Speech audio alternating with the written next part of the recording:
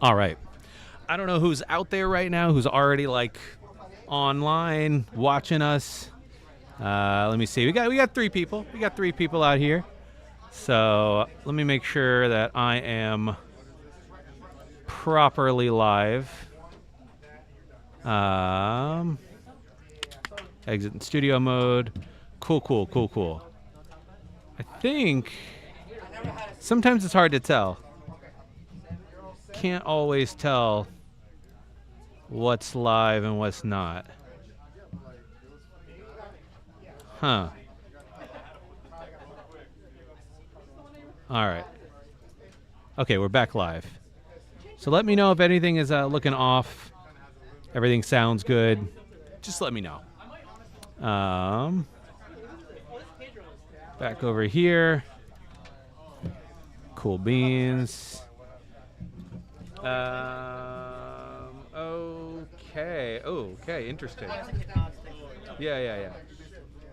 So I got one more deck list to add. All right, perfect, Nicholas. Thank you. So I do have the breakdown of all the decks that are on the floor today. Broadly speaking, we might be missing 1 or 2, but I will say this: all of my deck lists currently are combined Junior, Master, Senior. The tournament will be run with 3 different groups. We have enough people to run a Juniors, to run a Masters, and to run a Senior. So take these numbers with a grain of salt. There'll be some variation on the age brackets, but, you know, it's close enough. So the deck that is being played the most today is going to be Reggie Drago. There's 7 of them, so that will be interesting to see. In terms of the second most played deck, we have a 3-way tie between all of the divisions. We have 5 Lost Box decks, 5 Raging Bolt Ogre Pawn decks, and 5 Chen-Paos. So that, I would say the Chen-Pao one is maybe the surprise here in terms of how many people are running a Chen-Pao deck.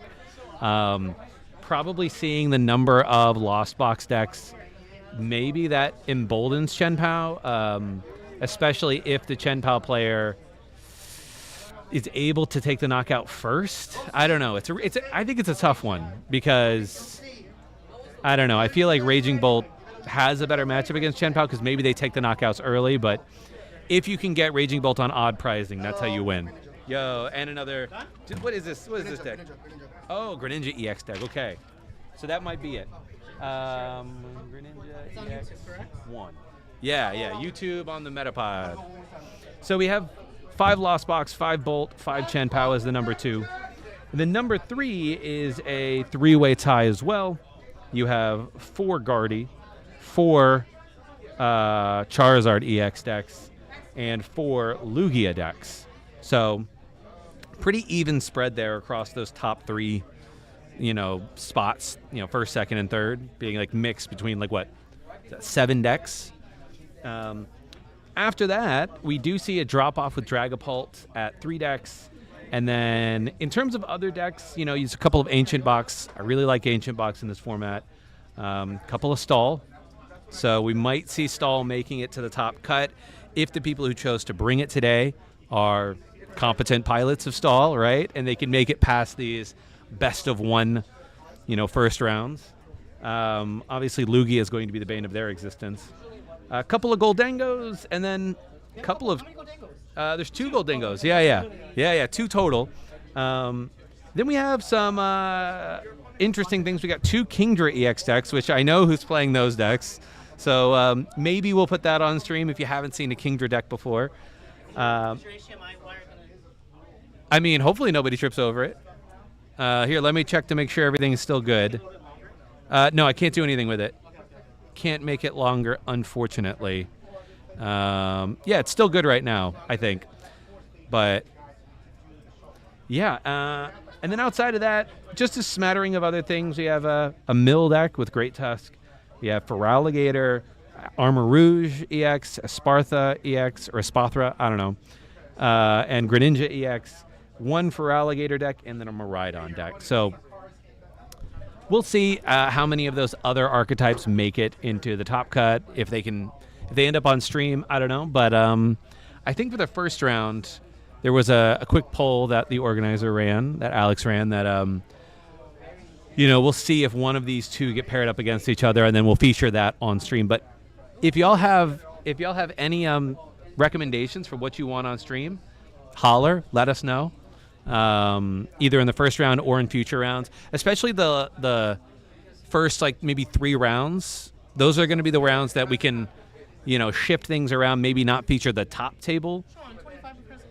Okay, this is wild. So it's either Guardy, Raging Bolt, Lugia, or is it Charizard too? Oh my gosh! So it's even split. Basically the top deck. So it'll be one of the top decks that you also are being played. That'll be in the stream. But yeah, outside of that, we're just sort of waiting here for things to get started. Should be rolling soon. But yeah, I'm excited about Shrouded Fable though. I mean, it's funny, this format has been technically it feels kind of long, right? Like, it started with NAIC at the beginning of June, and you're going to have all of June, all of July, and half of August. So 2.5 months of one solid format, but there really has only been 2 major events in this format. You had NAIC. I think there was one regional, maybe, that happened. I could be wrong, but it feels like I think there was something after NAIC, maybe in Europe somewhere. And then after that, it's just been cups and challenges. So it's an interesting format, and I think people who are preparing for Worlds too, this format is really there only to get points for next year. So I think it probably will end up being a fairly underdeveloped format comparatively. So yeah. Since you can hear me, you can turn the volume down there, but you can watch.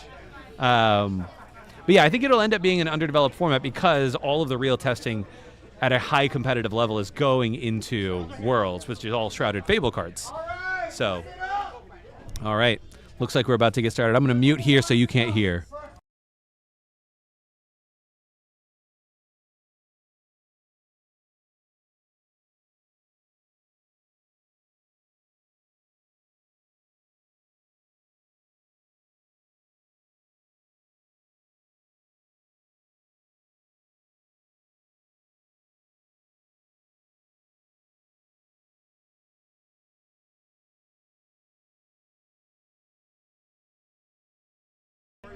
So we are sort of finally organizing, doing the pairing and everything, so we should be starting soon.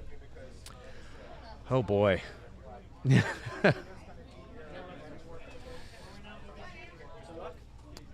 see here.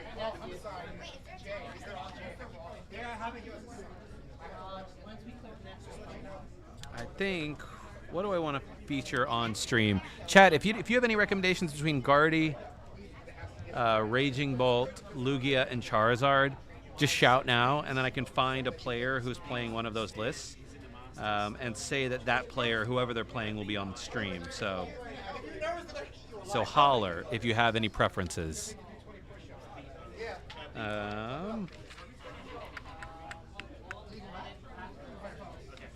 Looking through the deck list now. So I get to all of those. I feel like I've seen so much Charizard, I kind of don't want to. So let's go with, let's go with Lugia. Oh, okay. If I wasn't at work, I'd play Raging Bolt. High hopes for it at Worlds. Okay.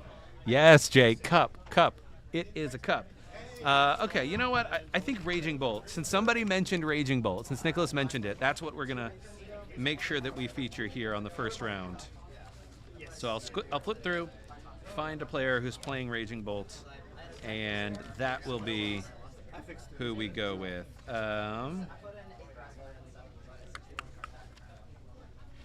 Yeah. We got Reggie's. Got Guardy's. Okay.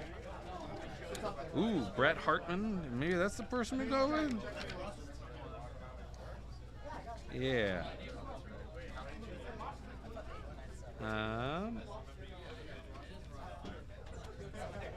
Let's see. We got a few people here. The Masters Division player. Okay. Yeah, let's go with Bret. How you doing, man? If you want to just set it over here, yeah, that's good. All right. Alex, whatever table he is at, that will be the stream match. It's 1970 something. Oh my gosh. So yeah, we're gonna get a Pokey Dad stream to start off. Let's go. Yes, Travis, let's go. So whatever table that he ends up getting paired at.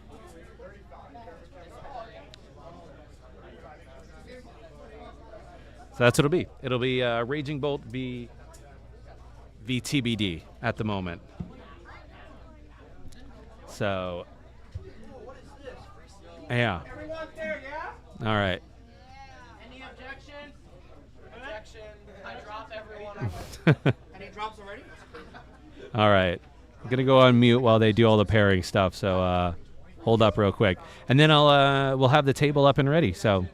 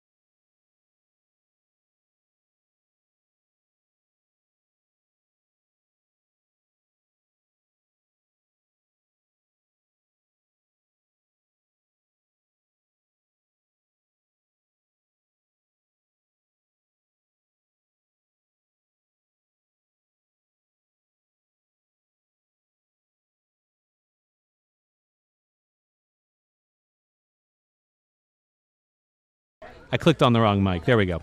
Yeah, I'm just saying there's like a ton of people for this cup today, which is really strange for this early in the season. I'm wondering if that top X change to the structure at Worlds is going to make a big difference in attendance in the first half of the season as people try to grind those points, but we will see.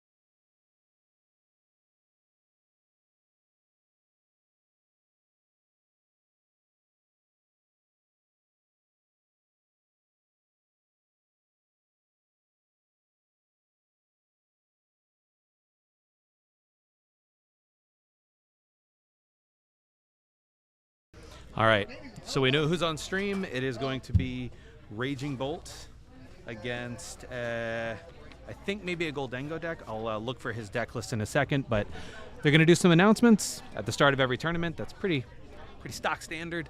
So I'm going to stay on mute and just until all those announcements are done and make sure that the table is set up. But starting very soon now.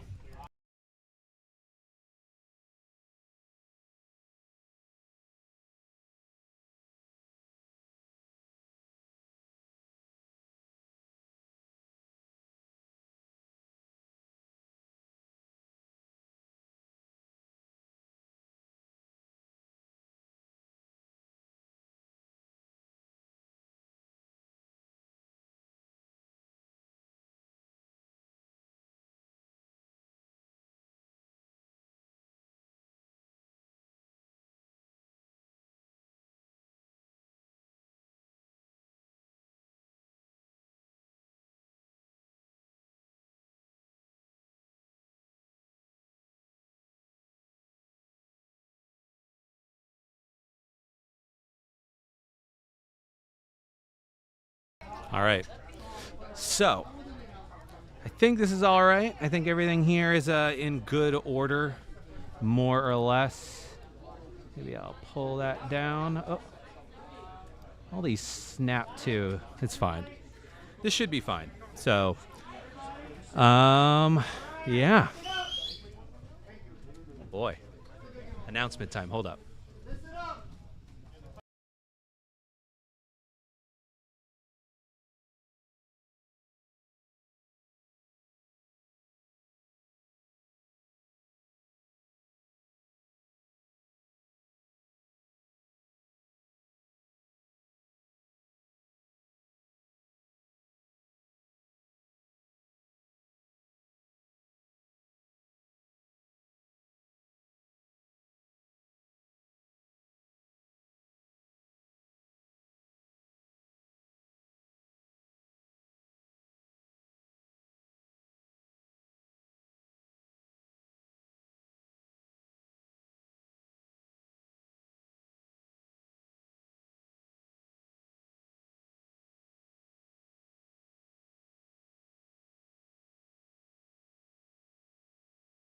All right. So, looks like we're about to start here. Jonathan on the left of the screen. The playmat's got moved a little bit, but hopefully it won't matter. Hopefully it won't be a big deal in terms of the what's like in camera or not. But Jonathan is going to be rocking Gholdengo EX, and Adrian is rocking a Raging Bolt Teal Mask Ogre Pond list. taking a look here just to see like what is interesting in any of the lists. I will say there's an Origin Form Palkia V-Star in the Gholdengo list. I'm not really a Gholdengo expert, so I'm not sure if that is standard or not, but I suppose the thought process there is if you're going to be running Radiant Greninja, why not be able to use it? So using the Origin Form Palkia V and V-Star for the Radiant Greninja. Also running a Monkey Dory, I assume just to maybe fix some math so that you don't have to have an extra energy to hit 280. You can just do 250 plus the 30. Assuming any of your Pokemon ever survive an attack, which is I think that's the tough one, right? Like in this format, where do you get damage on your side of the field from? Interestingly, not running any sort of Scizors in this list. So straight up just going for primarily 2 prizers as the attacker with 1 Radiant Greninja option. Outside of that, the starting the Monkey Dory here, less than ideal, but getting the Buddy popping for a couple of gimme ghouls there. The ace spec of choice in this list is Hyper Aroma, so prioritizing evolving up all those Gholdengos as quick as possible. Also running a Cypher Maniac's Code Breaking along with the Barrel Engine. Only a 1-up on the Cypher Maniac, but can be very useful. Playing a Silene. Yeah, I mean, pretty straightforward here. It's a Gholdengo list, just like you would expect.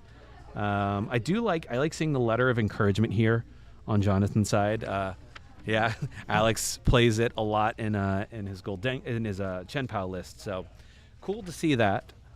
And on the Raging Bolt Ogerpon side, we are seeing a 4-4 split of Raging Bolt and Ogerpon, 2 Flutter Mains, which I do find interesting because if it is in the active, yes, it slows your opponent down, but situationally, I suppose that's helpful, but it also slows your Ogerpons down too. So could be awkward if that's the situation, but may not be a problem for Adrian as he did not start the Flutter Main.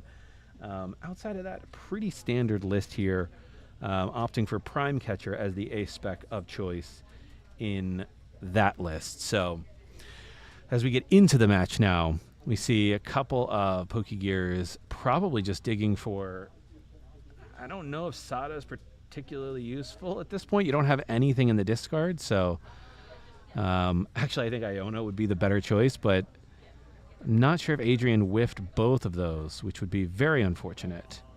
But yeah, we don't see a supporter added there, at least not on the camera.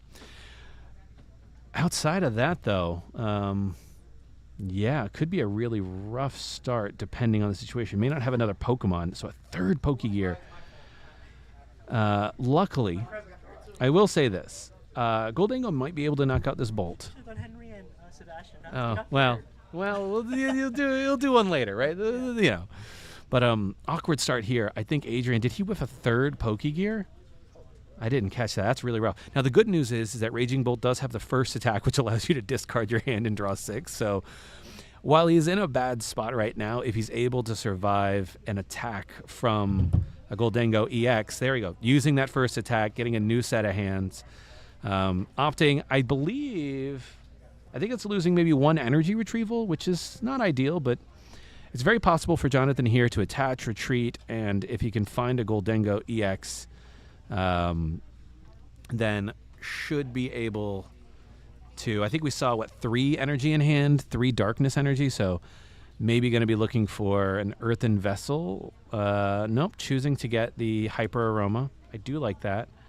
And a Radiant Greninja, going to draw some more cards before retreating into a Gholdengo to draw even more cards. So I would say the likelihood of a turn 1 donk here for Adrian is unfortunately fairly high against a Gholdengo deck that has a lot of draw power, and Jonathan was able to set up. So this might be a very quick round 1 in a best of 1 here. Very strange, too. Adrian just not able to find any supporters. Now, even if Adrian had found a supporter, if it had been a Sada, there was no energy in the discard. So you wouldn't have even been able to use the Sada because you don't have any energy to put onto your Raging Bolt in the active, which is not great, not great. But Gholdengo there. Drawing just one card. So choosing to draw just one before deciding whether or not to discard anything with Radiant Greninja or retreat. So choosing to discard there. We do see, I think that was a superior energy retrieval, so we'll be able to get back a couple of these energy if he needs them to take the knockout. Gholdengo will need a full 4 energy to take the knockout, 5 energy to take the knockout here, to do 250. So drawing 2 more. There's another energy. So we have, what, 2 in hand? And then 2 in the discard? So right now, actually, unless he's got another way to find more energy, there is no way for Jonathan to take this knockout amazingly. Did not find any earthen vessels. No other ways to draw into energy as far as I can tell. Already used Irida as the supporter for turn. So a bit rough here, to be frank, for Jonathan when you see the turn 1 KO and you just can't get it, knowing that your opponent's probably going to be able to get something going after drawing a new set of 6. All right, just choosing to do 2 energy there to put 100 on this Raging Bolt. Make it a little easier maybe in the future to knock out, need fewer resources. And also putting 4 into the discard with that so that superior energy retrievals will now be fully online. But yeah, Adrian here, that 6 new cards and that 1 energy short, able to get Adrian fully back into this game. Now we'll see what else he has, because he did have 2 Pokemon. Putting the Radiant Greninja now and assuming that he has energy to discard. So I assume now getting another Teal Mask. That's a lot of the cards in his hand. I'm not sure what else was in his hand. Maybe there's a Sada in there. Okay, this is great, actually. Choosing to discard the Fluttermane. Get 2 energy out. Probably a Fighting and another Grass. Maybe just 2 Grass. But yeah, there we go. Fighting and Grass. So now you'll be able to power up this Raging Bolt. But also, you could just discard the Fighting energy here. Because I believe there was 1 energy in the discard to start with. So you'd be able to discard the Fighting energy here with Radiant Greninja, draw 2 more. And then if I saw that last card being a Sada in hand, then he will be able to get a lot of value off of that. So, yep, doing exactly that. How many do you I'm not sure right now. I haven't looked, yeah. Drawing a card with the Teal Mask Ogerpon. If he's able to Sada here, Gholdengo being 250, kind of an awkward number, so you'll need, what, 4 energy off of a Raging Bolt discard? Yeah. So as long as he's got an attachment for turn on top of this, okay, so just, yeah, he'll be able to get there, most likely. So Gholdengo will be going down first, is my suspicion, which means that Adrian will be ahead on the prizes. I suppose he did not have a Sada in hand, so... What hand disruption does Jonathan have? Jonathan, I believe, runs from a hand disruption perspective, it looks like just 1 Roxanne and 1 Iono, okay. So a split. Putting the Bravery Charm on there, maybe making it a little more awkward for Jonathan to get those numbers, but discarding all 4 energy to take the knockout on Gholdengo. And then Adrian takes 2 prizes going ahead here. So I think this puts Adrian in the driver's seat in terms of winning this game because, you know, all of Jonathan's attackers here are going to be 2 prizers, most likely. So I'm not really sure where Jonathan's path to victory, other than maybe disrupting Adrian's hand and putting him into a weird spot late game. A letter of encouragement, though, coming in handy here, getting him 3 energy out. Definitely could have used those 3 energy last turn to just win the game outright, but it didn't happen that way. It didn't happen. So I guess if you are Jonathan here, you'll attach 1 of those metal energy. You'll draw a couple of cards. You have another Gimme Ghoul set up for next turn, which is useful. Hold some resources, then I guess just hope that you can disrupt Adrian's hand after the next turn, right? You won't be able to Roxanne this turn. It's probably not useful to Iono just yet. Okay, the Lost Vacuum is interesting here. We'll be able to get rid of the Bravery Charm, meaning fewer resources need to get put into that Raging Bolt. I believe Raging Bolt now has 140, so just 3 energy should do it if he Lost Vacuums the Bravery Charm away. So definitely will fix some of the math. He has plenty of energy at his disposal, though, so just choosing to put in maybe 1 of the energy and a Gholdengo EX line. I do like this play. Leaving the water in the deck for a future Palkia V-Star turn, maybe, where you can rapidly accelerate a few energy. And I suppose Palkia V-Star would be... I don't think it really matters math-wise. 250 to 280 doesn't particularly matter. But choosing to play another Irida here, looking through the deck, probably getting the Palkia V if it's not prized, or in hand out of the deck. Okay, yeah. Setting up a couple more Gimme Goal. Let's see if he chooses to get the Palkia V out at all. I do like the Palkia V potentially, because 260, if they've got a full bench, is pretty good. Yep, just getting it out of the deck too. We'll see if it even comes down, because again, it may not matter. Because 280, still 4 energy off of the Raging Bolt regardless. So, but having a Palkia V-Star that can accelerate energy off the get is pretty useful. The Monkey Dory, unfortunate that they started the Monkey Dory here, because that's 1 extra bench space that is just not useful. But instead, with the Buddy Poffin opting for a Bidoof, maybe imagining that there will be a response Iono from the Raging Bolt player. Let's see if that is even an option. There's one Iono. So I like this, getting the Bidoof down, establishing that early, which I think means that it's most likely we won't see Palkia play at all this game. It was just thinning out the deck. Because by the time the Palkia comes down, takes a turn to get into Palkia V-Star, the game will be over. So, all right, playing the first of the superior energy retrievals here. Definitely going to have more than enough energy. I think you can probably just discard that Palkia, is my guess. Yeah. Choosing to discard the Palkia and the Manaphy, put all 4 energy back into the hand. Let's see if the Lost Vacuum gets played here, though, to either save resources, or if the Lost Vacuum is held for a future Bravery Charm that is maybe more disruptive. I'm not really sure. Maybe using it later when you have maybe a fewer resources at your disposal is better, but it'll be interesting to see. Jonathan here just sort of thinking through, what's the right play? How much damage do I need to do? Yeah, adding 50 there, so making it 190, so 4 versus 3 energy. Maybe the 1 energy doesn't matter at this point, and you'd rather save that Lost Vacuum for a future Bravery Charm, which I don't dislike, actually.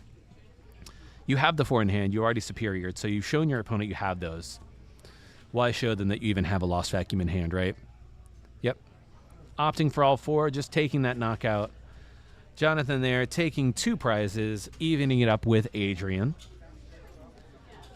Adrian here is probably wondering, where the heck are any of my Sadas?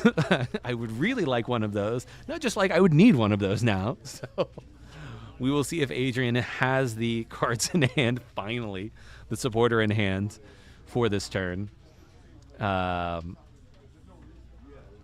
Sort of weighing his options here. Interesting. I wonder, looks like we're going to see some cards discarded. If there's 2 being discarded, maybe that is the superior energy retrieval? Or no, an Ultra Ball. Okay. Ultra Ball here going for, question mark. Either another Raging Bolt, perhaps, for another attacker setup. That probably would be the thing that makes the most sense at this point. Depending on what's in their hand, but yeah. Ooh, interesting. Going for a Flutter Mane. Not sure I understand that play, but just thinning out the deck. You could also just put it into your hand. Is there something about the Flutter Mane I'm not understanding here, chat? Does 90 damage for 3 energy. Turns off abilities of your opponent's active, which I guess is, maybe less draw. So if you're planning to... looks like a Pokemon Catcher, a Pal Pad, and a Trekking Shoes. Trekking Shoes will certainly be much much of a relief here. But I don't believe there are any supporters in the deck. So maybe this Flutter Mane is just planning for a turn where you Iono, knock something out, and so you're maybe turning off the draw of another Gholdengo EX. So just choosing to get rid of a Trekking Shoe to draw again. Drawing a Trekking Shoe, playing it, discarding a boss, that's not useful. Drawing again. What do we draw? Is it any supporter that they can use? Big questions here. I feel like Adrian's drawn not an insignificant number of cards, played 3 Pokegears, and still missing Professor Sada, which is wild, frankly. Did Adrian draw anything? Looks like he's probably just missing energy. So maybe just opting to stall a little bit with this Flutter Mane, which is pretty awkward. Yeah, definitely Sada or bust at this point, Nicholas. But that Prime Catcher there suggests to me that there was no Sada, that there is no choice. We'll see what this next card is, though. Maybe it's a supporter. No, Nest Ball. I would assume just putting another Raging Bolt into play, knowing that, yeah, I like this. Another Raging Bolt coming down, filling the bench now. So no Iono. So not really probably anything, unless the Iono is in hand, and that's the plan now, is just put him down to 4. Hope that Jonathan does not have the barrel line in hand after that. Can't Roxanne or anything here. So yeah, choosing to Iono here, I think was clearly digging for the Sada instead. That would have been the better play, and then holding this Iono for the next turn. But unfortunately, having to Iono here means there will be no attack. So we did find some energy, so we will be able to discard with Greninja if we want. Yep, drawing a couple of more cards here saying, like, can we find grass? Can we find anything? Pretty wild. Hopefully we found a Sada for the following turn, which I think there might be one on the right there, so we will see. Interesting. I mean, we'll see if this Iono here maybe put Jonathan into a more awkward situation.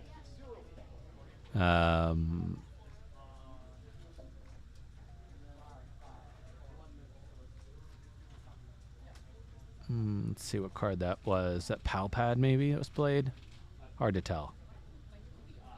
No, probably a Super Rod, putting some energy back into the deck. Oof. Definitely a rough set of turns here for Adrian. Oh, no, putting all that energy back into hand. I do like that. Okay, so you can now draw some more cards with the Ogre Pawns.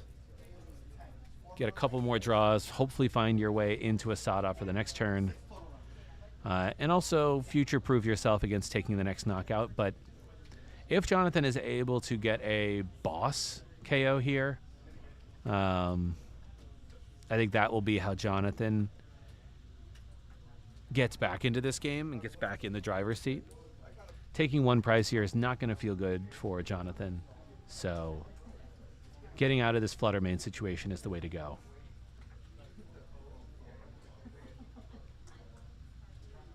Interesting, though, that Adrian chose to bring up the Gimme Goal rather than bringing up the Monkey Dory, because the Monkey Dory would need to manually retreat, which would mean the attachment for turn goes on to the Monkey Dory rather than the attachment for turn going on to the Pokemon that wants a Metal Energy on it, right? So forcing the use of that. Fortunately, not able to Lost Vacuum away your own Pokestop, so giving the Gholdengo player ways to maybe draw into superior energy retrievals or Ultra Ball to find the barrel. But yeah, looks like just a pass there. Jonathan assessing the situation. A lot of items in hand, it looks like, but not a lot of useful items. So Pokemon and items is what the hand looks like at the moment, but interesting. No, this is on a... Oh, no, this is on a Metapod. A YouTube. On YouTube? Yeah. Okay. Only on YouTube. Yeah. No, you're good. Did find the superior energy retrieval off of that Pokestop, so we'll be able to put some energy back into the hand for Radiant Greninja, for powering up this Gimme Ghoul. Yeah, definitely might save Jonathan's butt here. Being able to get rid of a couple of nest balls that you don't need anymore. You just don't need them at this point. You have a full bench.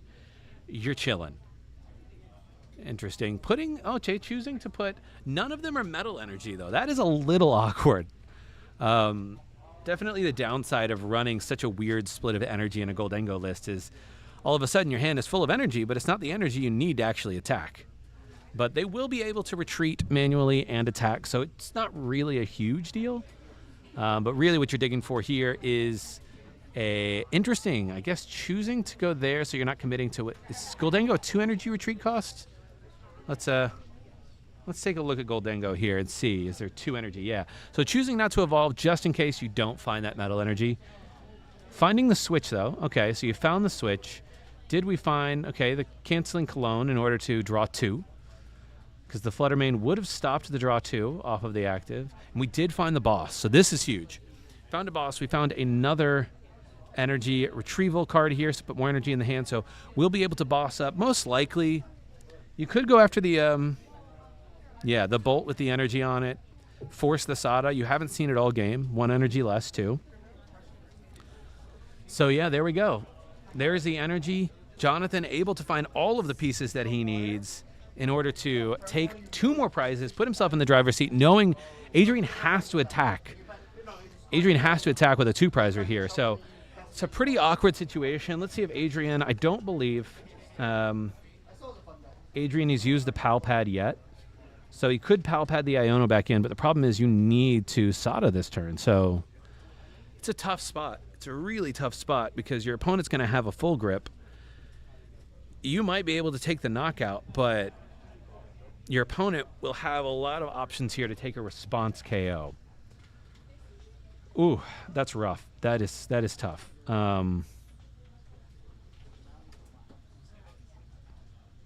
Yeah, you're definitely going to have to Sada here, which I believe they've already done. Drawn a bunch of cards. Some more energy into the discard. Choosing to put a lightning, so I assume that means he has lightning in hand. Yeah, he has got a few lightning in his hand now, so he will be able to attack. He will be able to take the knockout, but he won't be able to disrupt Jonathan's hand as a response. So all Jonathan needs is 1 metal energy, which weirdly enough has been harder to find this game. But 1 metal energy on the Pokemon, and then a number of energy in hand. So can Adrian find another Bravery Charm? Let's see. No, it only runs 1 in the deck, so he won't be able to find anything to alter that. So all Jonathan is going to need is 1 metal energy in hand to attach, and 5 metal energy as well. So 6 energy total for Jonathan to take the knockout. Yep, Jonathan here bringing up that Gholdengo. Looks like we do have the Bibarel, so we will have some draw engine. The counter catcher will not be online, unfortunately, because they are even on prizes. So it could have been a very quick donk game has turned into a quick back and forth where players maybe don't find what they need. Unfortunately, Adrian didn't really find what he needed 2 turns in a row, so choosing to Iono here. Interesting, just because you'll go down to 2 cards, but the Bibarel can draw you back out of that. So 2 cards for both of them.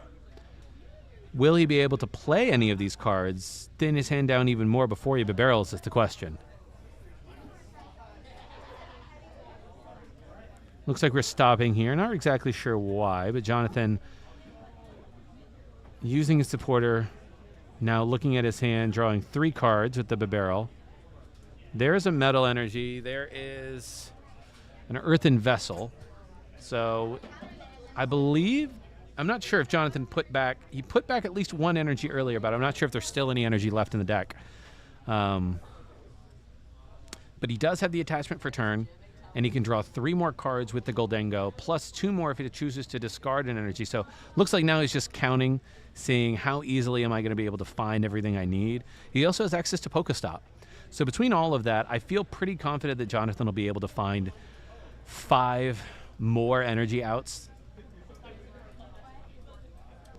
I think maybe deciding whether or not he attaches this energy or uses it with Radiant Greninja. So going to draw first. Okay. You could thin the deck out with this nest ball if you really need. get a look, count all of your resources, but choosing to draw instead. There's the Pal Pad, also not particularly useful. You don't want to put anything back into the deck at this point. Pokestop here. Okay, there's one energy. There's Superior and Earthen Vessel, so he's got another energy in the discard. He's got the Earthen Vessel. He's got energy in hand, so that's at least 5 energy. So he just needs one more. If there's another energy in deck, then he's got it. So the question is, can he Earthen Vessel for 1? And does he have 2? Is that 2 Superiors in hand? I'm not sure. It might be, but choosing to see if there are 2 energy left in the deck. There's at least 1, so yeah. Jonathan should have it here. There's 2 in there. He's got the Superior in hand. So I think the writing is on the wall here. So he's going to attach. He can Superior Energy Retrieval now, 2 of the other cards away. And that will give him 6 total energy in hand, which is more than enough to knock out this Raging Bolt. So Jonathan should be able to take it here. Let's see.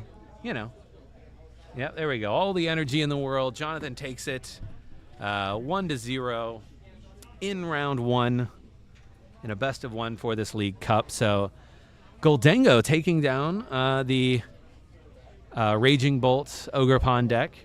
Doing it, after Adrian had a really rough start, a very rough start to be frank. But very rough start there. Was able to escape a donk. Had the opportunity to come back, but missing the Sada 2 turns in a row like that just was way too much for Adrian to overcome in terms of the draw engine, all of that stuff. So, but with that, I'm going to go grab a drink. I'm actually quite hungry, so I'm going to also order some food as we finish up round 1. So we're going to go over to the BRB screen, and I'll be back to figure out what we're going to put next on the stream. But if you have any suggestions, any decks that you want to see on stream, let us know. And we can make sure to put one of those players onto the stream table in the next round. Mukbang time. Oh, maybe. We'll see. I might not put the audio on for it, though.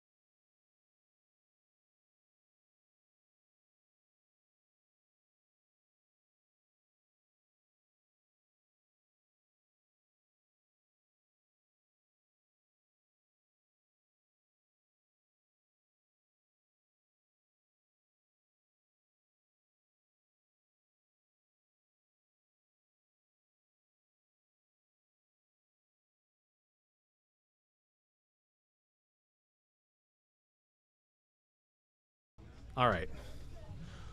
We got round 2, and I'm bringing you some spice this round. I'm bringing you Kingdra, not EX. I was incorrect saying Kingdra EX, but Kingdra against Gholdengo again. We're seeing another Gholdengo. This is there's only 2 in the tournament, but I really wanted to feature Kingdra specifically because Kingdra's cool. It's weird. Jason was able to get the win in the last round, so I was like, okay, let's. While Kingdra is still 1-0, I don't know if we're gonna get a 2-0 Kingdra, maybe, but I mean it's definitely possible because that Kingdra deck is primarily a single prize deck, so it might be a bit awkward for Gholdengo, but it is a stage 2, so we'll see. I don't know if the Kingdra is weak to metal though. I can't remember. So I doubt it because I don't think it's technically an ice type. Usually the ice types are the ones they assign metal weakness. So I would doubt it. But we will see. But yeah, Kingdra. This will be exciting. All right. Yeah, so Edwardson is playing the Scizor version of Gholdengo. So, and he is a longtime Gholdengo player. That much I can say. So yeah, Jason's list is also going to be running the Hisuian Basculegion as a separate attacker for the late game when you have a bunch of water energy in your discard. Yeah, let me pull up, actually. Let me pull up Kingdra here. That way I can show y'all, I can tell y'all what the Kingdra does. Because it is a very interesting card. And you probably haven't seen it much. So Kingdra is 150 HP Pokemon for one water energy. Reveal the top 6. This attack does 60 to one of your opponent's Pokemon for each energy you find there. Then you discard those energy cards and shuffle the other cards back into your deck. So there's a lot of energy in the deck. That's sort of the deck's game plan. But again, it's a stage 2. You max out at 360 damage. So you have to hit all 6 if you want to get the full value of it. But just attaching here to what looks to be, is that the Basculin? Not ideal. Because I don't believe the Basculegion is particularly good. But I guess just setting up for a retreat maybe, knowing that Gholdengo won't be able to do anything on the next turn. So I like this, setting up the retreat. I see the Irida here, so Edward also playing Radiant Greninja, I believe also playing the Palkia. I'm not sure if Edwardson is playing the Monkey Dory in his list, but we will see. I don't know if the Monkey Dory, it might matter. I don't think it'll matter in this matchup, actually. Again, you have a single prize deck, you're going to be able to knock them out. So, but love this Irida turn 1, able to get the Palkia out early, able to Buddy Poffin for a couple of those Gimme Ghoul. I assume we're going for 2 Gimme Ghoul here because you don't want to have just one out if you don't have another way to get into it. So, yeah, choosing the Gimme Ghoul here. Love that full art. Like I said, Edward has played a lot of Gimme Gholdengo.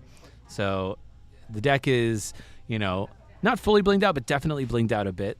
So always nice to see the Gimme Ghoul and the Gholdengo alternate arts. They're just gorgeous, gorgeous alternate arts.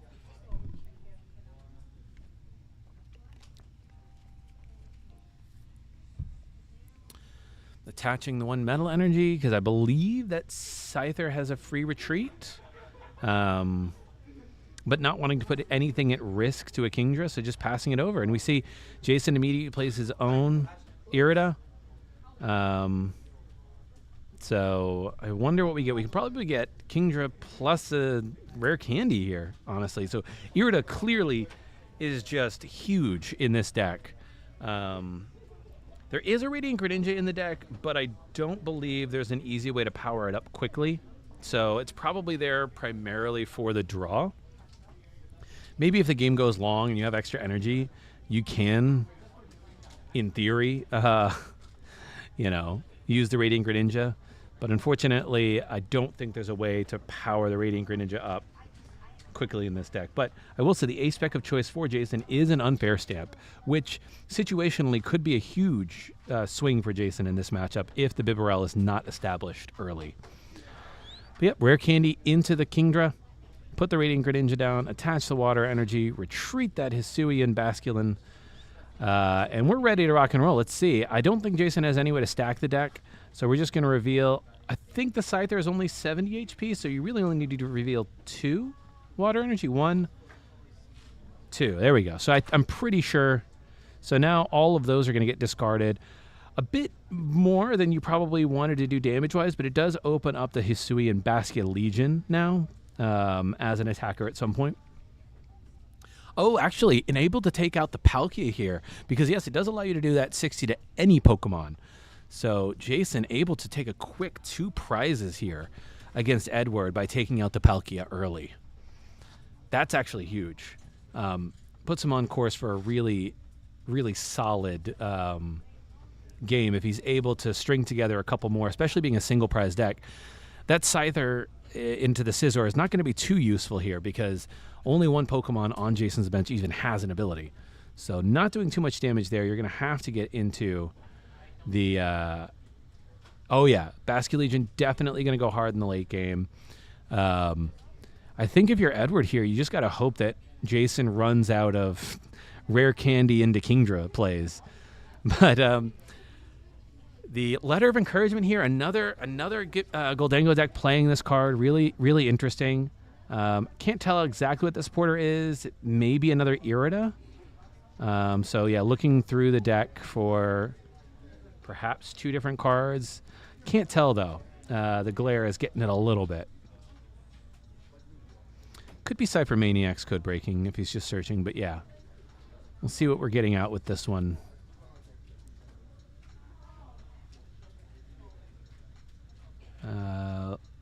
Looks like it was a Cypher Maniac. So is there a way to draw 2? If there's a free retreat into that and evolve into Gholdengo, yep, very nice here.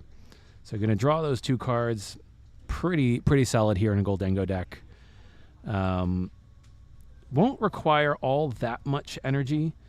Not getting a lot of value off of this Hyper Aroma, unfortunately. So just able to get into 1 Scizor, 1 Gholdengo. Grab another Gholdengo, I suppose. Ooh, interesting. Putting out the Dunsparce. So I assume there's going to be a Dunsparce in hand, which is going to give Edward plenty of draw. Unfortunately, I don't know if the draw really matters too much in this deck. It's a good way to get around an unfair stamp response. So if Jason is able to, I don't know. I think that's going to be the way that Edward gets out of that unfair stamp lock in the late game. But looks like, I'm looking at Jason's hand. It does not look great. There is 1 Water Energy that could draw you some more cards with the Radiant Greninja, but other than that, maybe a Kingdra? Is that what we're seeing in the hand? It's either Kingdra or Manaphy, so not particularly useful. So it could be an awkward response for Jason here after this if he doesn't draw something. Luckily, the only thing Jason ever needs to draw is Irida, and then you're going. Then you're going places. Gholdengo's 250 HP would mean that there needs to be 260. Oh, why? Yeah, it's so gross. Yeah, that 260 HP is a little awkward for Jason because he does need to hit 5 of the 6 energy in order to take the knockout. So could be awkward here, multi-turn attacks, since Jason isn't able to always stack his deck perfectly. So Edward has drawn a ton of cards, can easily knock out this Kingdra at this point. But, yeah, just needs 3. Kingdra's only 150 HP. So we'll see what Jason decides to send up. Okay, Hisuian Basculin. Okay, interesting choice to send up here because it does have 1 retreat, which to me suggests that he either has a Basculegion or has nothing. And he is planning on not attacking this turn because the hand is a little awkward. So, but just 1 prize there from Edwardson means that Jason at least has time on his side. If he needs to miss a turn here or there being a single prize deck, it's not the worst thing in the world, but you can only afford that maybe once or twice in this game.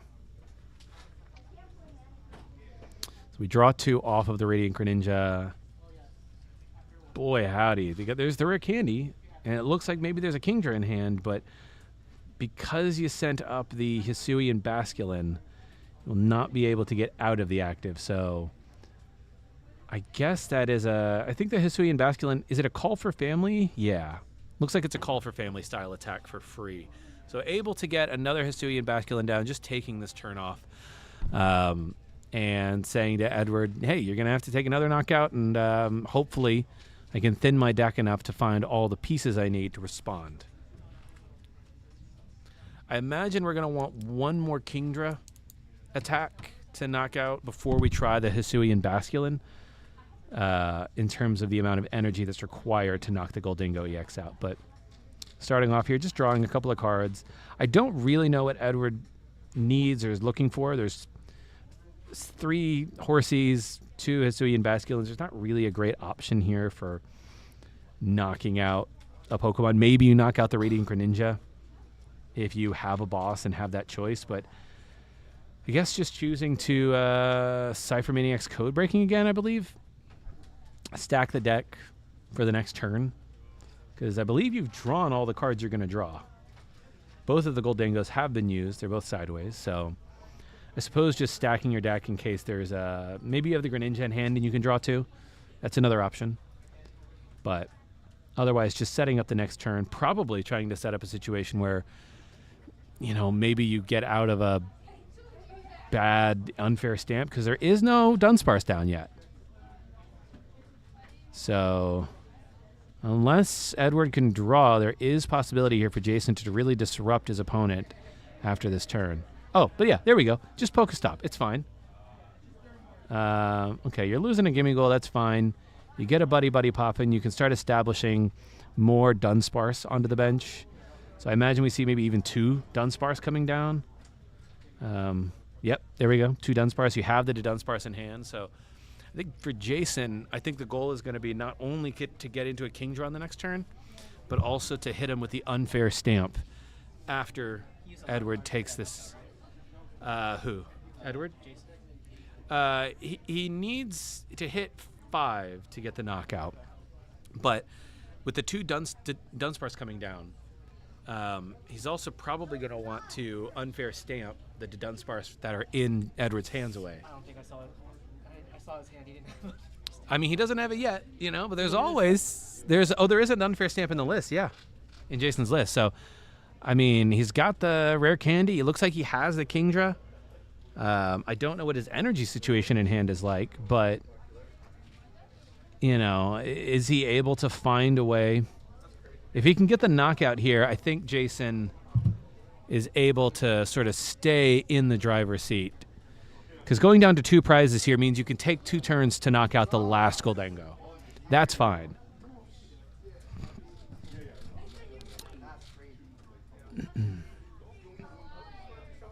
Jason just here looking at the amount of energy in the discard, probably trying to figure out how much energy is even left in the deck. Super rotting some Pokemon. Interesting. All Pokemon back in. I guess knowing that in a single prize game he's going to have to go long on this one. So not planning on winning in 2 turns. So that's Jason's choice there. Is assuming that he can't win in 2 turns, so needs to have more Pokemon set up to keep the game going. It's a nice conservative play. You don't want to run out of attackers. Interesting.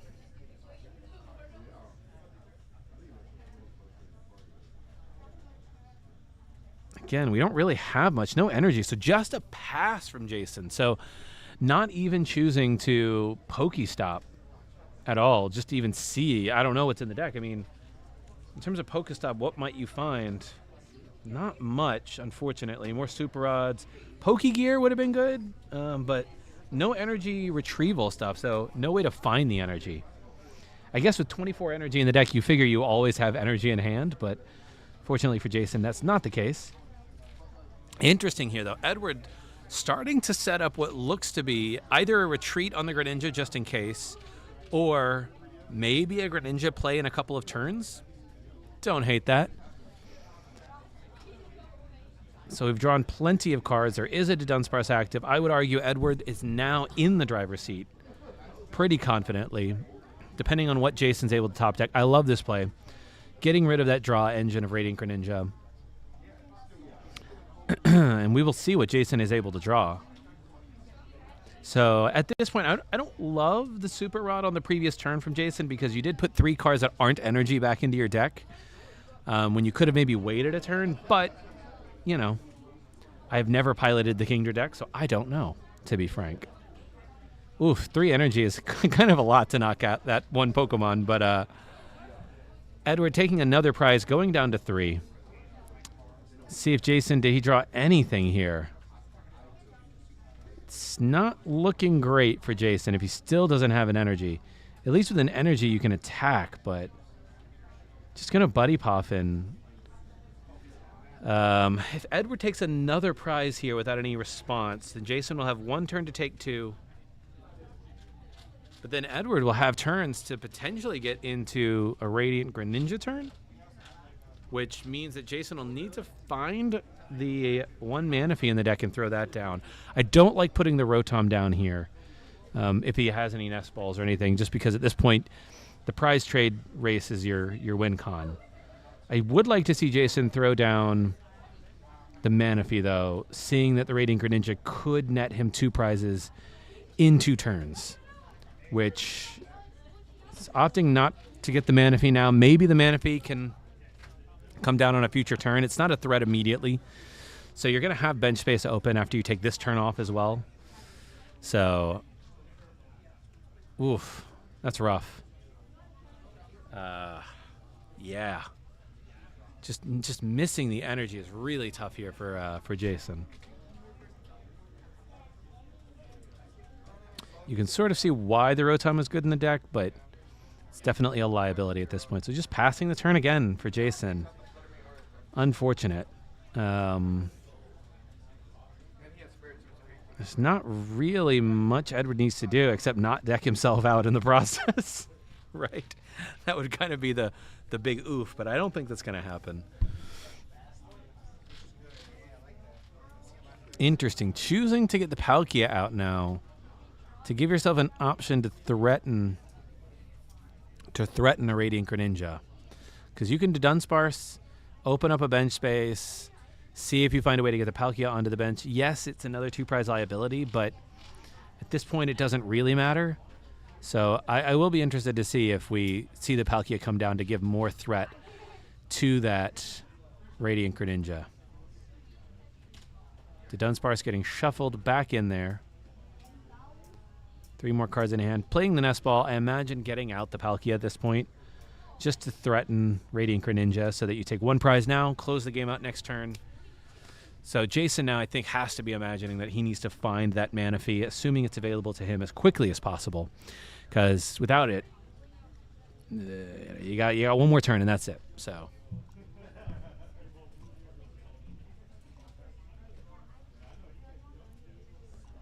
Heavy Gholdengo drawing another card. Just way too many cards here for Edward. Just the hand is everything he could ever want or need. Also, absolutely 0 need to boss or do anything. No need to waste too many resources, honestly. I would almost like to see the Pokestop have gotten Lost Vacuum there just in case, but you haven't seen Jason use it at all this game, so maybe you're just assuming it's not necessary, right? Like Pokestop's going to hurt more than help, so. Interesting. Choosing to power up the Scizor. This is interesting. I guess just in case, but none of the Pokemon on the bench are going to have any sort of ability, so I'm not sure why we're powering up the Scizor. The Manaphy was in hand, though. The Manaphy does come down. He did find 1 energy finally, so he will be safe from Radiant Greninja. And now the question for Jason is, can he take 2 prizes this turn? Because if he can, then he is back on track to potentially win the game. Manaphy being down means that Edward will not necessarily have immediate access to win. Oof. 4, 5, 6. Oof, 60 damage. What do you even do? Where do you even put that? Nowhere. You just... Yeah, I guess on the active. That was a rough one. Including the unfair stamp there, just getting shuffled back in. So maybe that was a turn where you use the Pokestop, knowing that you can maybe thin out some of that. You never know, though. Oh, that's rough. So I think at this point, Jason is cooked, so to speak, because Gholdengo's going to take another prize. And the question is, does Edward have the boss canceling Cologne play? Because if he does, I'll see the boss. I assume there's canceling Cologne in hand, and that'll be game. We got a switch. Show me the canceling Cologne. Yeah, there we go. So that will do it. Edward taking it there with the Radiant Greninja canceling Cologne play. And Jason, unfortunately, unable to just get the deck moving after a really solid turn, too. Being able to knock out a 2-prizer immediately. Just not finding any energy, not finding any hand disruption. Really awkward there for Jason in the mid-game. So Edward able to take it. And yeah. So that'll do it for round 2. Next round, we will not feature a Gholdengo deck. I can guarantee that. We will not do that next round. We'll see what the standings are after this round, and then we'll see what we put on stream for the next one. I did hear a Chen-Pao. I also probably want to throw a Guardy up there because Guardy's a great deck. It typically makes for long games too, which is sometimes useful. But yeah, with that, I'm gonna eat my food. I will, put it on the Be Right Back screen. Feel free to talk. I will have myself muted, so we will not get the full mukbang experience here. But I'm gonna have some lunch, and if you're watching at home, hope you have some lunch too if it's lunchtime. I don't know. I know it's not lunchtime for you yet, Jake. So fair.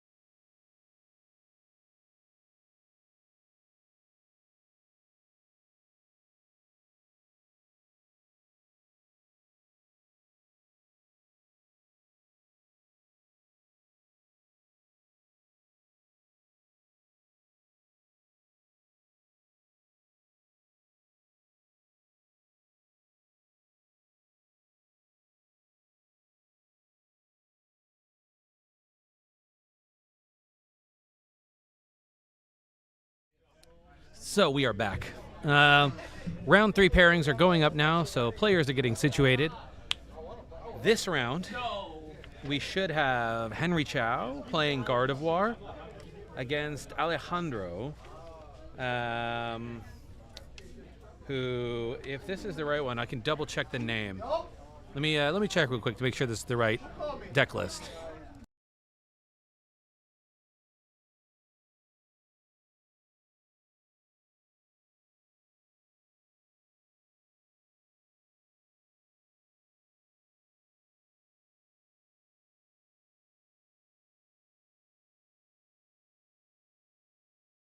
So it should be Henry Chow versus Alejandro Rodriguez.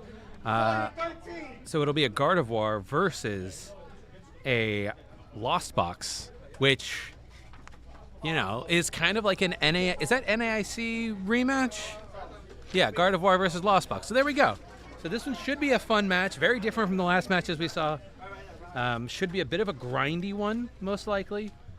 But, yeah, we will see. I will, I'm going to switch it over to the tabletop. There we go. So Henry should be on the right there, playing Gardevoir. And Alejandro playing Lost Box. Yeah, yeah. Lost Box versus Guardy. Yeah. Should be a good one. I like Lost Box versus Guardy. So I'm just going to go off of what I think is in a Guardy list. I could look for his list specifically, but in terms of the Lost Box list, because that Lost Box is the one that usually has variations. So this one is, you got Iron Thorns EX in this list for some disruption. You do have Iron Bundle in this list. Also interesting. Outside of that, opting for the Prime Catcher in the Lost Box list. And Pokestops. I don't know how.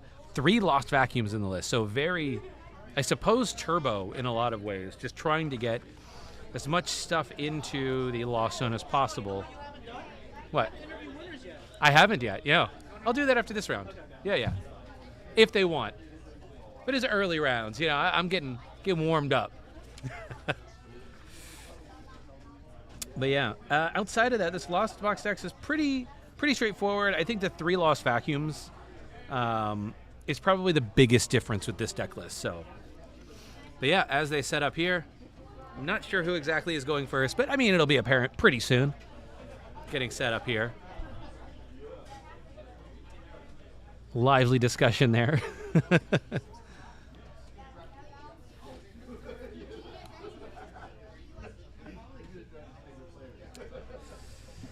Let's see here. So, Henry on the right is going to be piloting Gardevoir. Gardevoir, very popular deck for the last year, really, since it came out. Psychic Embrace ability, allowing you to attach psychic energy from your discard to your psychic Pokemon. And the new addition that really makes the deck shine is the Monkey Dory.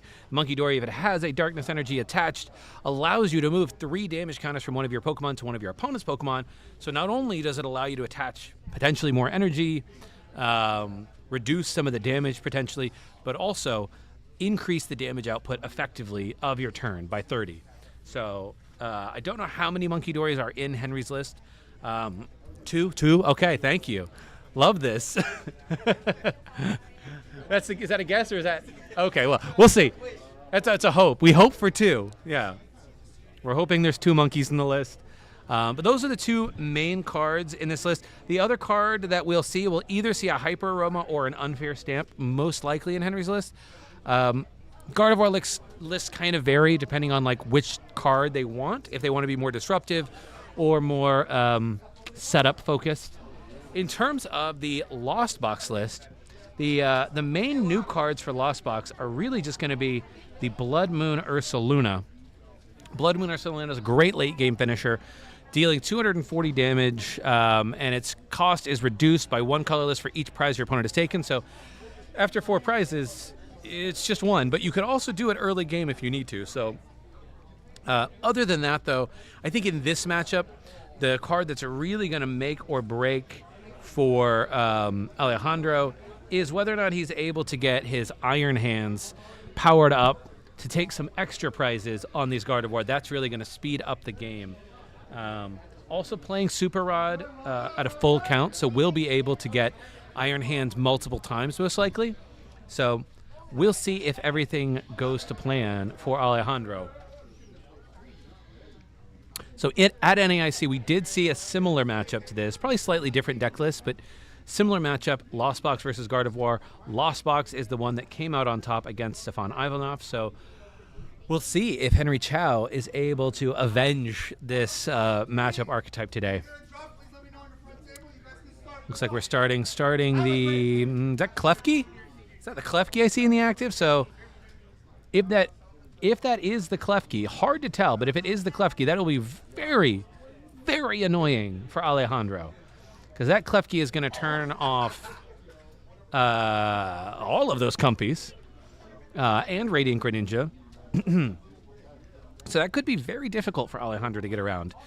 Forcing Alejandro to use the Prime Catcher or use a Boss's Order in order to use any of the abilities. So I believe that's Klefki. So let me see if I have a Klefki. I'm not sure I do on my list of cards. I have the Fluttermane, but I don't have a Klefki. Klefki turns off abilities of basic Pokemon, as long as it is in the active. Yours and your opponent's, mind you. But Gardevoir doesn't care. Gardevoir doesn't have any basic Pokemon abilities that matter. Really? Monkey Dory? Pfft, whatever. By the time we get Monkey Dory active and ready to go, you know, at that point, hopefully you've disrupted Lost Box enough to where it won't matter. But using the Artisan here for Alejandro, really good start for Henry here, getting what looks to be 3 Ralts into play immediately. So I'm guessing that this deck is going to be running the Hyper Aroma, so you'll be able to go into 3 Curlias pretty quickly. But opting for the Artisan, getting another Comfy into the active, putting a Radiant Greninja down. Oh, there we go. See? Klefki already putting in work, not able to discard that energy with the Radiant Greninja. So instead, just going to Colress here. But that means that he'll most likely be able to have to take a turn off, just unless he can find Lost Vacuums. But awkwardly, that also means that the Cramorant won't be able to attack into this Klefki if there are 4 cards in the Lost Zone, because Cramorant won't have an ability either. So pretty huge here, starting with the... So yeah, we do see the Hyper Aroma coming down for Henry on turn 2. Going to get hopefully 3 Curlias into play pretty immediately. Seeing if he needs to look through the deck for anything else. Just doing a quick little deck check here, just making sure he's got the resources he needs. Using Artisan to put down the Monkey Dory. Unfortunately, Monkey Dory won't be of any use as long as Klefki is in the active, but I think the good news here is by the time that if Henry can get attacking first, I imagine we're going to see the Klefki stay in the active for at least another turn until we can get into the Gardevoir EX. Yep. Iono. Kind of fine here. The Iono, it doesn't really matter all that much. Henry playing at a very fast pace here, using all of those Curlia's abilities to just put some cards into the discard, drawing some cards. We got a Hisui and Heavy Ball. Let's see if there's any basic Pokemon in there. Looks like there's one. There's a Screamtail at least. Yeah. So getting out that Screamtail is also going to be, potentially very useful. Also puts Alejandro sort of on guard, because Alejandro will need to maybe go find a Manaphy if he doesn't want some of these Pokemon to go down on the bench. And then just using the attack from the Klefki to put 1 damage counter onto the Comfy, which is fine. It might matter later in the game. Yeah, Alejandro in a really awkward spot here. He could Artisan again, but again, what are you really looking for at this point? So choosing to canceling Cologne, so turning off the ability, so he will be able to Comfy this turn. So first we're going to Artisan, thin the deck out. We're going to be able to use Comfy's ability, and yep, this is a good call. So going to cram. Most likely we're just going to see a Comfy, a retreat into the cram while this canceling Cologne has been used for the turn to knock out the... Interesting. Instead of choosing to Lost Vacuum his own Pokestop, Lost Vacuuming instead the Artisan. I mean, maybe it doesn't matter, but I personally, I might have liked to see the Lost Vacuum on your own Pokestop at this point, but I guess you assume you play 3 of them. You can draw another Lost Vacuum later. Oof, there you go. There's the other Lost Vacuum. I believe we see 4 cards in the Lost Zone now. Going to 5 here. That's the second comfy ability being used. We got the Colress. See the Colress being played. So he's got, what, 8 in the discard now after this? Or 7? Yeah, there'll be 7 in the Lost Zone. I imagine, though, we're probably going to go for... There might be an Iron Hands play here, but I imagine maybe a Cramorant is plenty fine. Oh, yeah. That's true.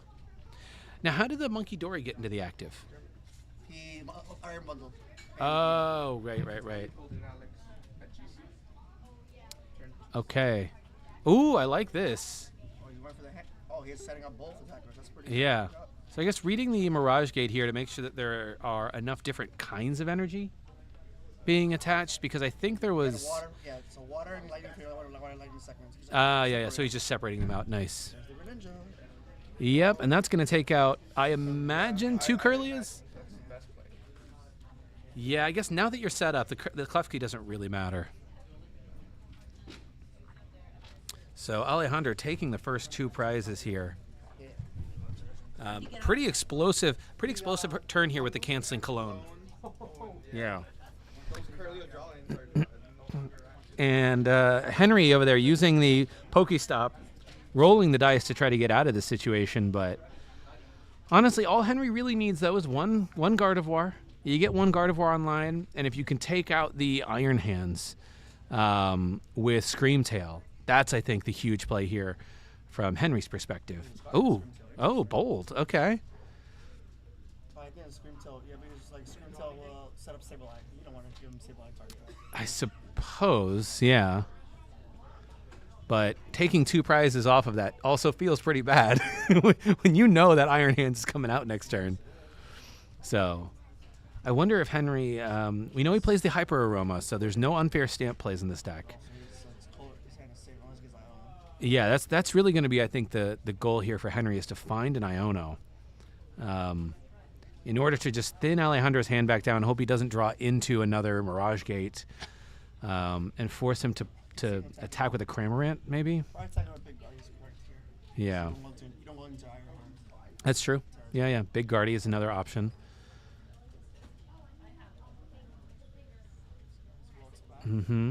Got another couple Ralts down. And the Manaphy. Okay, there we go. We got the Manaphy out. Let's go. And we know that the Canceling Cologne has already been played. So, in terms of the Lost Box deck, there is only 1 Canceling Cologne, and I don't see any Silenes in the deck. So, safe. The Manaphy is safe now. We do have a counter catcher play if we need it, too. But the awkward part here is, yes, you could go into the Guardy. We do have the Guardy. Do we have a Darkness Energy? Ooh, only 2 in the discard. That's really awkward. I don't think he's going to... Is it 2 retreat? No, Monkey's only 1. So, interesting. Choosing to confuse the Iron Hand, stick it in the active, and say, I'm going to need you to hit yourself for a turn or 2. So, yeah. Interesting. Pretty awkward turn, though, for Henry there, only having 2 in the discard at this point in the game. Yes, that is top 8 Henry Chow from NAIC. Oh, Jordy, what's up? Shout out to Jordy. Yeah. Over here. Hello. Newcaster asked me. Hello. Yeah. Newcaster. Shout out to Eric. I know my guys. Let me just... Oh, that's not the camera. This is the camera. There we go. Hi, guys. Jeremy over there, behind the mic. Switch, so obviously. Oh gosh, just ripped Henry in this game. Jeez. Just the canceling Cologne play to take 2 prizes was wild. Pokestopping into the switch and the switch cart to heal. Eric, I'm head judging. I am not judging today. Oh, that's just so gross. Oh, did you see a monkey hit? Oh No, we got retreat still. It's fine. Oh, let's go. Let's go. Tough decision. Prime catcher of the water. I think yeah, I like that. I like keeping the catcher here. But I don't know if you attack with the, if you don't have another Mirage Gate, do you just take out the Monkey? But you don't want to go to 3 prizes if you don't have to. Right. You can't take out the Gardevoir. That's nothing you can do there. It's an interesting dilemma here. 1, 2, 3, 4, 5, 6, 7, 8, He's a 9. Mirage, you know, So we have 10. We have 10 in the Lost Zone now. So there is the option as well for a Sableye play. Yeah, but Sableye is only grabbing you one prize, so That's true. Yeah, because the are the Ralts both 70? Yes. Yeah. I'm gonna see. I think Iron Hands here. Yeah, is yeah, fine. definitely Iron Hands. Leave the Psychic in the deck for the Sableye later. And then the question is, do we Prime Catch or something and just leave this Monkey Dory alive, or do we just retreat? You could probably keep the energy there actually with Monkey Dory. Just knock out another roll. Yeah, that's a good point. Just trap the energy. Let's see what he's doing. It's tough. Oh, okay. Yeah, fair enough. Switch. Another, jeez. Okay. You have extra switches in the hand, so Power pad to Chorus back here just in case you get that on him. yeah. Or Roxanne also. I like the Roxanne going back in. Oh, good fellas? What? Oh, good? We're gonna get the prices right to juniors. Oh, yeah, yeah. Move the camera away from Jeremy. He should be judging. I'm head judge, so I don't have to move around as much. I like that Jeremy lost that fast. You Savage. won't have to roll again. Okay. I do like going after the Ralts here because it's less energy in the discard, so it's just kind of like, ugh, gross. So I guess we're just putting the Klefki up to the active, knowing that you can retreat it and get one energy back into the discard, but yikes. The problem is now that Nope. the energy is stuck on Dory. There we go. I need to get more energy of this card. Oh, no, Henry is not at 4. There we go. Has Henry taken 2 prizes or just 1? Has Henry taken any? No. There we go. Oh, I'm getting this all messed up. There we go. Yeah, I think Alejandro, considering Alejandro also runs 4 Super Rod, I feel like he's going to take this one. He's just right now, enough to like, yeah, that's 100%. It's like a cranial KO without it very. Because how much? Monkey Dory has what, 110 HP? 110, yep. So right now, I mean, he can move some damage off of it if he finds the darkness energy, but Those Psychic are stuck on the Guardian. On the Monkey Dory. So. yeah, He has the Toro in hand. it's true. You could, it feels bad. The Toro in hand. Yeah. He would need Turo, and then dark retreat dark the, energy to knock out with the big Guardian. He would need yeah. Toro plus the dark. Yeah, 190, 220, After yeah. the Guardian, I think is the most optimal attacker. And you have to knock out the Iron Hands here. It's just... So yeah, I think we're going to retreat into the Guardian, maybe Turo the Monkey. Yes. Does he have dark in hand is the question. No, I don't think so. Dark. So you just probably swing the Guardian here. And I have 9. Get the address. Oof, not being able to find any earthen vessels. Does Alec have boss? Yeah. Yep, there it is. Oof, that's rough. That was a rough game for Henry there. Yo, hello California. Is who's from California on here? Yo.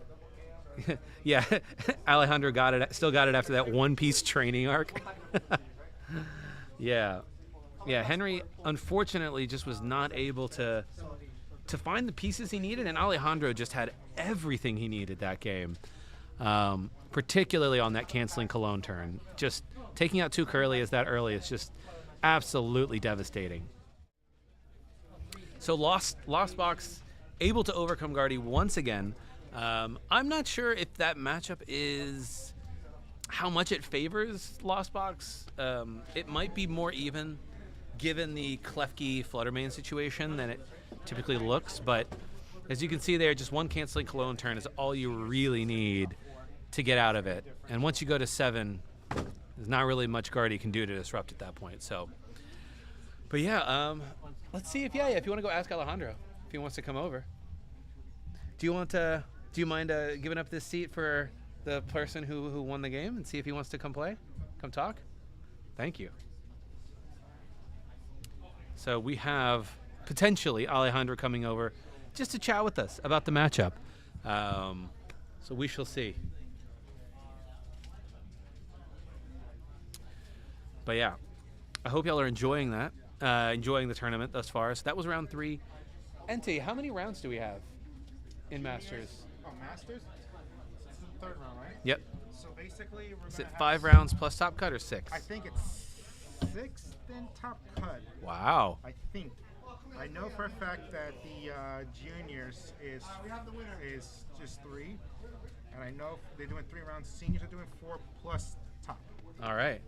So, Alejandro, and then we're doing come on 6 down. rounds for the Masters. Go over here. Yeah, come over here. Sit on down. We got a winner interview. Yeah. Eric guys. Eric Zhao was saying they believed in you from minute 1. Eric Zhao. Yo, let's go. Tell him I believe him because he switched a whole TCG just to go to Lorcana. I believe you. Go be So- a champ. So yeah, that matchup was the Klefki in the active turn 1. He was being a hater. He was being a hater. I'm sure he flipped that over and you're like, come on now. Klefki turn 1. We gotta play text. You gotta play text. That's true. The canceling Cologne, that turn was wild. A little wild, right? Yeah. It was like, okay, Got he's got a him. canceling Cologne. Oh, and he finds everything he needs. Yeah. And he gets into the Mirage. I mean, Gate. Oh. He did Iona me to a couple of cards that I kind of needed, so I'm Yeah. just like, okay, this is not bad. I Yeah. can work with this. It always feels bad when your opponent does something and then like, yeah, you gave me exactly what I Yeah, needed. It's you like, just rewarded me. no. Yeah. No. It's so bad. Especially after the Hyper Aroma turn, you have 3 Curlias out and you're just like, I'm rolling, let's Yeah, go. like let's go. No, it was rough. And then after that, it was weird. Oh, this Did- win is for Cameron. Cameron, Scotland. Okay. Nice. Yes. Did did Henry mention if he prized a lot of energy? Because it was really struggling. It was he didn't tell me about that, but I'm pretty sure he had a little rough pricing because Yeah. it's like he didn't have any energy by that. But then I also know to like starve him from energy. Yeah. 'Cause it's like if I just boss up whatever he doesn't have anything attached to. I just Yeah. It's like a Well, yeah, little. bossing up their alts on that turn and be like, I'm gonna leave all 3 energy you found in this game Keep 'em, bro. stuck on the board. Yeah, sure. And it's like, sure, you have to play Turo to get energy. That's a win Good for looks. me. Turo, Monkey Dory. So yeah, that was a really good. How long have you been playing Lost Box? I think since I started. No, I haven't started with that. I didn't start with that. I think it's been Since like a it year. started. Yeah, I think it's been like a year and a half now that I've been playing Okay. Lost Box. Yeah. Is that like your main deck? Your It's my go-to? comfort. It's Yeah. my little comfort deck. Yeah. It's my pet. My little pet thing. That's a big brain comfort deck. It's a Yeah, lot of it's very choices to comfort, make. Yeah. Well, I started with Lugia. Okay. And then I decided to pimp it out, as you should. Yep. Yeah. But then I got let down in Orlando, so I was just like, no thanks. That's rough. I gotta That's move rough. on. So. Yeah. Are you worried about playing against Lugia? Not is at that all. is that a decent matchup for you? Yeah, I could just either Iron Hands him or Iron Thorns him. Yeah, that's fair. The Iron Thorns. Yeah. Brutal. Yeah. So, are you going to Worlds? I don't know No, who. Yeah, no, I know. I am not. Are you trying to go for a Worlds invite this year? This or is year? the No, top 125? Like, I'm no, taking it more casually this year. So Yeah. it's like it's more looking like more like 2026. Yeah. Than this year. Yeah. I'm curious. So you said you went to Orlando. Have you tried for Worlds invites in the Oh, past? last year? Yes, I did. I was Okay. I was like 80 points away from my my world Okay. invite. So I want to know how the new world structure. Obviously, you're going to take this year off. You're not going to go for it right now. Yeah. But I want to know from a player who was playing at that level to try to get to Worlds. Did the new world structure? How did it affect you? Did it? Well, was it became a more good like thing, a bad thing? I don't know. Well, a good thing for good players that are Yeah. cool. You maintain your status. Yep. But a bad thing for other people that don't have enough money to travel around the world. You know what I mean? It's a little rough. It's a little expensive. Yeah. To begin with. It does force you to be really to be in top 125. You kind of have to go to it's 6 or 7 it's regions. more like pay to play now. Yeah, So yeah. this is why I'm taking a year off. Yeah, that's Because fair. last year I did do it for I kind of went to almost every regional, kinda. Not almost everything, but almost. Yeah. Didn't do that good. But Well, close. I mean, got close. you got very close. You got Close. more points than most. I got people. beat by the system than anything else, because Oh, I couldn't no. get into NAIC, so I'm just like, Oh, you all can right. get the yeah. That's. I'm imagining that this next year. I'm surprised at how many people are at this cup. Honestly, 'cause, It's a lot, right? It's a ton of people, a ton of juniors and seniors too. I mean, but it's a good time to join. You know what I mean? Yeah. It's like a lot of decks are pretty good right now. Yeah, you that's could just true. jump in and just all right, mean, I'm playing. I have the list of all the decks that were played. See if I can pull it up here. It's a good variety of Look meta. at that spread. Yeah, it's a good Tons spread. of yeah, different it's decks being played, Yeah, so- pretty good. Like I said, pretty good chance to just jump in Yeah. right now and play whatever you like. Yeah. So Shrouded Fable coming out. I'll be honest with you, I haven't kept up with Okay. anything new. Oh, that's So, fair. That's fair. It's a lot to keep up with. Yeah. I think after LA, that's where I took off, and then the only thing I kept up with was NASC. Yep. And I think that's what I'm running with. the list Okay, right now, nice, so. yeah. I mean, I don't know if Lost Box. I think the main card that you may or may not the Dusclops Dusknoir line Oh, the one that KOs itself and puts 5 damage yeah, counters. Yeah, Yeah, It and then fixes Charizard and stuff. It does fix Charizard. It's very good for Charizard, but I have heard some talk, and I want to know your thoughts. The Dusclops especially knocks itself out. You get to put 5 damage counters on one Pokemon on your opponent's side. The theory there, if you run Lost City, then all of those Pokemon then go immediately to the Lost Zone. So you give up a prize, but you put 5 damage counters and get 2 cards in the Lost Zone. I want to know, like, is that... Like for a Lost Box player? Yeah. I say good eats for me. Yeah, it's I mean, that's... you're gonna give me a prize, and then you're just gonna leave all your little guys, and then I can just stabilize everything. For you, then, like, you don't think the Dusclops is worth it to give up a prize? Yeah, I mean, like, you mostly Charizard runs always from behind, so it's like you're gonna come back for more. It's like yes, your output is more, but it's like you are risking more. Well, I mean, as a Lost Box player, though, if you were playing, like, would you consider running Dusclops in your Lost Box list? Oh, in my not really. No, I would not give something for free. Yeah, that's fair. Yeah. It is awkward. Like, the reason that Lost Box is so good is because you can choose to run it as a single prize deck. And the second you start giving up prizes, even if it's like maybe 5 damage counters matter, I don't know. But I don't know. It's kind of awkward. I mean, it is a little awkward. I mean, it does do the math. Yeah. It fixes math. Yeah. But I for a Lost Box player, I don't think I would play it. To be honest. That's fair. Play it in Charizard, true, yeah. One last question about future stuff. I know you haven't been keeping up. Yeah. But there is an ace, because the ace spec you're running right now is Prime Catcher, which is really good Which for I think it's the best ace spec. Yeah, I mean, hands down. Generically speaking, I think it is just like, especially for a deck that's turbo, you're running 3 Lost Vacuums. Yeah, I saw that and I was like, yo, this guy's going hard. It's like, I'm just going to get all 7 in there as quick as possible. So for a deck like that, I think it does make sense. You want to control the pace of the game, get what you want as prizes. There is an A-Spec Stadium coming out that's basically Mimikyu as a stadium. Mimikyu as a stadium? Like, So, what does it do exactly? Non-rule box Pokemon can't be knocked, or either can they not be knocked out, chat, or can you do not take prizes? It's one of the two. Okay. But that it's sounds like a little devious. Yeah, as a stadium, Yeah. right? And I'm like, would that tempt you away from the Prime Catcher? Is it you can't take prizes? So yeah, it's your opponents don't take prizes on non-rule box Pokemon. Then yes, it would. That tempts it you would, away. Yeah, All right. It would tempt me away. Okay. It's like legacy energy on anything. I just want to put devious thoughts in your mind to be like, oh man, Prime Catcher's been so good for me, but Stellar Crown looking good. I don't think. I mean, like the fact that I could have an extra boss is amazing. You know what I mean? Like, Yeah. I just. That's why I run 2 bosses, because it's like I could just pitch 1 away and I still have 2 in deck. You know what I mean? So you don't run Palpad in the deck though, right? I do. Oh, you do? Oh, of course. Okay, yeah. Okay, so you effectively have 5 bosses if you need. Yes. I guess, is that for the stall matchup, maybe? Just to get around the Snorlax? Sort of. But I don't think I have anything for the stall. You just kind of like, I'll just eat that loss. Yeah. Yeah. I just go have a break, you know? Yeah, get some pizza. Yeah. All right, well, thank you so much for joining me. Congrats on the win. And 3-0, right? Yeah. Nice. Let's All hope right. I get top today. Fingers crossed for you. Again, this one's for Cameron. All right, very nice. Eric Z comment. All right. Well, that is Alejandro there running the Lost Box deck. Congrats to him. That was a really good game. Played it very well, and we'll be catching you in a few minutes here when we get to round 4. So hang tight, I suppose.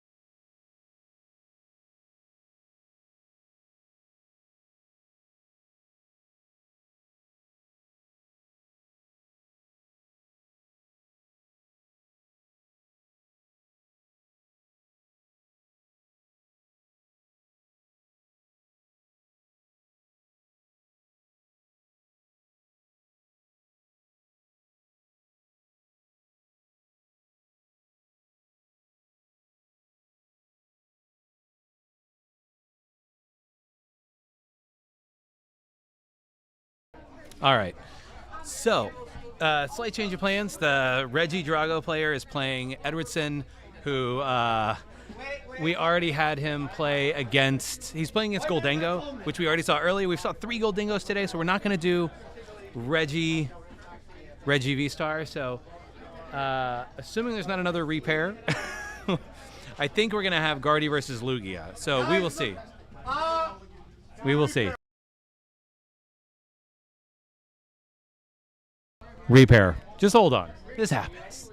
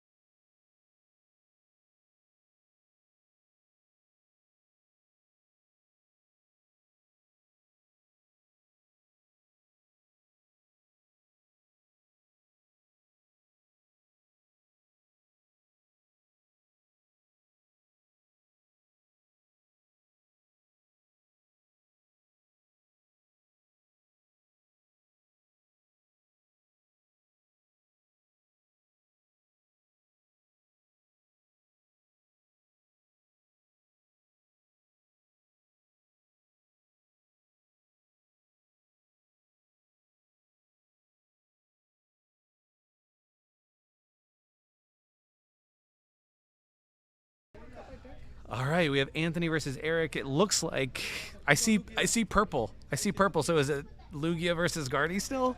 It was gonna be Lugia versus Gardy before, and in the repair it might still be Lugia versus Gardy. So it's fine. 6-1 away, half a dozen the other. We got Anthony on the right there playing, I believe, Gardy. I saw Psychic Energy, so there we go. Against Eric, who is playing Lugia, I believe. So we will see. No mouse? Double hands, Thornton. Ah, okay. Nice. So yeah, this will be an interesting matchup. It's a Lugia no mouse Lugia. So big basics Lugia is what we're looking at. Yeah.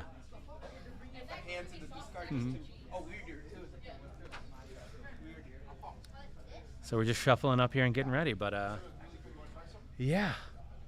As the amount of players slowly, because we're at round 4 right now, there's going to be 6 rounds of Swiss, and then there will be a top cut.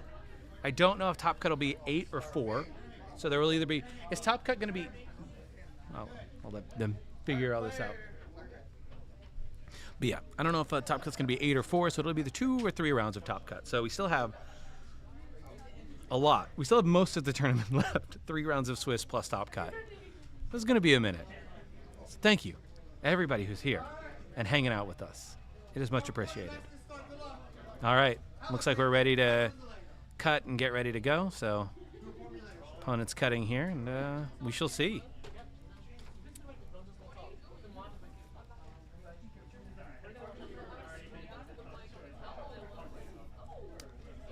So let's see here. Yeah, I'm pretty sure that this is a Guardy list. I'm not sure what went into the active there. It looked like a 2-prizer, but I could be wrong. Maybe it's a Screamtail EX though, which would be wild. So it looks like no mulligans here for either player, which is good. Starting on an even footing. Looks like they're just waiting for the go-ahead. Huh? Is it top cut to 8 or 4? 8. Okay. Yeah. So a 3-round top cut here too. You're playing 6 rounds too. Yeah. So we're round 4. Yeah. Yeah. Lugia versus Gardevoir. So yeah. So starting Anthony here. Starting Iron Hand start, but it looks like it was an attached pass. So a bit rough there. Did get a Lugia down though, so you really don't need much more than that. But Anthony here going out and grabbing, ooh, that Mimikyu. That Mimikyu might come in clutch in this matchup. Because Eric will only have so many boss around options. Trying to see, I don't know what Eric's list runs, though, in terms of how to deal with Mimikyu. I don't know. Let's see Iron Thorns. Let's pull up Iron Thorns real quick. I don't know if I actually have it programmed. I don't think I do. So let me look up the Iron Thorns, though, and see.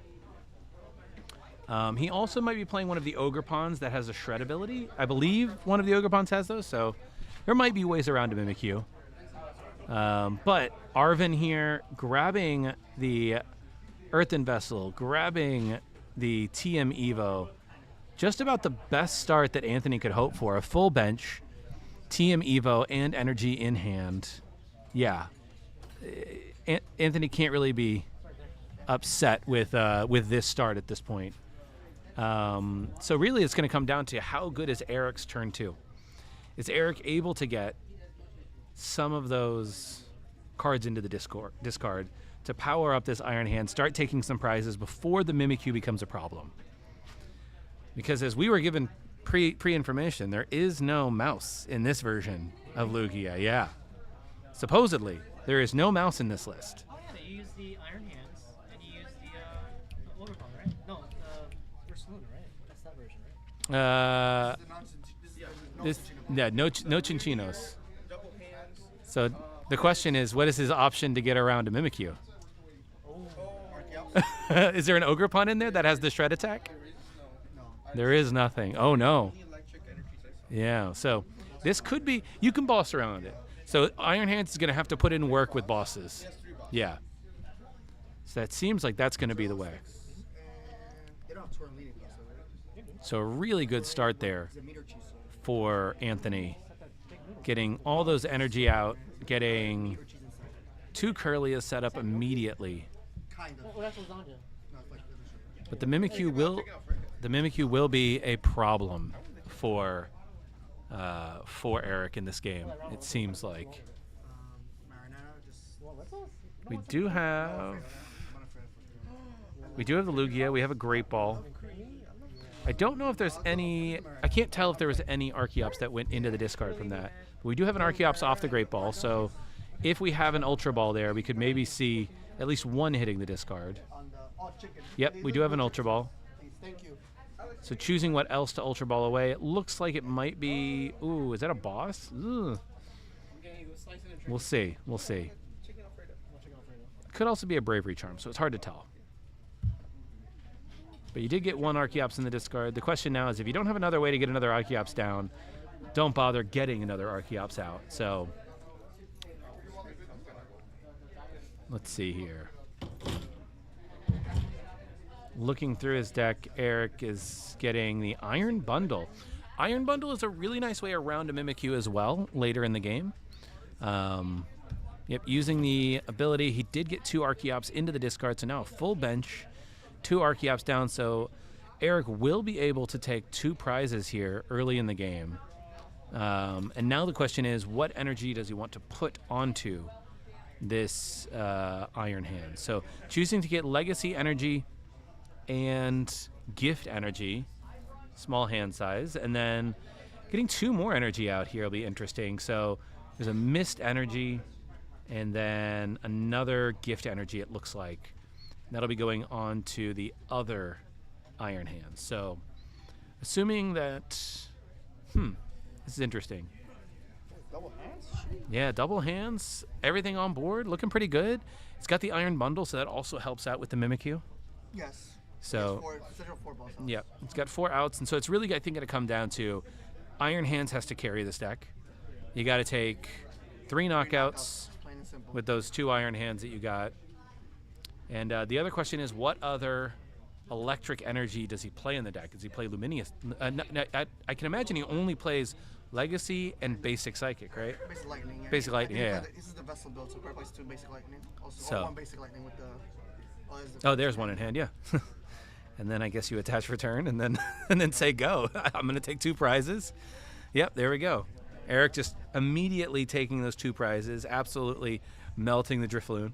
Well, the problem is now he's bench locked, so he cannot bench Iron Bundle if he wants to here. Well, the Iron Bundle's already out. Oh, it's gone. Yeah, it's Oh. already on the on the bench. Oh, Yeah. perfect. Fantastic. Yeah. So Anthony here probably sweating a little bit with that Iron Bundle. Gardevoir this turn. Just, attack with the Mimikyu probably is correct here. Yeah, attack with the Mimikyu, force him to use the Iron Bundles. He'll just bring out the Guardi, which is like fine. I mean, the other option here is... Oh, no, you need to get rid of these Iron No, you Hands. need to. This is bad. This is real bad. Gardevoir's Iron Hands, they're quickly to respond. Do we know what's in Capita's hand? Com- Is there a boss for that pesky Mimikyu? He has Bundle. he has the bundle Oh, yeah, out, good. so he's good. He's good. He's chill. For now. Yeah. Stamp. Oh, can't you just throw the Oof. bundle back to the bench just to bundle it again? Yeah, you could super route it, put it right back down. Yeah. No, not just. Not only you can throw in the bundle again. There's a board that switches a basic from. You can throw in like. Oh, Thornton. Yeah. What tricks you guys want? Yeah, Pepsi. Diet Pepsi. Diet Oh, Pepsi? yeah. So this is fascinating. Oh, they don't? I don't know. What if they don't? Oh, Pepsi, sure. Is the unfair stamp in hand for Anthony? I thought I heard I saw it. some of that. Yeah, but you can go like. So the problem with this is, though, is unless you're taking the knockout, Archeops does everything you need in terms of energy. Yeah. So See, it's pretty awkward. So just passing. Oh, Interesting. and just bundles again. What are we doing? Yeah. Yeah, you bundle, you take 2 more prizes. Or just maybe throw up either the Manaphy or the Radiant Greninja, yeah. Probably throw up the Manaphy here. Is I- he playing Water Argonaut? No. I wish. So yeah. Really, there is no water energy in this deck. Except for Legacy, but that's, we'll see. That would have been busted. Seniors have 2 more rounds? They have to do. So Eric, They have 1 and a cut. So 2 more. so the speed of Eric's deck able to just, Curlia? interesting, okay. What are you doing? Okay. That's not. This is interesting. Yeah, it's like, wait. Let me think about this. Manaphy, there we go. Yeah, nice. Oh, he's gonna boss Put it anyway? down, Ooh, interesting. Plays the Luminion here, so bench locked yourself. Oh, he's researching. Is it research? I would have preserved the boss. No, he's researching here. Yeah, for next turn, unless the Mimikyu. Oh yeah, I guess if you're getting the boss, Don't let the boss. No, you got research. oh, he grabbed research. So I guess he's going thinning his deck, hoping to just draw it naturally. Yeah, just get boss. Yeah. Every turn. Maybe fish. Although I'm not gonna lie, I don't love putting the fish down now unless your hand is really bad, because you have gift energy. His hand, yeah, but he's not gonna. He wants. His hand's kind of like. He has Thornton. If if anything. You can always store in the bundle again. Yeah. Which is like crazy. But he just gets Gardevoir out. Okay, so, yeah, you don't want to draw until Can you then. touch Legacy already? Legacy's on that. The Legacy's on the active. Yep. So. No more fish. Oh, no more fish attack. So there's 1, 2, 3, 4, 5, 6, 7, 8, 9. What is that? Bear? Looks like the. Oh, that's fish? No, the one. Is that the? That's research. Yeah, it's the research in his hand. The Sada. Sada. It's not art. The art. Oh. Yeah, I was like, wait a minute. What's Sada doing in this deck? Ancient?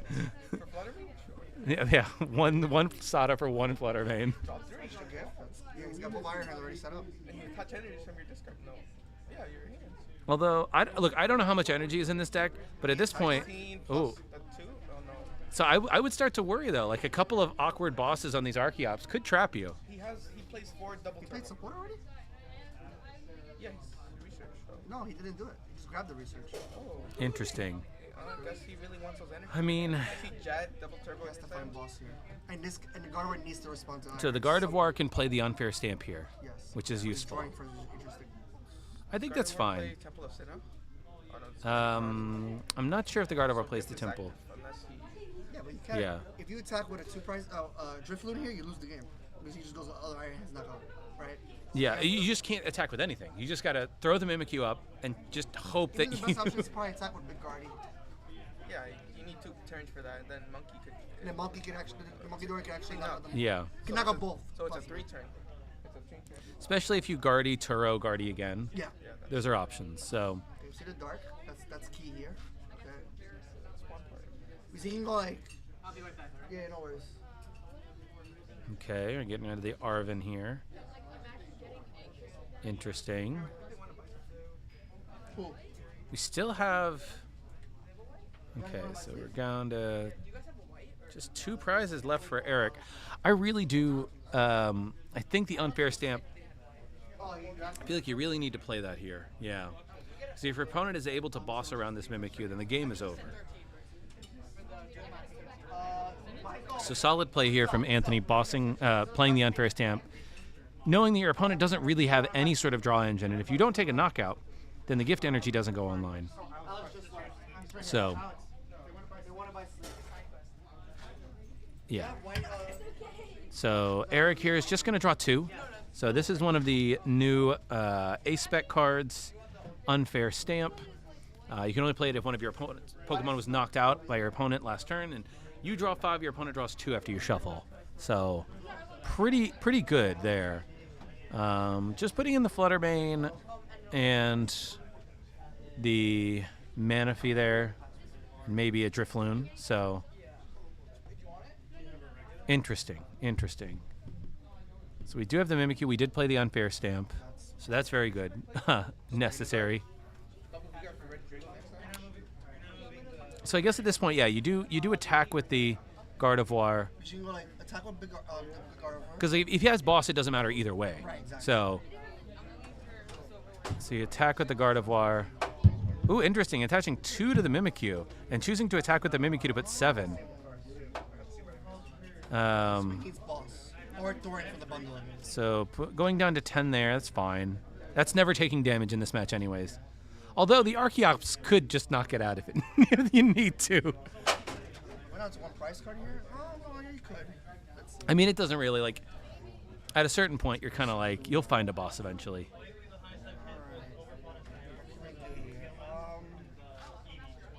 You can attack with an Archeops. Yeah. You can... I mean, look, if you get rid of the Mimikyu, you're just sort of forcing your opponent to find answers. And I think it's fine to, at this point, the Archeops you don't need it. Right. All of your stuff is powered up. Already subbed, Yeah. He's not energy, that's the question for that. Oh, he's touched the Lugia. Okay, choosing to go onto the Lugia here. I imagine at this point it's just thinning the deck, hoping that you find a boss. I think you're not going to that. I think not going to the Archeops is just fine because now you force your opponent to respond, right? Yeah, like, okay, so your opponent knocks you out with whatever. It can't be a single prizer because then you just win. Just goes, yep. So you have to bring up the Guardy as a response. And then you open up a bench space so it's harder for your opponent to bench, like to pull something to the active and trap it. Yes, you can. Yeah. Interesting. So maybe just... So I guess just choosing to pass. Can't really do anything. Yeah. Retreating that boy. Well, he has the jet, so he could have jetted and top with Archeops that turn, but I don't know. I guess maybe it's not worth it. Like, you'll draw into the boss eventually. Like, if your opponent is just going to do 7 every turn, Time. either that or your opponent might That's just why I deck like out. Guardian this turn, because now you can go. He could have went like 190. 190, move 30, that's 220. You move another 30 next Yeah. turn. That knocks out that, you can like counter catch it. Yeah, that's true. Drop it. Your name? So getting out the Bravery Charm here, and the Pal Pad with the Arven. I imagine gonna Pal Pad back in if there's an Iono in there. That's probably pretty good. Maybe for later as well. I wonder if Anthony's also just considering here, trying to trap a Archeops in the active, seeing how much energy do you have left. But Pal Pad, what are we putting back in? Putting an Arven and the Iono. I do like this. I like this a lot, putting the Arven and the Iono back in. I think the Iono is going to be really, really helpful here. The problem here is, even though you could attack with Drifloon, if you attack with Drifloon, the game is over. So you can't attack with Drifloon here, no matter what. So, because two Iron Hands are set up. He's also playing on gift energy. Like, you don't want to. I think there's a gift energy. There's a gift energy on both Iron Hands. Yeah. So there's not really much you could do. And if you put the Drifloon in the active, you just lose. So it doesn't, He's attaching. Okay, just doing more damage onto it, I guess. Just to move it with the monkey. Yep, going down. He's probably just solo Mimikyu. Yeah. He's gonna try to fix the math so he can Mimikyu and. So turn I off guess this should be at 130, right? 60 plus 70? Yeah, 130. gift. And the dice are just too up. Yeah. Because he's put 3 down twice. So now you can do Plus you 7 can move damage down to the next counters. turn and knock it Yeah. out with Mimikyu. So it should be at 130. I don't know. They'll figure out the math on their side. Oh, It's at 100. okay. Well, there's another. It looks like 160. Oh, maybe it was 130 plus the 7. So 200. Who knows? They're doing the math. They'll figure it out. Just say capture what? It's a tail. Now, question: does Mist Energy trigger if it's knocked out by damage counters? Oh, you can't even attack into Mimikyu. You can't even attack into him. You can attack, it doesn't do damage. Oh no, not Mist. Sorry. Does Yeah, Gift no, Energy it's not trigger? triggered. So this is That's actually a what really he's smart trying to play do. with Anthony, trying to get around the Gift Oh, Energy nice. because the damage counter placement. Now Eric sees the play. He's gonna jet the Archeops into play and knock it out with Archeops. Yeah, at this point he needs to. He just needs to get rid of this Mimikyu because you make it too hard for your opponent to respond at that point. If he tries to respond with a one prizer, but he can respond with Guardian next turn, right? Like, He You could. can't trap anything, right? Even gonna if they. knock out Archeops. Yeah, Well- knock out Archeops. Oh, he's manually retreating. What are No, you doing no, there? just, We yeah, go. Yeah, they got the jet. yeah. Don't take everything. There we go. DTE maybe, sure. He has knockout. Take the knockout. Yeah, that's fine. Yeah, Yeah, the jet was good, pretty good. good. I mean, Stamp, from kill Anthony's the- perspective, that's the best you could hope for is force your opponent into this play and then see how you can respond. Yep. The only response here is big Guardian. Yeah, just And hope it holds. Counter Got a catcher. counter catcher, okay. well, what do you catch her? Hands? I mean, the Archeops? Probably not. Okay, we see it. I don't think you want your opponent to draw cards, so maybe you. Oh, which doesn't have a gift, right? I mean, you could counter catcher the Luminion. Again. He's gonna make a kill again. Yeah, but it doesn't do anything to you because he just knocks you out. I think we need to. With the other Eric Archeops. needs one No, more he prize. doesn't knock Oh you yeah, out. you're right. Thank you. He doesn't even kill the regular Archeops. Oh, that's Name? it's how much? 70 damage? For what? Mimikyu? Yeah, it's 7 damage counters, which is important because it gets around the gift energy. So, I mean, I guess we'll see what Anthony can do here in terms of a response. I guess at this point, you put 6 on, you move 3 off. Oh, the 3 off actually knocks out the Iron Hand. So you're taking 2 prizes. Gift Energy shouldn't trigger. But you only take 1 prize, actually, because of... Now, does Legacy Energy trigger with damage counters? No, it's damage. Oh, Yeah, I don't know if anybody from a judge perspective wants to make sure that Anthony took 2 prizes for that too. Because the Legacy Energy may not. Yeah, he might not have made it. So it should be a 4 for Anthony there. And actually, I think the counter catcher here, in theory, there we go. See, stream catching it. For me, actually, I would actually counter catcher if he has the option. Counter catch the Luminion, take the knockout there, and then if your opponent. He can't respond. Find the block boss for. So if he counter catches Luminion, takes 2 more prizes here. Then in theory, if he doesn't have a boss in hand and the gift energy, there's no gift energy on the Luminion. So Anthony has the option here with a Screamtail or a Drifloon on the following turn. It's possible. The damage counter Mimikyu placement really mattered. That's why Gardevoir was like the best comeback deck. So let's see if Anthony sees the line. That's really the question, right? What's in his hand? Oh, he's got the counter catcher. He knows. Take those prizes, Anthony. Let's do it. Oh, he just takes the knockout. Okay. Interesting. But Eric choosing to put up the Archeops here. There we go. Okay. Yeah, that'll do it. Yeah, okay. Yeah, that's the double turbos. 200. Oh, but it's only special, right? No, it's all energy. All energy. 40. Oh, yeah. Yeah, I think it's murder. No, yeah. Even with the double turbo. Yeah, you're still doing All right. That was. the concepts too. Whew. Oh, I will man. say, Anthony, the weirder play was big, but yeah, that was good. That was a good match. Turned into a really good finish. Yeah, that was that nasty Guardy 1-2 punch at the end. That was scary, right? Oh yeah. Well, hands 1 energy and Lugia. He did have the Lugia, so it was like, whew. Yeah. All right. Well, that was a good match.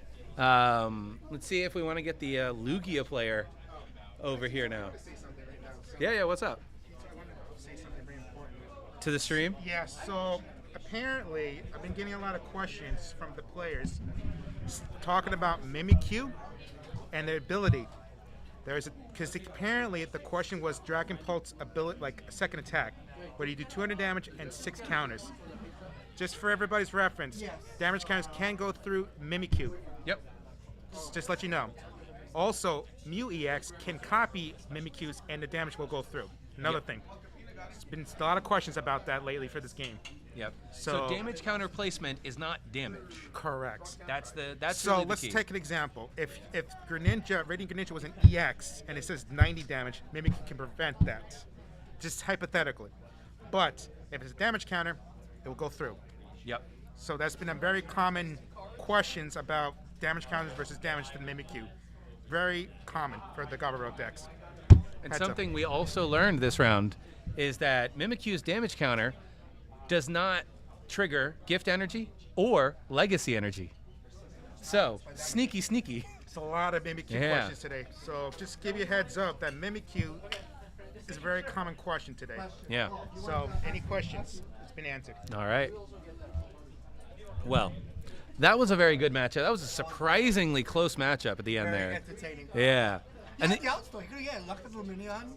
yeah, I mean, even if he knocks at the Luminion, the weirder still gets there. But there is a chance, and there's that unfair stamp really came in clutch because benching yourself out and not having the ability to draw with the gift energy was huge.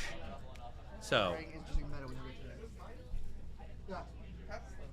well, with that, I think we are gonna probably, if the Lugia player comes over, yeah, if he wants. We'll see if the Lugia player wants to come over and say hi.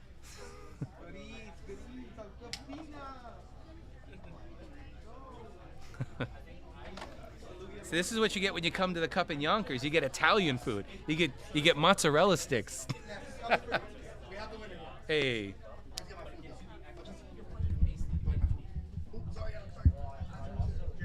All right.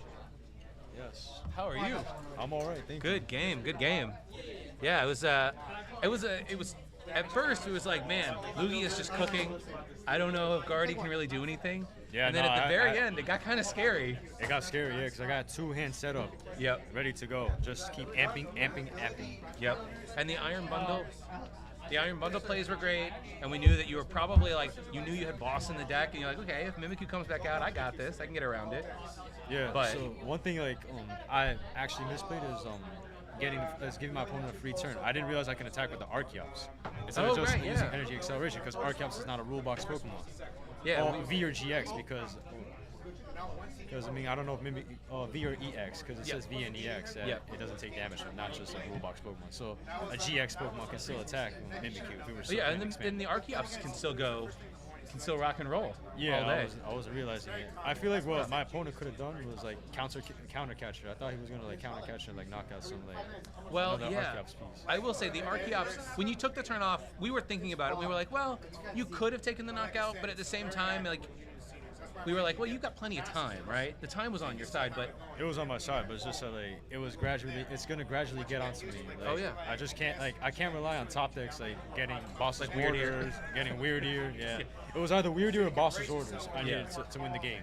the Gardevoir that turn, we were discussing it. We were like, I think the fact that he knocked out the Iron Hands with the Monkey Dory, it doesn't trigger Legacy, it doesn't trigger Gift. No, really because, annoying. It has to be damaged, and Yes. Monkey Dory's ability is not damaged. It's an effect of an ability. Yep. Which also doesn't get stopped by Mist energy as well. Exactly. So that was pretty dicey. And then when we were thinking there, we were like, man, I think that he, maybe he should have bossed up the Luminion, taken 2 more prizes, and then sort of put himself in a situation where if you didn't top deck the Weird Ear, then Screamtail or Drifloon can come in, clean it up.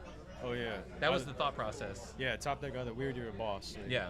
I was relying so much on him, but I just realized the Archeops can still attack. Yes. No, that was a good catch because we were like, at that point, it was like, yeah, get rid of this Mimikyu while you can.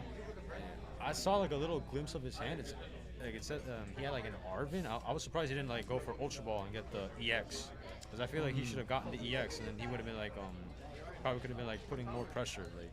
In theory, yeah. I'm not sure. And then Bundle Yeah. would probably like he would have to he'll force the EX to come out instead of any of the Pokemon, since like they're not low HP and they won't get amped Yeah. for 2 prizes. Yeah, it forces you to have a different attacker or to take 2 turns.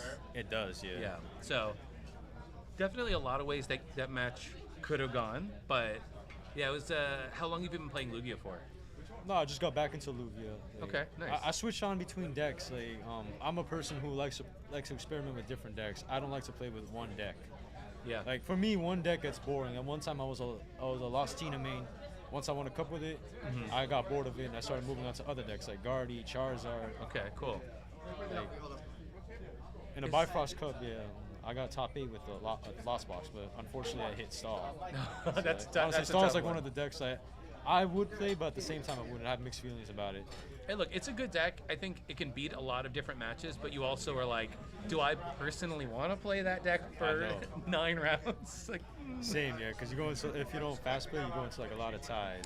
yeah. But I just got back into Lugia because I don't know. I was seeing a lot of people like having fun with Lugia. Yeah. I went to a tournament last week at Gamers Choice. Saw a lot of Lugias there. Yeah. It's a fun deck. You get to accelerate all this energy. It is, yeah. You get to play with cards like Iron Hands. Now, last question, I guess, is why play the version without Chinchino? Was there a reason that you felt like the version you're playing today was the right version for you? Oh, I thought that because I knew there was going to be a lot of Guardian Lost Box, but seeing as like there isn't really too much Lost Box, but there is a lot of Guardian though. It's like 2 or 3 Lost Boxes I saw. Yep. The Chinchinos is alright, but like I wasn't expecting a lot of Zard or Dragapult. I did hit 2 of them, and fortunately I won. You got through. I But got yeah. through, yeah.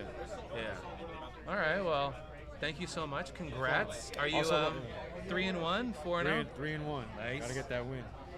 I'd like to give a shout out to Reggie. Honestly, he did, I was inspired to play Lugia again by him. Like just seeing him play like Lugia. So shout out Renji if you're watching this. The stream. Yeah. If you watch the stream, if you watch the VOD. Also Alex Mejia, Whooper Whoops. Yeah. Okay. Nice. I mean, he nice. plays the Chinchino builds, but I think if I win the whole cup, he's probably going to be convinced to play the double hands Weird Ear. Yeah. And is there Iron Thorns in your list too? No. No. But You're like, I'd that probably hurts me play too for much. I'd probably play for the mirror so that my Yeah. opponent cannot get like Lugias at all. Yeah, that's true. But as long as they play if Fluttermane is like in their list, then yeah, or bundle, so they Yeah. can just force it out. It's No, that's cool. I think the Weird Ear is great. I like that the Weird Ear has a good home because it's a potentially really good card, and it doesn't really see much play, but it's such a good finisher. It is, yeah. Right? It's a late game attacker. I sometimes use Especially- it mid or like late mid or but reliably it's good for the late game. I also think decks that could play that are like Raging Bolt Ogerpon. Not that they Raging need it, but like it's a good finisher. Oh yeah, I mean I remember this one player he used to play Guardi. He played a Weird Ear instead of he played Weird Ear and Zacian. Yeah. And the Weird Ear is like he could just like he plays a one copy of Switch, puts all the energy like onto the Psychic Mons, and then Weird Ear just moves it. Doesn't take damage because it's not a Psychic type. Yeah, that's cool. And it just attaches Bravery Charm, just sweeps. Yeah, it's like, okay, what are you going to do about it? Nothing. Nothing, yeah. All right, man. Well, thank you so much. Good Oh, luck thank in you the so rest of much. your matches. Thank you so much, sir. Have a good one, man. Yeah, you too. Nice to be here again. Yeah. All right. Well, with that, I think we will take another break between rounds, going into round 5 next round. So 2 more rounds of Swiss, and then we'll see what Top Cut looks like. So thank you all again for watching this long tournament, and see you in the next round.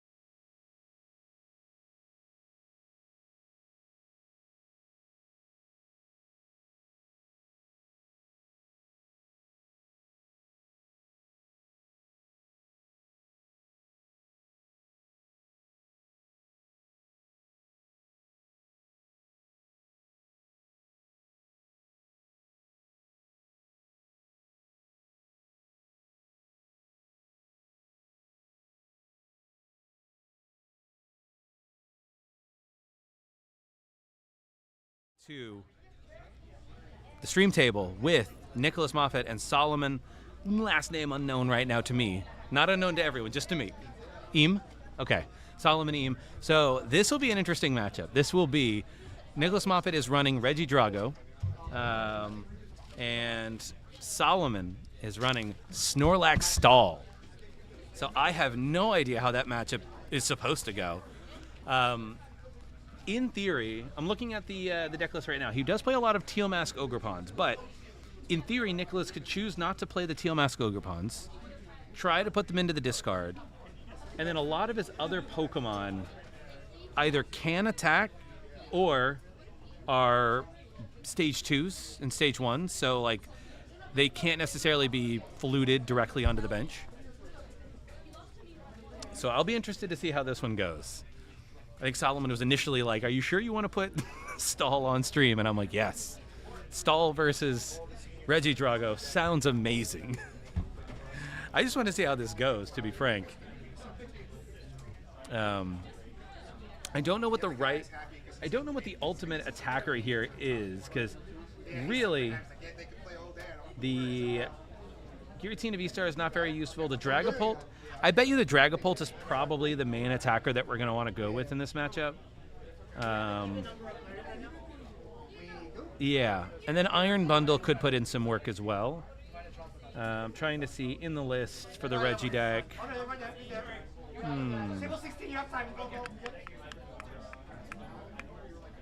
There's a Prime Catcher. There's a couple of switch cards. There is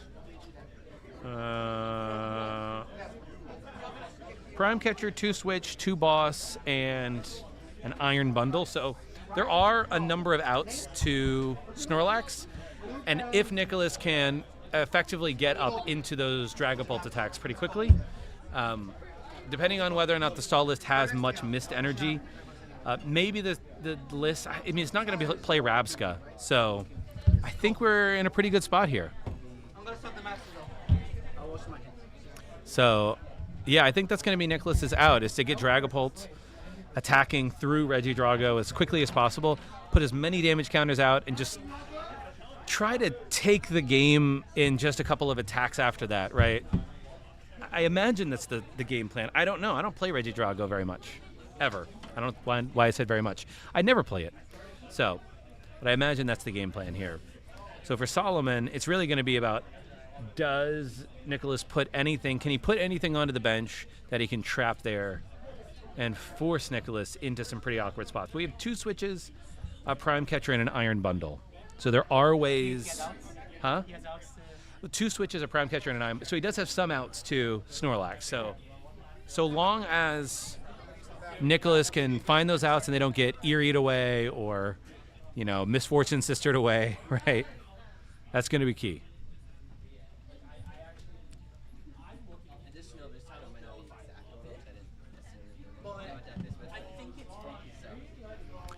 So we will see. And then after this round, we are going to cover the seniors finals round. So that also should be fun. So instead of going to the round 6 in Swiss, where we might have people IDing and, you know, weird matches, we'll just do seniors finals before Top Cut. So we got it starting here with what looks to be, is that Reggie Drago? It looks to be a Reggie Drago versus a Mimikyu. That looks like the Mimikyu in the active. So the good news there is the Reggie Drago can copy the Dragapult attack and theoretically can get some damage through there. Interesting. Choosing to put the grass energy on the Ogerpon. I think that's fine, though, because eventually the Ogerpon can attack if need be. Yep, and then Nicholas just choosing not to play too many things down. He knows what he's up against, most likely. Somebody starts a Mimikyu, you're like, yeah, no need to fill my bench. So we got an Arven here. I imagine we're going to see maybe a Nest Ball. Okay, choosing to get Hisui and Heavy Ball. Get a look at those prizes. And I would imagine a Bravery Charm. Yep.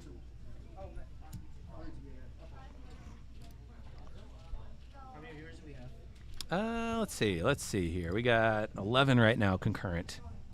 So, very nice. People popping in and out throughout the stream. The kid's parents will join. Yeah, nice.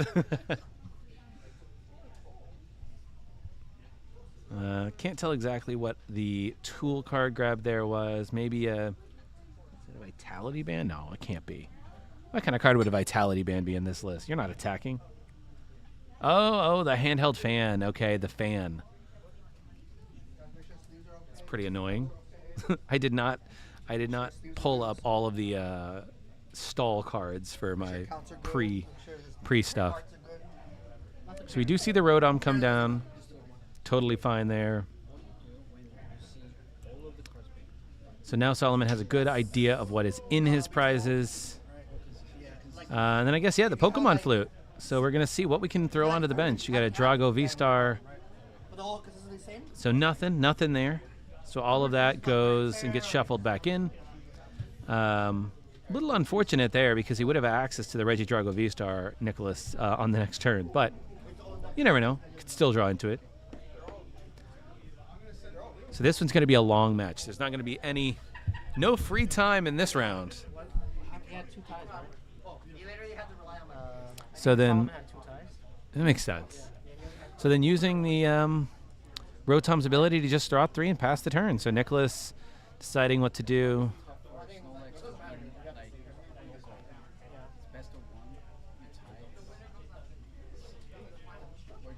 This is interesting. So yeah, what is...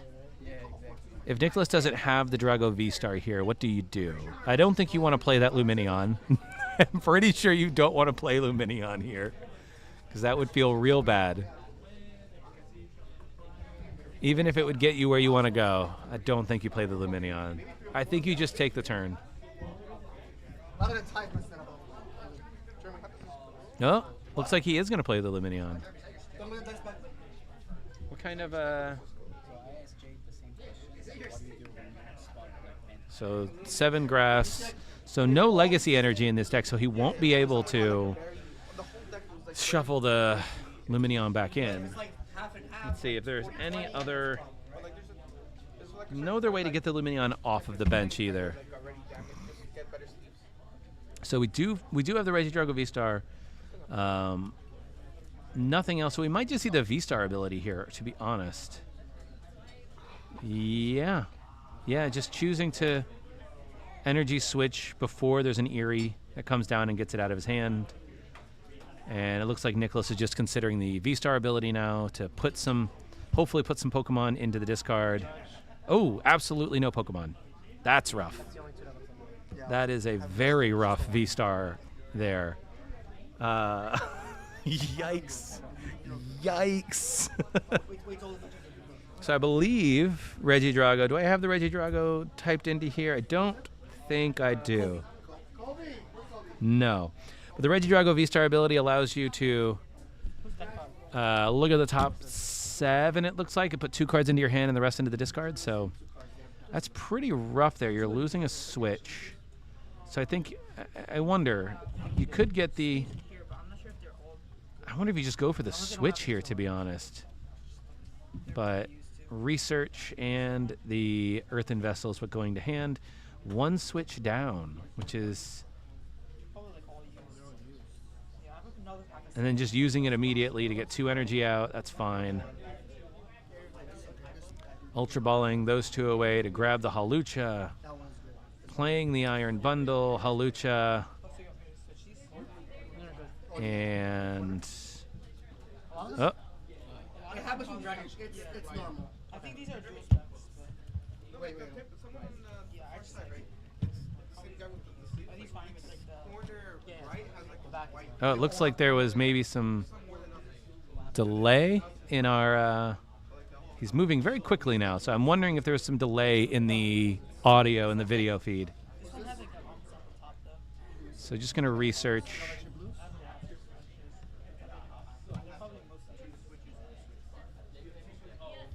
Interesting. So I'm not exactly sure.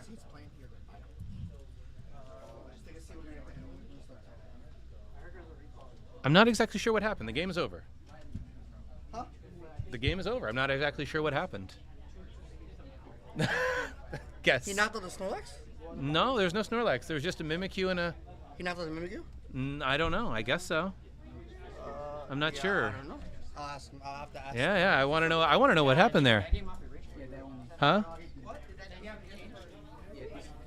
I do wonder. Maybe I wonder if Nicholas chose to scoop or because I don't think there was a Dragapult in the discard there.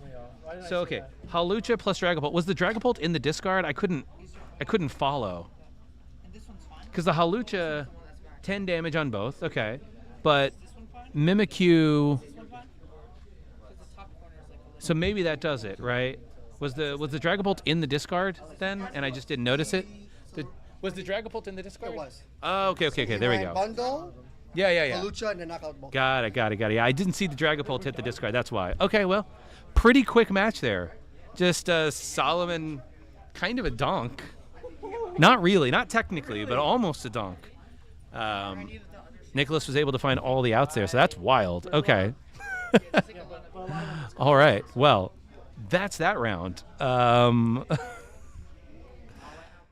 Boy, howdy! I wish I was able to follow that a little bit closer, but I think there was some. No, I think there was some also video feed issues on my end. Like the video all of a sudden started coming in real fast.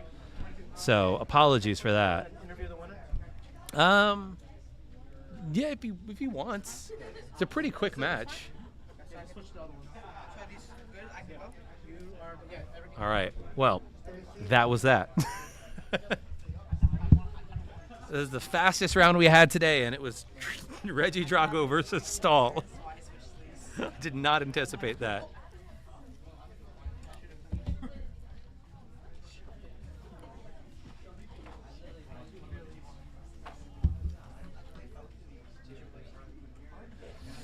Yeah, I guess the 10 damage on both, and then the Dragapult can place 6 damage counters, so that puts it at exactly 60 for the Mimikyu. Yeah. And because he couldn't find the Mist Energy. Interesting. Hello. That was about the fastest stall match I've seen in a minute. That was pretty quick. Well, he probably should have attached Bravery Charm to his guy instead of going for the handheld fan, but... The handheld fan, I guess it was a little greedy. Yeah. Because you're like, you're playing a Drago deck, and most of them play Hawlucha. Right. So you're like, okay. I think he said he didn't think I played Bundle, or he didn't know that I played Oh. Bundle. Yeah. Is Bundle like a common or a very uncommon Pretty thing? uncommon, yeah. Did you I put like it in though. for the stall? No, not specifically, but it does help. It does help. If they It's try useful. to go for the lone Mimikyu, or not lone Mimikyu, if they try to go for like the Mimikyu strategy early, then instead of powering up Mew, you can just go around it, and with Rod, you can get it back. So I do wonder it's too. good to a lot of different things. He did go the Hisuian Heavy Ball with the Arven as well, and I don't hate that because you get to see all your prizes. Did he pull the Rotom out with the Heavy Ball? Yeah. Okay, so that was useful. Yeah, so even if I don't know if you played 2 Rotom or not, like even if you prize the 1 and nothing else, it's still correct to use the Heavy Ball first. Yeah. So that way you still have 4 Nest Ball in your deck. Yeah. Rather than playing Nest Ball for Rotom there. Yeah. So I'm just But wondering if you have a Ken must Snorlax prize, so then I think it's better to Nest Ball for the second Rotom. Yeah. It's a little awkward, I guess, because he didn't have any other way to get a third Pokemon Sure. down. I don't know what his hand was, but yeah, it didn't seem pretty good. No. from what he did. When the thing you're grabbing is the handheld fan of all things. Right. Yeah. I figured from that Forest was prized. So yeah, I definitely, I think I saw you. Were you eyeing up playing Lumineon or not for a while there? So I was not sure. I was concerned that if my V-Star. Hawlucha was prized. So I had V-Star Bundle, Lumineon, Ultra Ball in hand. So I had it like almost guaranteed. Yeah, I think. But if Hawlucha was prized, you're like, uh-oh. I think it probably was correct to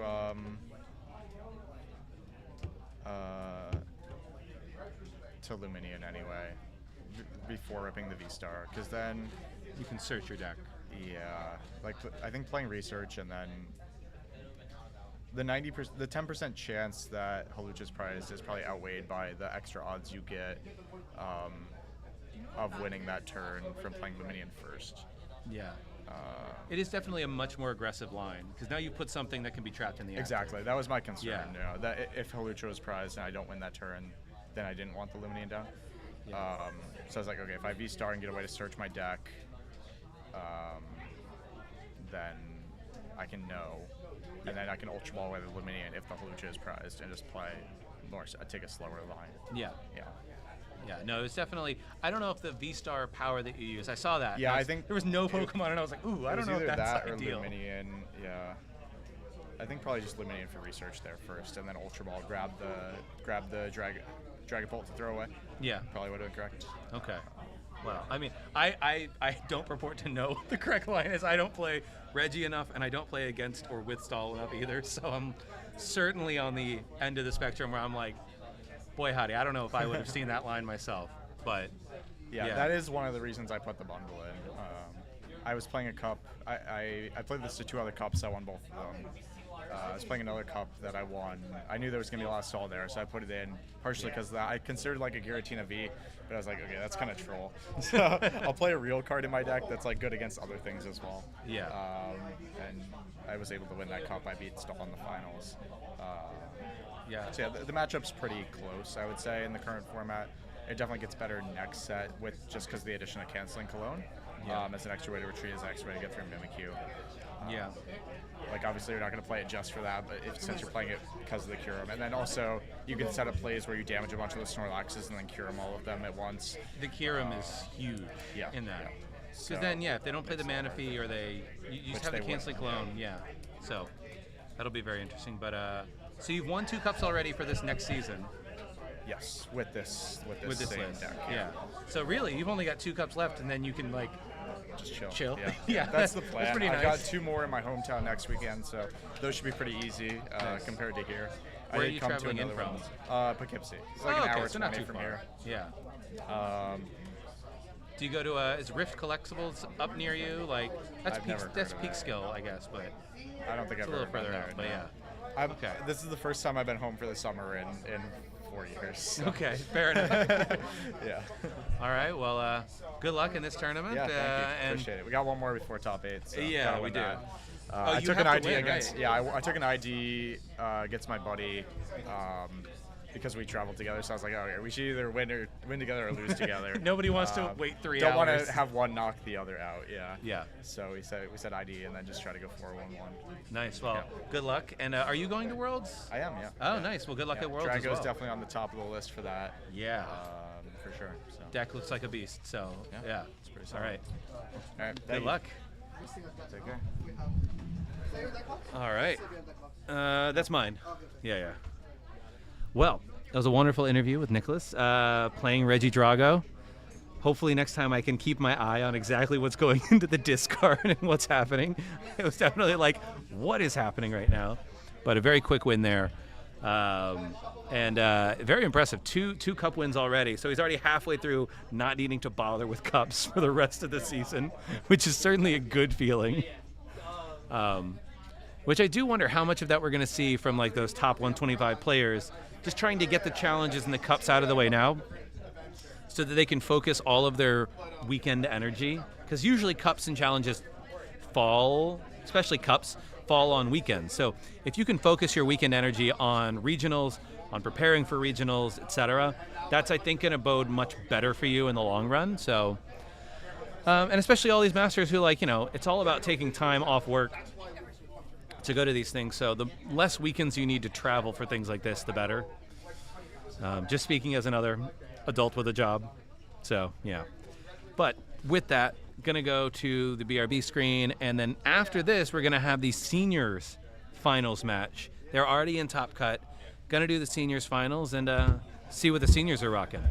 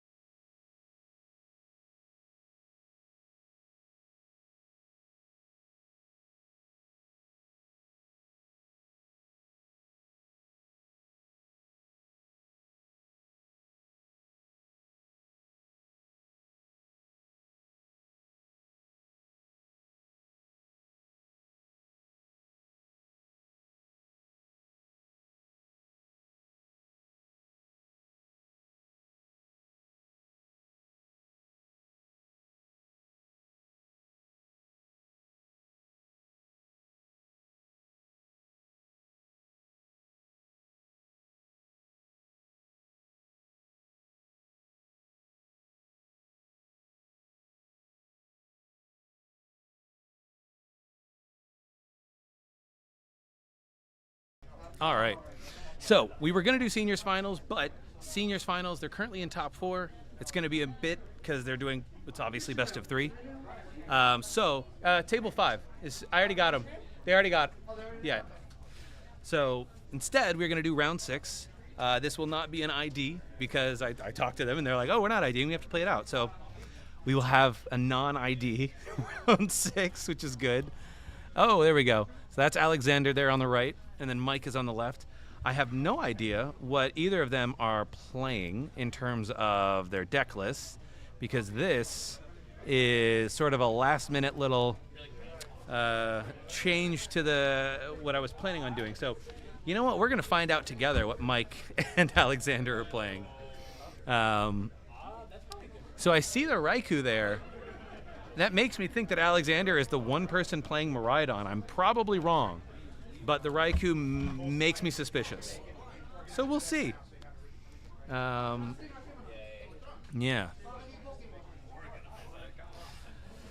And this is going to be the last round before Top Cut. We will have a top 8 Top Cut, so it'll be 3 rounds of Top Cut. I will say that the first round of Top Cut for Masters will probably skip to do the Seniors Finals. So we're not going to see top 8.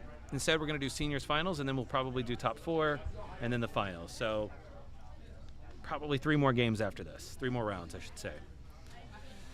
But yeah, we will see what each of them are playing in a second. As you watch me move elements around on stream.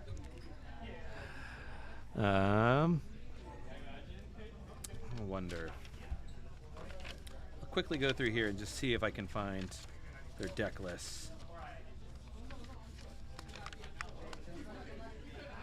Mike and Alexander. Let's see. Can I find their deck list before they flip over their top cards? Computer says probably not.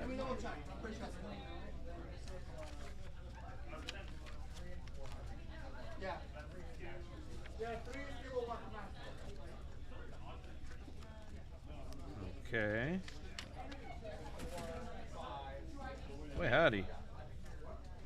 At the back here.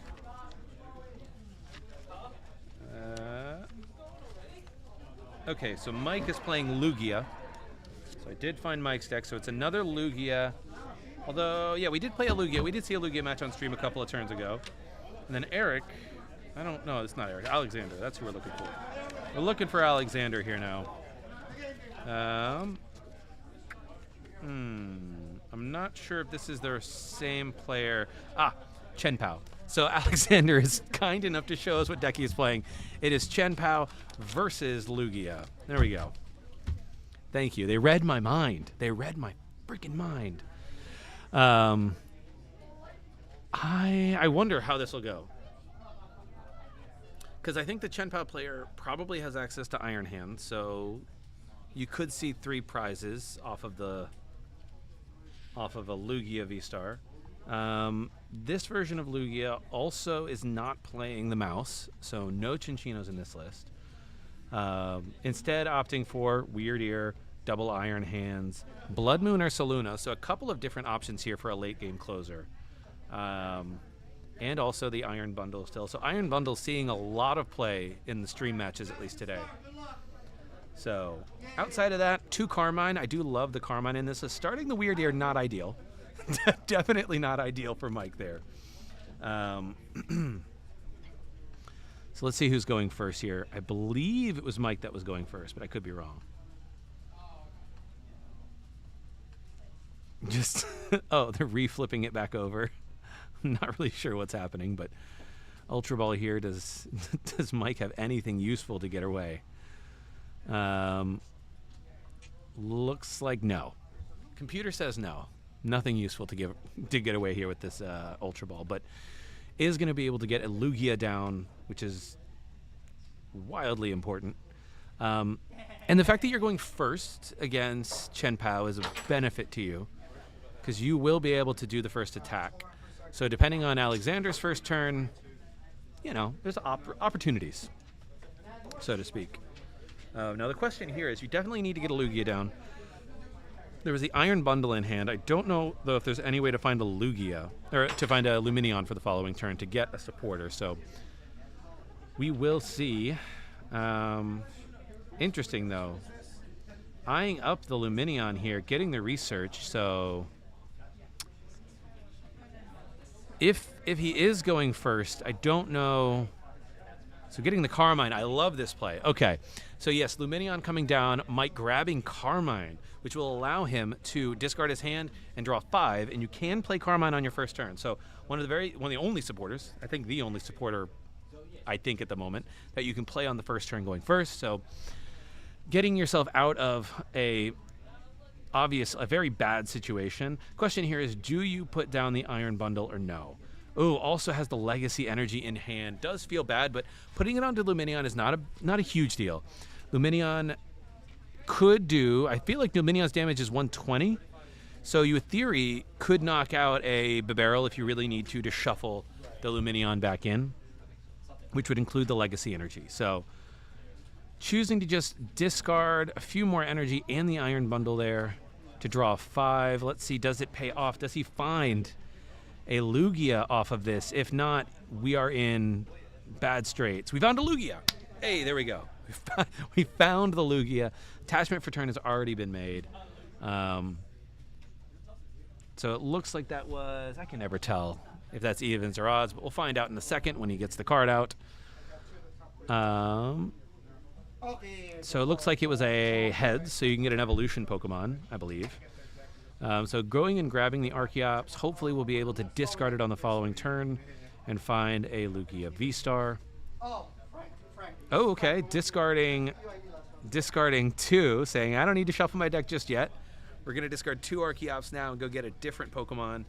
Just putting the Lugia V-Star into hand. I do like this because it tells Alexander, hey, if you are going to Iono, my hand may not have much else in it, so you can Iono all you want. That's fine with me. And with the Weird Ear in play, it's highly likely that on the following turn, Micah's going to be able to, Michael's going to be able to knock out anything he wants with the Weird Ear, or if he really wants, knock out a small Pokemon in the active with Luminion and put that Legacy Energy back into the deck. That would be huge. So Alexander gets the draw, goes to Nest Ball, and I wonder what we're getting here. This is pretty awkward. Just doing a quick deck search here for Alexander to start. Not exactly sure all of the options Alexander has at his disposal, so I think just getting the deck search in before playing anything else. Maybe pulling the Chen-Pao out now, because you can get a lot of the other Pokemon you need with a Buddy Buddy Poffin. So either Chen-Pao or, I imagine, Radiant Greninja. Those are the 2 that you'd eye up with a Nest Ball of all cards. But we will see. So a few different options here for Alexander. Carmine absolutely saved Mike's butt on that turn, though. So Luminion for Carmine turn 1. Good play. Solid. Only time one supporters.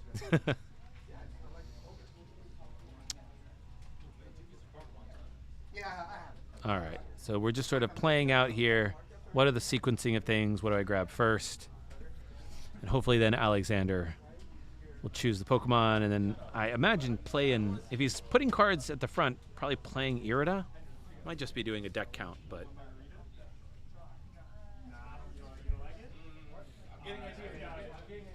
okay, counting up all the rare candies, there's 3 there. We have a Bidoof in hand, so that's pretty good.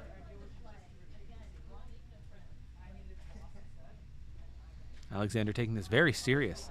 Has a notepad and everything. Excellent. This is more dedication to the note-taking than I would ever do in Pokemon. It just goes into my head. I take no notes. Most people are like that, but it surely doesn't. If you're in a long tournament, notes are certainly a better way to use your brain power.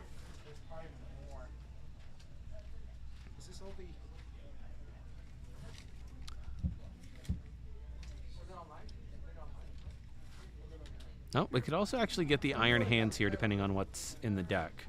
So the Iron Hands is in deck, so it's available. Question is the Lightning Energy available? Yeah, choosing to get the Radiant Greninja here. Might have other ways to draw. Might just simply want to draw to find an Irida instead, because Irida would get you Chen-Pao and Buddy Buddy Poffin. Might be all you really need. The fact that we're shuffling this much implies that the next thing we're going to do is draw with Greninja, so... Okay. You gave your deck in, right or no? Or not? Yep. It's a lot of shuffle. A lot of shuffling. I think that's sufficiently randomized. I don't want to tell Alexander how to do his job, so to speak, but I think it's sufficiently randomized now.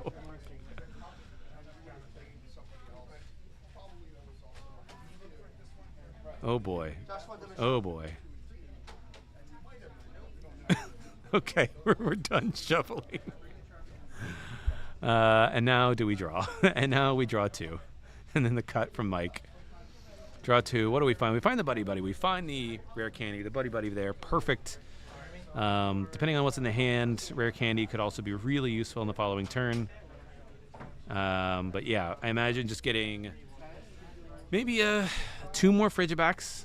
You have the Bidoof in hand, so if you're not going to retreat this Frigibacks, there's probably 2 Frigibacks here, is my guess.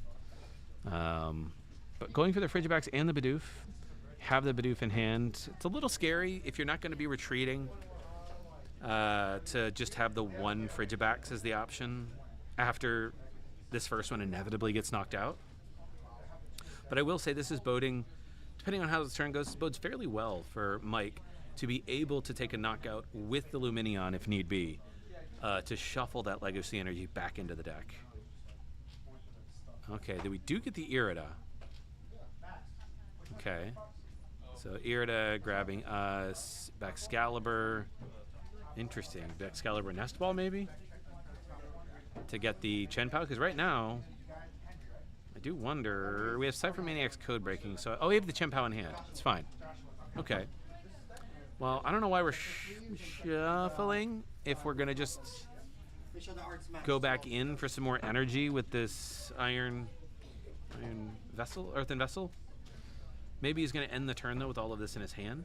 So, certainly an option. Play the Bidoof and then just pass. Don't put your Chen-Pao at risk.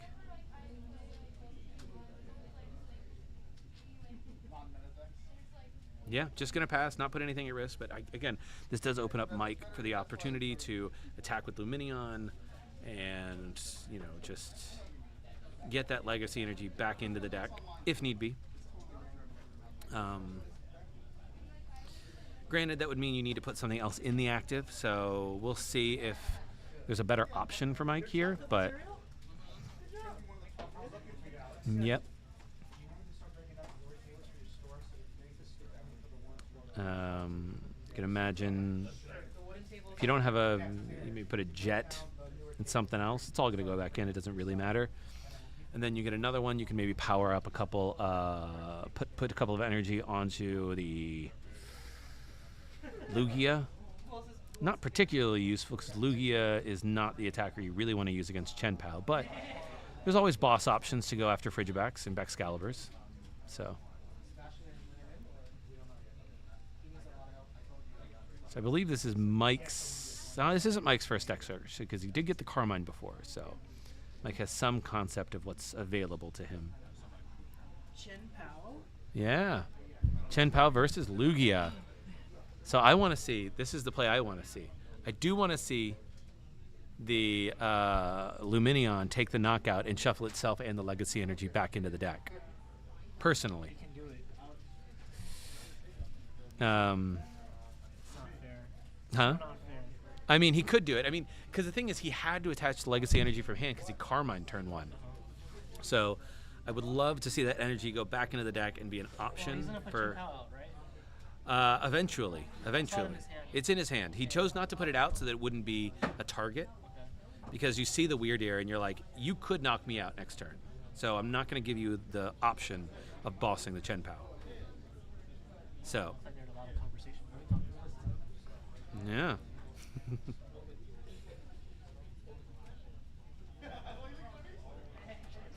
I guess just seeing like what's figuring some things out.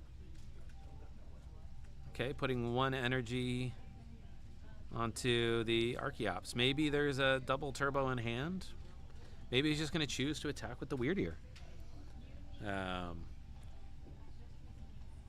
Interesting. Huh. Alex's hand is really good right now. Oh yeah, no, it's absolutely. Yeah. I mean, he Rare basically put everything he needed into his hand and then passed. Yeah. So he's got Cypher Maniac, he's got Rare Candy. I think he has the Bibarel in his hand, and the Chen-Pao. Yeah, and Earthen Vessel, some more energy. It's fine. He's cooking. So choosing to bring the Luminion up, he does have the double turbo in hand. 100 damage with Luminion. Shuffle You did it. what you wanted. Yeah, I did exactly. And then put the Weird Ear up. I like this with the gift energy, saying, hey, you're going to knock something of mine out. I don't have something better to give you, but you're going to let me draw cards. I hate that card. So, Mike going down to 5 prizes, taking the early lead here. And then for Alexander, now it was a little awkward because Mike is on odd prizes now. But the hope would be is that Iron Hands can eventually start fixing some of that math. But going off on odd prizes, now I will say, there's only one Frigibax down. So I was surprised. Alexander chose on the previous turn to go with Buddy Puffin for a Bidoof and a Frigibax instead of 2 more Frigibax. And I was like, if you're leaving this Frigibax up, you only have 1 Frigibax left now. Against Lugia, yes. So it is a little, that's a little scary. I'm not going to lie. Like, you do have the Baxcalibur in I'm not gonna hand. boss the other Bibarel. I mean, don't get me wrong, Bibarels are great in this deck, but they do nothing for you if you only have 1 Baxcalibur and it gets bossed. So I think the Cypher Maniac here, I imagine, is going to get Buddy Puffin to put another Frigibax out, at least. He has Earthen Vessel.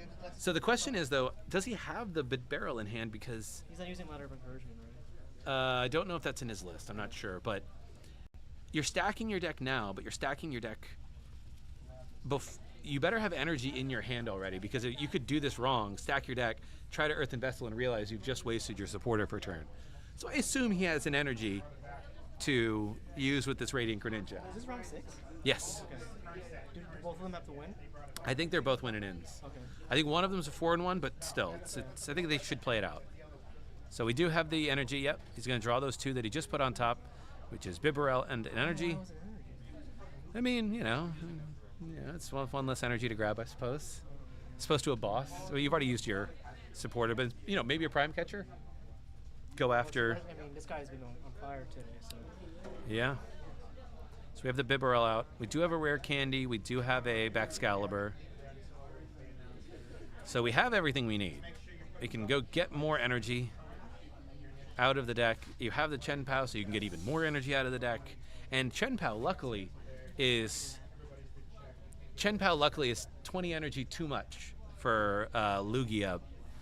So unless Lugia has a Defiance Band, it's going to be staring down the barrel of a Chen-Pao going, well, not much I can do about that. So,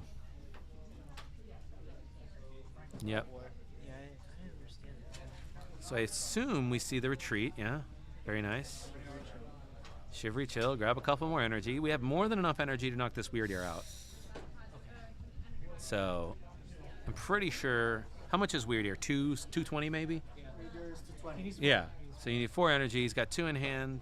Well, he's got 2 from the Shivery Chill, and I assume 2 in hand.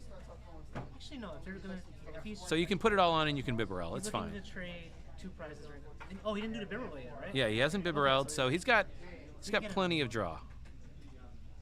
1, 2. He's got Pokestop, Prime Catcher. Get rid of The Prime Catcher is not useful Oh, he already retreated. because he's already used the retreat for turn, and I don't think he has any more energy. So he's gonna. So he might be out of luck here. Does he have the second Chen-Pao that you could play down and then Prime Catcher? But he has no more energy. He only had There might be energy in deck. You can go get another Bibarel. That's what you can do here. Interesting, choosing to get rid of the Pokestop instead of keeping it. Would you get a Bidoof? No, you got the Bibarel with that Ultra Ball. So he can Bibarel again. So. Yeah, the Pokestop, losing the Pokestop is an interesting play because it is a little dicey. Oh, he hit second. He hit a second Pokestop. It's fine. Draw 3 more. There we go. There's the other energy you need. His hand. Oh, yeah. No, he only had 1. But yeah, no, he's fine. He has all the energy he needs to take the knockout. Buddy Poffin. And if it were me, I would Buddy Poffin for another Frigibax. Unless But I am not Alexander. Interesting. Oh, okay. That was a bold play to Pokestop before Buddy Poffing. What if you get the rest of your Frigibax in the discard like that? That's big scary. If he's not playing Buddy, that means the other one's prize. It could be. Okay. But we're playing it. We're at least looking. Is it? No. Yeah, he's getting the Frigibax. He's getting the Frigibax. He likes to live dangerously, but not that dangerously. You could have done what you did. What you said. You could have. Yeah, I think you thin first because you don't want to mill the Frigibax. If that's your last one, which it would be, because he had 1 killed. So you normally only run 3, right? He only has 1 Irida left, right? Maybe. So he does take the knockout. The gift energy does proc, so Mike is going to draw a few cards there. But Alexander taking 2 prizes for the effort. And yeah, a lot of energy in the discard now, though, for Alexander. He's going to be relying on those superior energy retrievals for the rest of the game. So if Mike is able to find any sort of hand disruption, I mean, the 2 Bibarels are huge, though. So, boy, howdy. If I am Mike, I am eyeing that Baxcalibur like my life depends upon it. I mean, I think it basically does. Because that Baxcalibur, right, you don't know what's in your opponent's hand, but you've seen multiple Iridas get played and go to the discard from Pokestop. And I sit there and I think to myself, maybe you don't have a rare candy Baxcalibur next turn. And if you don't, well, then I just win. So if I was Mike, I don't know what's in his hand, but I think that's the line.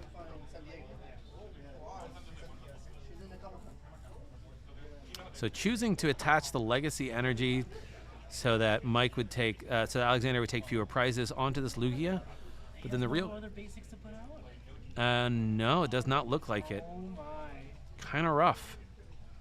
Yeah. Are you kidding me? We do have another gift energy in hand, but can he thin his hand down enough to have it be worth much?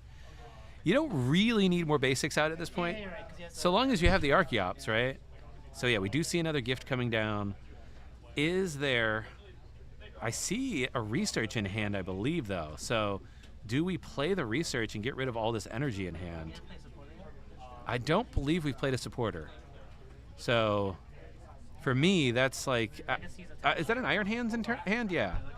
That is an Iron Hands in hand, I believe. Yeah, there is an Iron Hands. But the fact that the legacy is attached to the Lugia means that only basic energy. Blood Moon, okay. Interesting. So, in theory, I wonder why the Blood Moon wasn't played prior to the Lugia getting powered up. You have double turbo, so that would make you do 220. So the Blood Moon could take the knockout. It attacks for 240? Yes. You can't use the attack next turn, but no, you can't use. Oh, maybe it's 260. Yeah, so it's 240. Is it 260 or 240 on the Blood Moon? Let's actually see. 60 HP. Let's go to the computer. Yeah, the card. There we go. 240.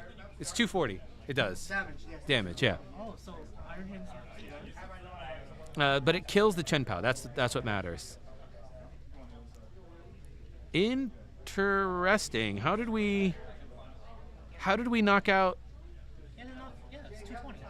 Oh, it's 220. Oh, does Lugia do 220? Hold up. I always thought my brain said 200, but that's probably because they're always attaching double turbo to it. Hello, Nam. How are you? 2 prizes. Oh yeah, thank you. On the left. So Mike goes down to 3 prizes there and threatens a Blood Moon turn. So Alexander here has the Irida. So the Baxcalibur play was not necessarily the right play. So it looks like Alexander is going to have Baxcalibur the rest of the game. That's just the reality of it. But from Mike's perspective, Mike will probably also have Archeops plays the rest of the game. Yeah, he does have Prime Catcher, but the question is, what do you knock out? You knock out the Ursaluna, take 2 prizes from that? Yes. But you still got to take 2 more prizes, and Lugia is only worth 1. He's more of a threat later. It's automatic. Oh, either way. But he can't attack more than 1 turn in a row. So then you got Jet Energy plays you can do, but it is awkward. So we're going to Iron Bundle instead. Interesting, okay. He still has the Prime Catcher. Does. That Legacy Energy is really making it awkward for Alexander, though. Because you just don't want to take only 1 prize. I know you go even on prizes, but the only thing you're attacking with is... So here, though, Archeops. Is Archeops weak to electric, lightning? I think it's fighting now. Is Archeops weak to lightning? Yes? So, putting the Archeops up, you could Iron Hands here and take 2 prizes. Is that what he's going to do? I would hope so. Oh, my goodness. So if you are Alexander, that Iron Bundle gave you the option to Iron Hands. So if he has the right cards in hand, he could throw the Iron Hands up, take 2 prizes, and with the Iron Hands, what you know is, you know that your opponent Mike can only knock an Iron Hands out with an Ursaluna. He's playing Chen-Pao out. No, he's putting it back into the deck. So if he goes in with Iron Hands here, Ursaluna is the only valid... Oh, interesting. Okay, so no Iron Hands play here. I don't know if maybe the Electric is prized. So instead, going to Prime Catcher the Blood Moon Ursaluna and get the 2 prizes there. And go for a boss play the next turn with Iron Hands, I assume. Or whatever. So it seems like he had no way to get the lightning out. That's probably why. So... He Earthen Vessel 2 waters before. Yeah. So, it looks like he has all 4 of his superiors in his hand. He still hasn't been rolled yet. Superior away, a Bidoof, and a Energy, sure. Oh, he needs 5 energies. Yeah, he's got 1 more in hand. So he's got the 5, luckily. So, all 5 energy onto that, then you barrel. Hopefully lightning comes in. And I think the plan here is to end the game with the Iron Hands. No. You did get a rare candy though, so you know. Does he want to draw more cards, or does he just want to get the knockout? Ooh, this is an awkward one. I don't know. I saw 2 superiors. There's a lot of superiors, but you need the energy, right? You don't want to use your superiors in case you get Ionoed. So, in my mind, I think you hold the resources. Nah, I should be. Andy, what's your record? 4-2? I should be Endo. Okay. What are their matchups today? Choosing to... Lugia. Reggie Ball. You got the Raging Ball? No, the Raging Ball Tetra. Okay. So just choosing to put 3, maybe 4. Is there still 4 in there into your hand? Interesting. Just putting 2 into the hand. Okay. 1, 2, another. Play that. Okay. So Alexander will be able to take 2 prizes here. That's guaranteed. Iron Hands is not in the prizes. So Iron Hands is in the deck. The Lightning Energy is in the deck. And the question is, I don't know if maybe you can attach 1 to the, I like this. Attaching 1 to the Radiant Greninja, knowing you can just retreat it next turn. It's your pivot. Drawing a couple of more. So really low here on the cards left in deck. So the odds are Alexander probably can find it next turn for the boss play if he still has a boss available to him. He did use the Prime Catcher, though. So I guess the other option would be Iron Bundle, assuming that Mike doesn't put down another Pokemon that is not weak to lightning. So Alexander going down to 2. Yep, he did it all. He just did he attached 1 to the to draw 1. And now the Radiant Greninja is a pivot Pokemon as well. So Lugia will be able to knock out this Chen-Pao. There's not really a lot Mike can do. It's you take the knockout and you hope. I think you need to put 1 Pokemon down though, that if Iron Bundle is the only way to switch. So if he doesn't have a boss, but he tries to Iron Bundle, you at least have a secondary option of Pokemon to put up front. What do you think Mike has left? I'm not sure. He doesn't have a deer. He doesn't have. No. Iron Hands? Maybe you throw an Iron Hands out. But I mean, Iron Hands can get knocked out by Chen-Pao, so you're in an awkward spot, right? Your opponent might Iron Bundle, see what you bring up, and then play their own Pokemon down, so it is a weird spot here for Mike. How you do? Oh, I went 3-3. Good job here first time. So just searching the deck for some energy. Ooh, Jet Energy. Do we bring it up to the active? Now, here's an option. Well, actually, no. If, What's the attack? How much can he do? I mean, Bibarel can do 100. So you could knock out maybe, no, the Archeops can do 100. So I think you could knock out the Frigibacks, but it seems kind of pointless. You could do 100 here and then do Iron Hands. You could, but then your opponent plays Iron Hands, and I guess if there's no bench I think space. you have to attack with Lugia here. I hope he doesn't have the Iron Hands. Is Prime Catcher gone from Chen-Pao? It is, yeah. So he has to get boss, and I don't think they play boss. Interesting. Yeah. So I mean, we'll see. There's Attack with Lugia there's and the Prime. option for Or Iron he can Bundle. bundle. Yeah, he could put the bundle back So in, you grab put a it. big body in the bench, like something. Yeah, like that's like Iron Hands, yeah. right? Yeah. But I don't know if he has a way to get Iron Hands. That's the problem. So just taking the knockout. So Oh, Mike Ji-Hoon? Jay. going That's down to 1 prize. So for Alexander here, it is, Needs bundle hands. yeah, Iron and Hands right. or bust. Yeah. Honestly, you don't even need the bundle. Iron Hands just takes out. But you can't KO Lugia with Iron Hands. Iron Hands only does does 240. That's You true. have to use the. You have to use. bundle Yeah, hands. yeah. He has the rod. He has Ultra Ball. He has the has the bundle. pieces. He has the Ultra Ball. He needs the energy. Lightning The electric energy energy is still in the deck. Oh, But you can thin your deck out quite a lot. Doesn't have a lot of cards left. This hand is kinda Because you have a superior energy retrieval. You can thin and draw with Bibarel all day. So I think you're probably fine. Like, I would put, honestly, I would just The put, Lightning's in the deck still.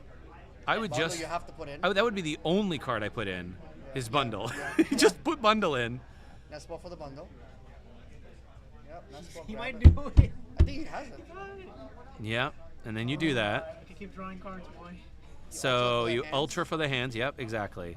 Ultra away. You have Cypher Maniac's code breaking in hand. He does? Yeah. Oh my gosh. So you get the hands out. You Cypher Maniacs. I don't know why we're shuffling. You can just Cypher Maniac here. Yeah. He never disrupted his hand this whole time. No, right? no, Oh, no. he had it in his hand. Yeah, he had the Cypher Maniac in hand. Oh, and the electric. Oh, it is. Oh, No, it's that was in doing the deck, thing, yeah. it's doing thing. He's like 2 cards, it doesn't matter what else I put. It's just. Oh, he's doing great. I saw him So now the question is, is his hand low enough? He's in a superior energy. So how many do you grab? 2? Okay, you get the lightning. Why do you throw 3? I guess he only had 2 cards in his hand. Sure about that? I wouldn't know otherwise. So he just discarded 1. He has 1, I 4, thought 5, he yeah. thought it was Greninja. Yep. And then you have all the energy you need in the world. Whatever form. And that's GG's. Alexander taking it here with a clutch. Sure. look at this, attaching an extra energy for fun. Yep, we bring up the Iron Hands. Weak 2 electric, taking the win. Managing to get around the legacy energy. Oof. So Alexander there, able to take the win against Lugia. Alexander was one of those same moves versus Junior when he's playing Raging Bolt. Ah, Shocks. yeah. He did the same exact stuff. I mean, that happens, man. I guess that's the thing with Lugia. It's like, you're not too worried about Iron Hands, but you're a little worried about Iron Hands. I took out Iron Bundle out of my Chen-Pao deck. I mean, I like Iron. You know, I think almost every game there's been an Iron Bundle that's been used on stream, and every time it's been used, it's been impactful. So I think Iron Bundle is a very good card. I think a lot of decks benefit from a 1 of Iron Bundle. So that's all I'm gonna Do say. I sacrifice Manaphy? No, no, you Exactly. can't. No, you do not sacrifice Mana. I don't know what you sacrifice, but I think Iron Bundle is pretty good. So that is the end of round 6. Oh, we're going to Top Cut now, Chen-Pao, yeah, we will, but Oh, we're gonna go wanna seniors interview finals after Alexander? this. Sure, yeah. Hey. Where can I find the stream on YouTube? Metapod. That's like Metapod TCG is the channel. Okay. So if you just put in like Metapod Podcast YouTube, if you Google that, or just put Metapod Podcast on YouTube, you'll see the channel, and then afterwards you'll be able to watch the VOD. Feel free to scroll through. Your match was, man, you had a really rough start. I did. You had and he had a great answer to the. You had the clef key out early, right? No, I no. don't run Clef. No. I had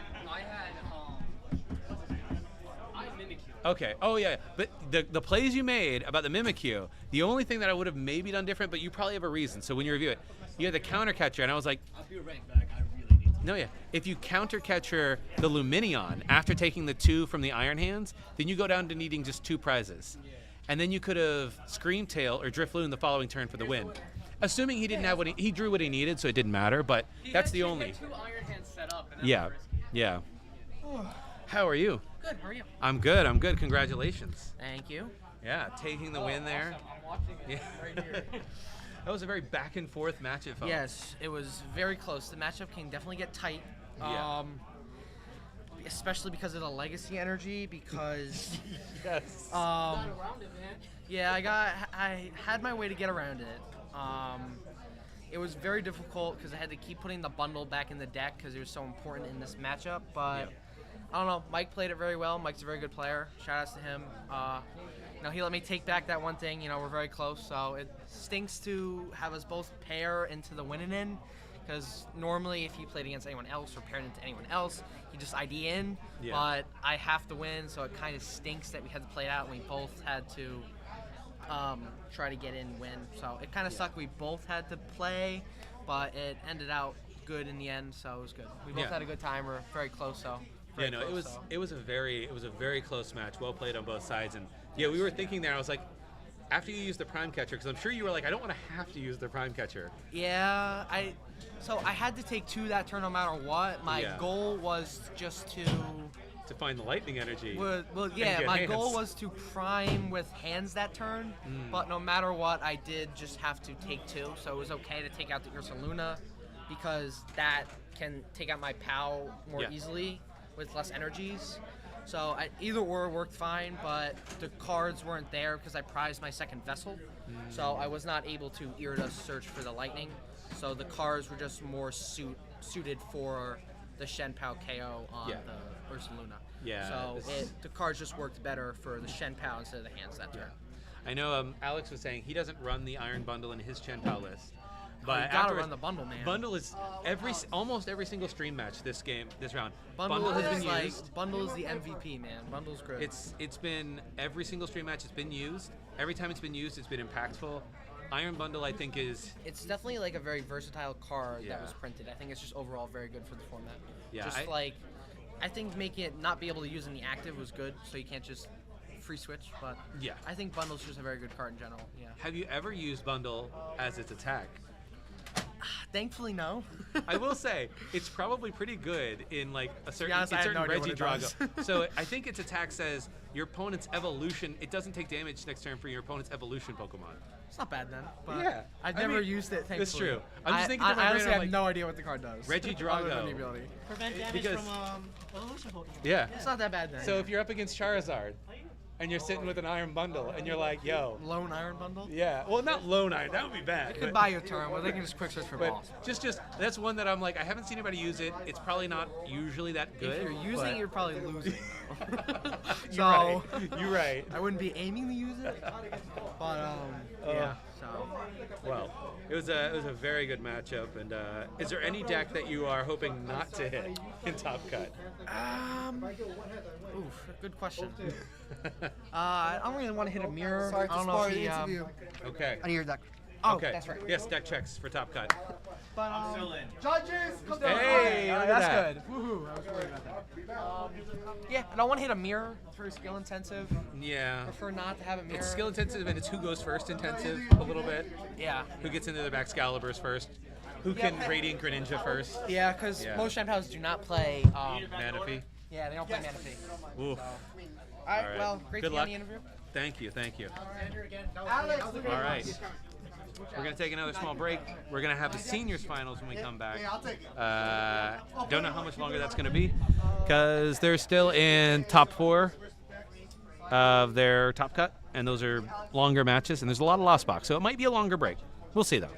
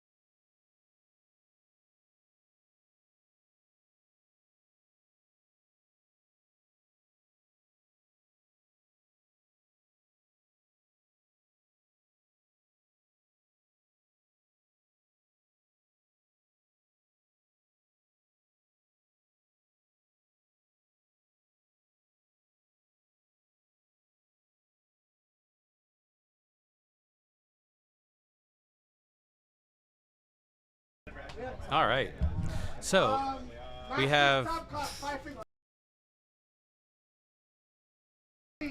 seniors finals starting soon. Masters top cut is also going to be starting while we're doing seniors finals. So we'll miss the top 8 of Masters, but we'll come back for top 4 and then the finals. So overall, 3 more rounds of gameplay, but these next 3, for those of you who don't know how a League Cup works after cut, once you go to cut, it goes to best of 3, 75-minute rounds. Most likely we won't go 75 minutes, but it will be best of 3, which is great because you won't have any games that just feel like maybe you didn't draw what you needed, you get donked, you prize something important. You get a couple of shots at the apple, so to speak. Bites at the apple, shots. So, yeah, this one is going to be a seniors finals of Dragapult versus Lost Box, which I think should be a very fun matchup. I feel like Dragapult cooks Lost Box just because you're putting a lot of small things out there with your comfies. Jirachi is not going to help you in this matchup. And I doubt very much that the Lost Box player is playing Rabska. So unless the Lost Box player also has a couple of mist energy out there, I think the Dragapult is going to be eating. So we'll see, though. There's always a chance that the Lost Box player is able to turbo out faster. That's the one thing that Dragapult is not very good at, is keeping pace early game. So if the Lost Box player is able to go quickly, then we might have a very different scenario on our hands. So, looks like they are just slowly getting ready and setting up. I believe that everybody's in the right position. So I'm going to cut us over to the table, and we can just keep chatting. I hope Henry, top 8 NIC, gets top 8 in this cup. Let me ask Entei, actually. Hey, Enti, did Henry Chow make top 8, top cut? Yes, so Henry Chow did make top cut. So, yeah. So, yeah, Henry Chow did make top 8 at this cup. So, whether or not he'll continue on to top 4 in finals, we will see. But, yeah, piloting piloting Gardevoir today, I believe. So, which I think is pretty standard fare for him, considering his NAIC record. So, but let us cut over now to the table as the players get ready to rock and roll. So Kobe there is, actually I don't know who is playing what in this deck. We'll find out soon enough. It looks like, it looks like Kobe is probably playing Dragapult, and Riley is playing Lost Box, is my guess, because I saw the Hawlucha, and I think Hawlucha is more of a staple in Dragapult than it is Lost Box. So, that's most likely the scenario there. Now, it's Dragapult versus Lost Box. Is Kobe playing Dragapult or Reggie Drago? I think it's Reggie Drago. Oh, okay. So Reggie Drago versus Lost Box. I think either way, Lost Box is kind of cooked. No. He's playing Dragapult. Okay. Yeah, no, it's fine. I was just like, I think it's a tough matchup for Lost Box, though. Just because, like, all the damage counter placement against the Lost Box deck. Lost Box. Yeah, I think it's tough for Lost Box, is my guess. If he can pull off that turn 2 Radiant Greninja, then it's over. Yeah. They've been doing that a lot lately. The turn 1 with Greninja. Well, that's what I was saying. I was like, I think the option that the Lost Box player has here is pace. If they get the pace they need in the early game, they can really pressure Dragapult.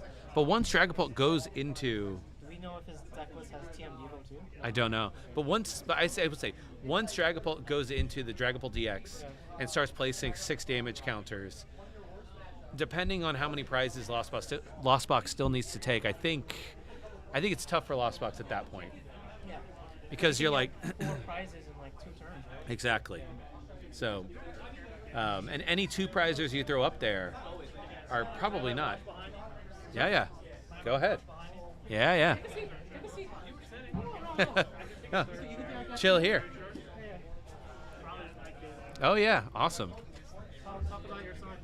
Yeah. Which seniors are you here supporting? Riley? Brandon. Riley and Brandon. All right. Well, Riley doing very well. Playing Lost Box, right? Yep. This is a new 60 for him. Okay. How familiar are you with the format and how do you know the matchup? It's Lost Box versus Dragapult. I do. How do you feel like that goes for Lost Box? I don't know that. It's got to be fast, right? Yeah. So Dragapult can attack so fast. Turn 2, it can start doing 100 to a bench. And so if you start targeting the confies, watch out, right? So yeah. Or even the cram itself. So it'll 2-hit the cram, I guess, but it can 1-hit a confi each time. So to do that turn 2, yeah, that's gonna mess it up. Yeah, that was the thought process. It really is about speed. Oh, I don't know. Everybody's setting up, so I'm good to go. Alex. But yeah, I do think that it's going to be about speed because Lost Box, if they get going really, really fast, right? Yeah. Then, huh?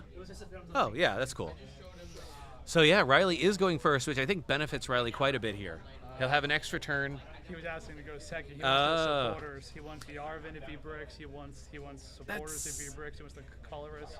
That's fair, but you start the Buddy Poffin, Yep. right? So you're in a decent spot, and it means you have a whole turn where you don't have to worry. You get a turn ahead where you don't have to worry about Dragapult. Yep. So against a deck that likes to evolve, I actually think, in my mind, like this is actually a good thing potentially. Good. Because it's easier for you to get to 7 by turn 2 than it is to get to 7 on turn 1. Yeah, he's got to learn that because he was asking for turn 2. So it's like Yeah. prize check. He takes these little notes. Yeah, no, it's impressive. I was seeing people doing all these prize checks, and I was just like, more rigorous than I am. Yeah. And I quick don't. About it too, right? He was Yeah. done in 15 seconds. Yeah.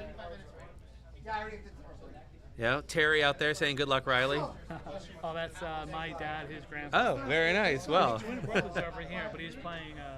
the whole family getting in on the Pokemon action. So yeah, I guess with this Buddy Poffin here, a lot of options at this as well. Could just go get 2 Comfies, depending on what the hand looks like, right? How many Switch Carts, how many Jet Energies are available. But other than that, maybe you go Comfy. I don't really know if there's anything else you grab. Cram, but you can't get the Cram with the Buddy. It's too big, yeah. 70 versus 110, yep. Yeah, so I guess at this point, you know, maybe you throw 2 down and you just accept the risk that you run with Dragapult, but knowing that you're going to go a lot faster with two more Comfies on the bench, so yeah. Would Manaphy prevent Dragapult attack? No, right? Unfortunately, neither Manaphy nor Jirachi stops it's Dragapult. the other guy that does. The only one that stops it, the 2 cards that stop it are Mist Energy and Rabska. But Rabska's, stage 1. yeah, it's kind of awkward. It's like, it's good if you get it running, but the second they boss it up and knock it out, you're never getting it up again. No, it's, So, no one plays it. yeah, I played it in Diplin, and that's Oh, it. you did? Yeah.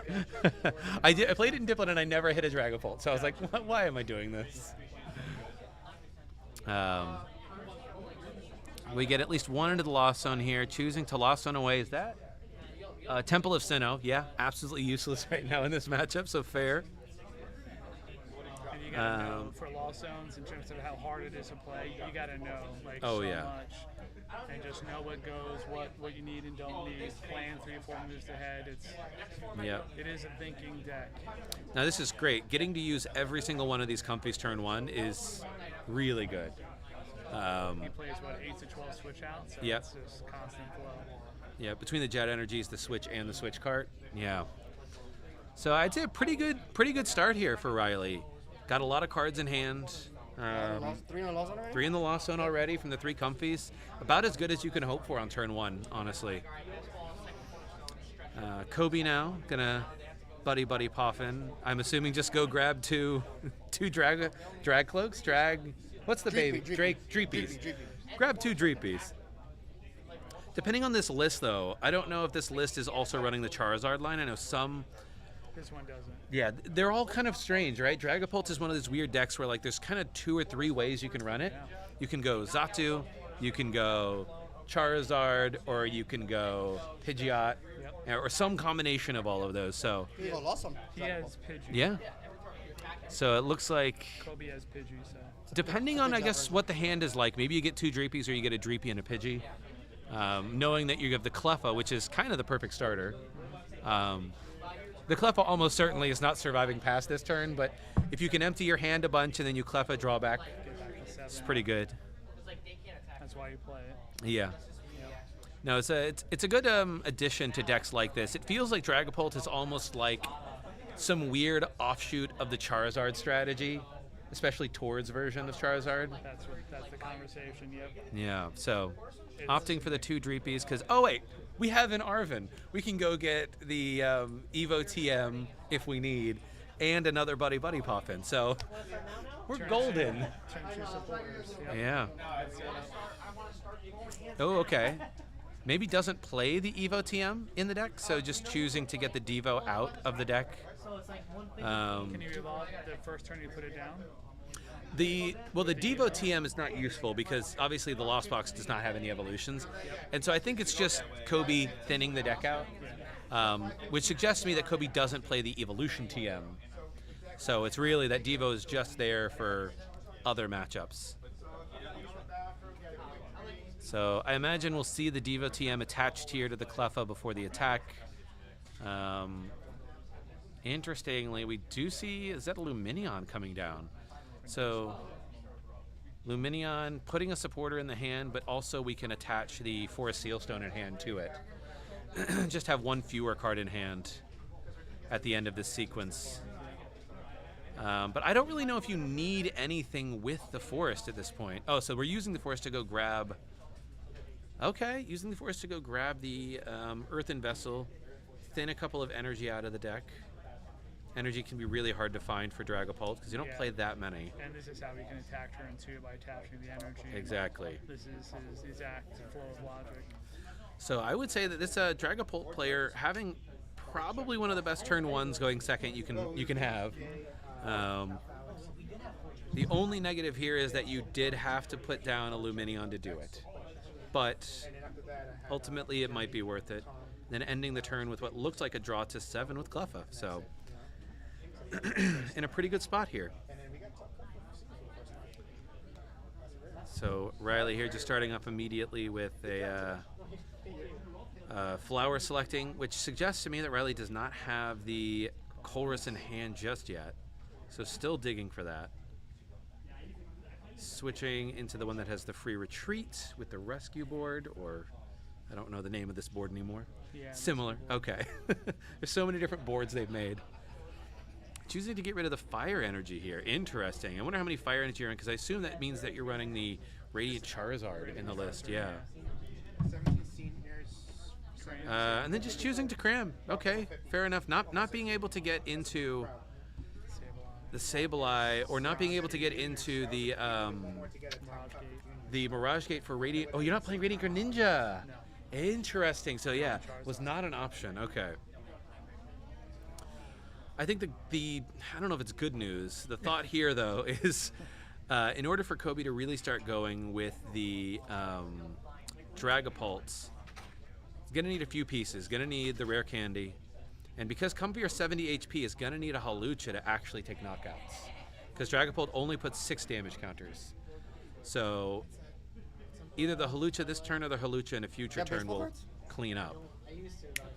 So you do have the energy, you do have the rare candy, and we do have the Dragapult. So we're able to get into all the pieces here. The question is, what is left in the hand, right? You have a Dreepy, a Pidgey, maybe a Bidoof as well. So you've got a lot of different cards on the bench, but no real draw engine to speak of. So able to take a knockout, able to put 6 onto maybe splitting up the damage here. Okay. It looks like interesting. 4-1-1 maybe? So just choosing to spread the damage around rather than put it all onto one Comfy. So just so everybody can see what the Dragapult's attack is, and also to refresh ourselves, Here is Dragapult, 200, and you get to put 6 damage counters any way you like.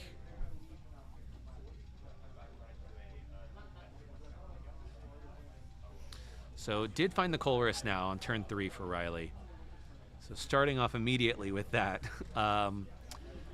And from Riley's standpoint here, I think it's pretty hard, I think, to get at this Dragapult at this point. But I imagine the goal here is to get into Sableye, and then if you can, you might be able to knock out both the Bidoof and the Pidgey, depending on, Those are 2 good weak targets. Yeah, depending on their HPs. I'm not sure exactly which versions these are, but I know the Dreepy is 70 HP, so, but if you can get rid of those two, that would be huge for Riley here. Let me also...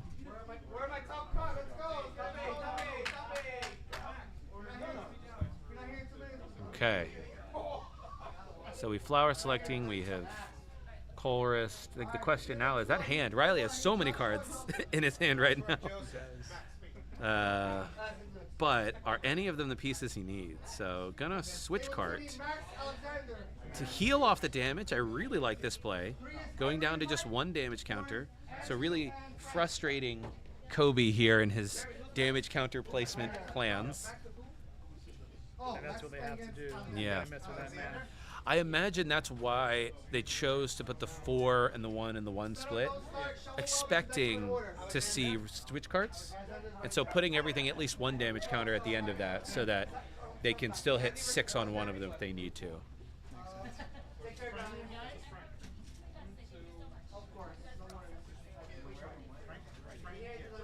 So gonna Lost Vacuum here, get rid of that.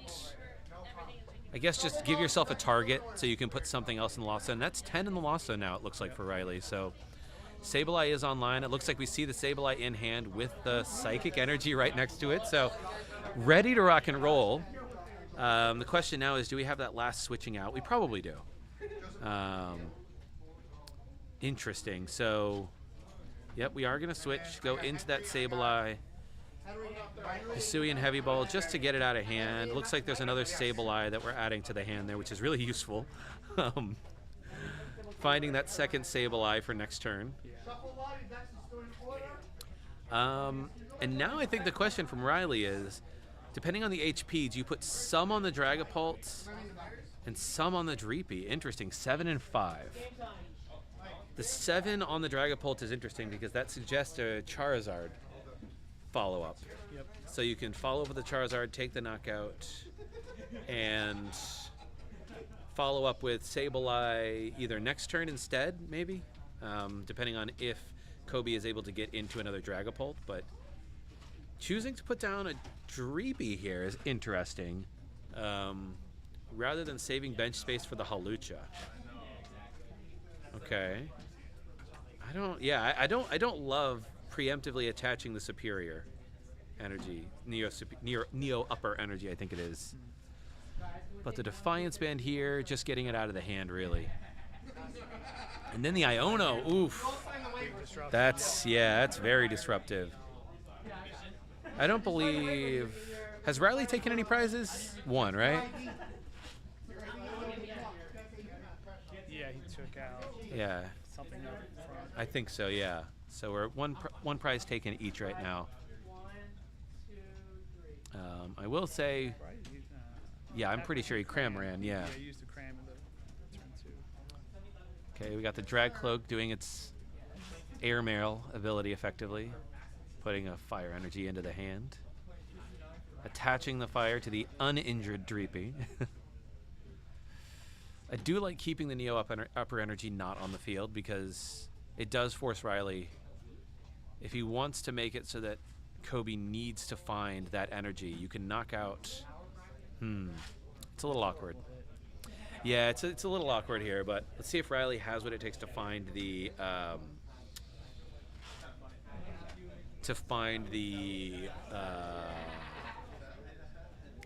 Charizard this turn.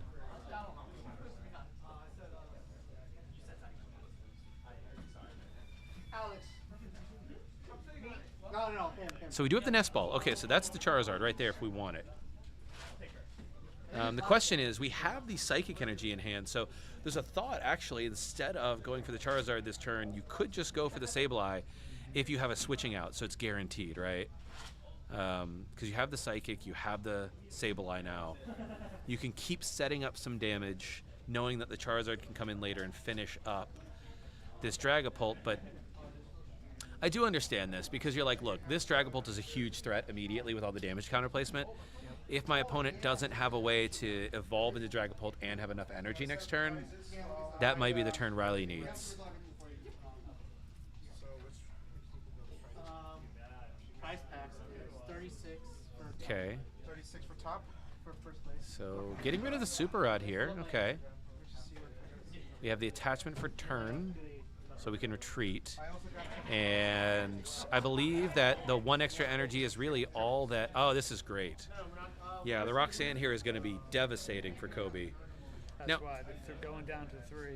I will say Kobe does have Pidgeot online. He does. So it is a little, it is a little like, it's good to do this, force Kobe to use the Pidgeot for as much as they need rather than just extra stuff. But yeah, the Pidgeot and the Bibarel is tough. So odds are Kobe is going to be able to find a way into another Dragapult.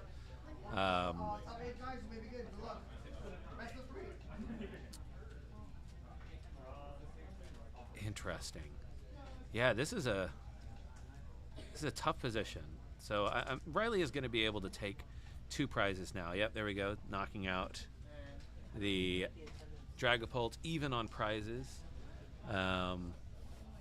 But I assume Kobe's probably going to be able to find his way into another Dragapult. Certainly, if he's able to just find a Dragapult, he can search for the Neo Upper Energy with the Pidgeot.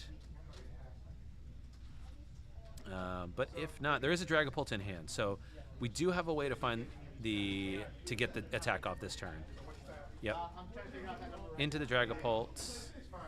Only 5 damage counters on it means that Charizard, if it can come back, would need additional damage help, like a Defiance Band. So that would be the one tool that Riley plays. Okay, so he does play the Defiance Band. I guess if you're playing the Charizard, that is the tool to play. Yep. You can hit 280 for V-Stars. You can, so there is the opportunity here that Riley can follow up. Which, because I'm assuming that Kobe's going to need to go find the Neo Upper Energy here and attach that for turn.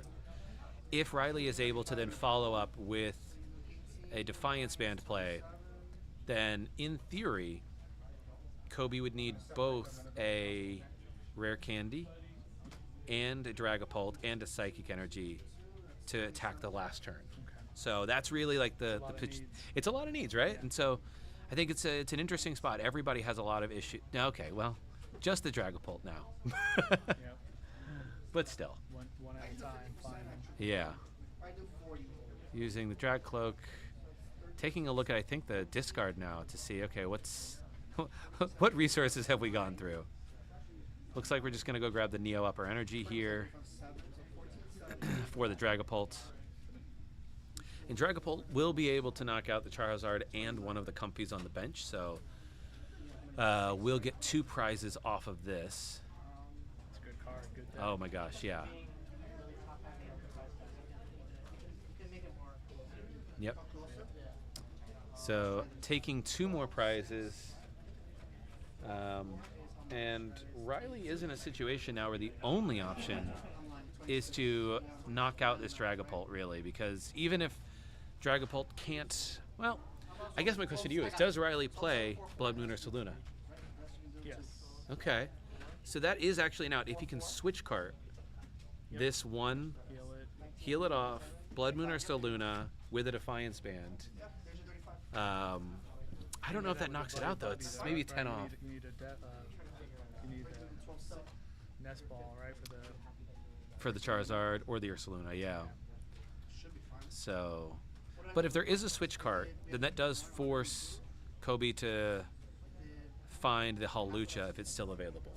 So, oof, there's a lot. There's a lot going on here.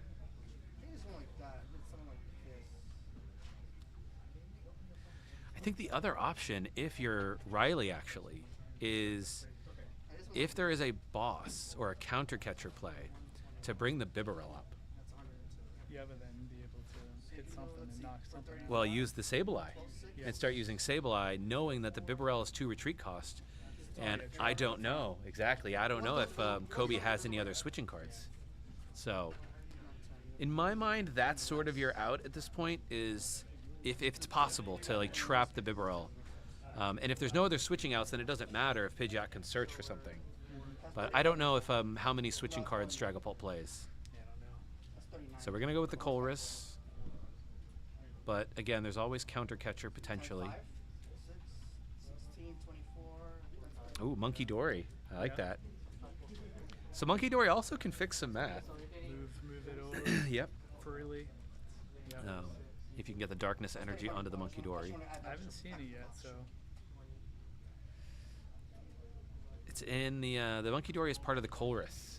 It's in the options for Colress. Yeah. Oh, no, I'm at the dark energy. I haven't seen Yeah. I think I saw one come onto the Charizard. That's all he has. So he still has Super Rod though. You can still Super Rod it back in. And I think Super Rod was maybe an option. Yeah, there's Super Rod as well. So he had Super Rod Monkey. So for price packs, you do 36, 20, 11, 11. We'll see here. And for regular packs, I'll be interested to see too whoever wins this game, first or second, right? Like if Riley chooses to go second and get that Cramorant knockout turn 1.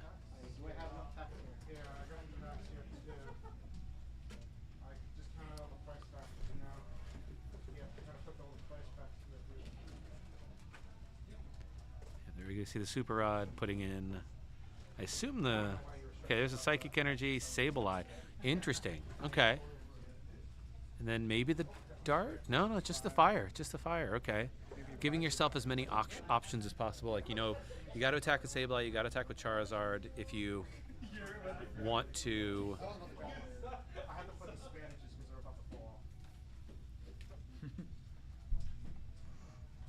Cross off his prize checklist. Yeah. That's gone. Just looking through the deck while you're grabbing the Sableye out with a Nest Ball, it looks like. Does have the Counter Catcher in hand, so that's huge, actually. So can attach a retreating energy there. Put the energy onto Sableye, and it does look like the plan is probably Counter Catcher onto Bibarel and Hope.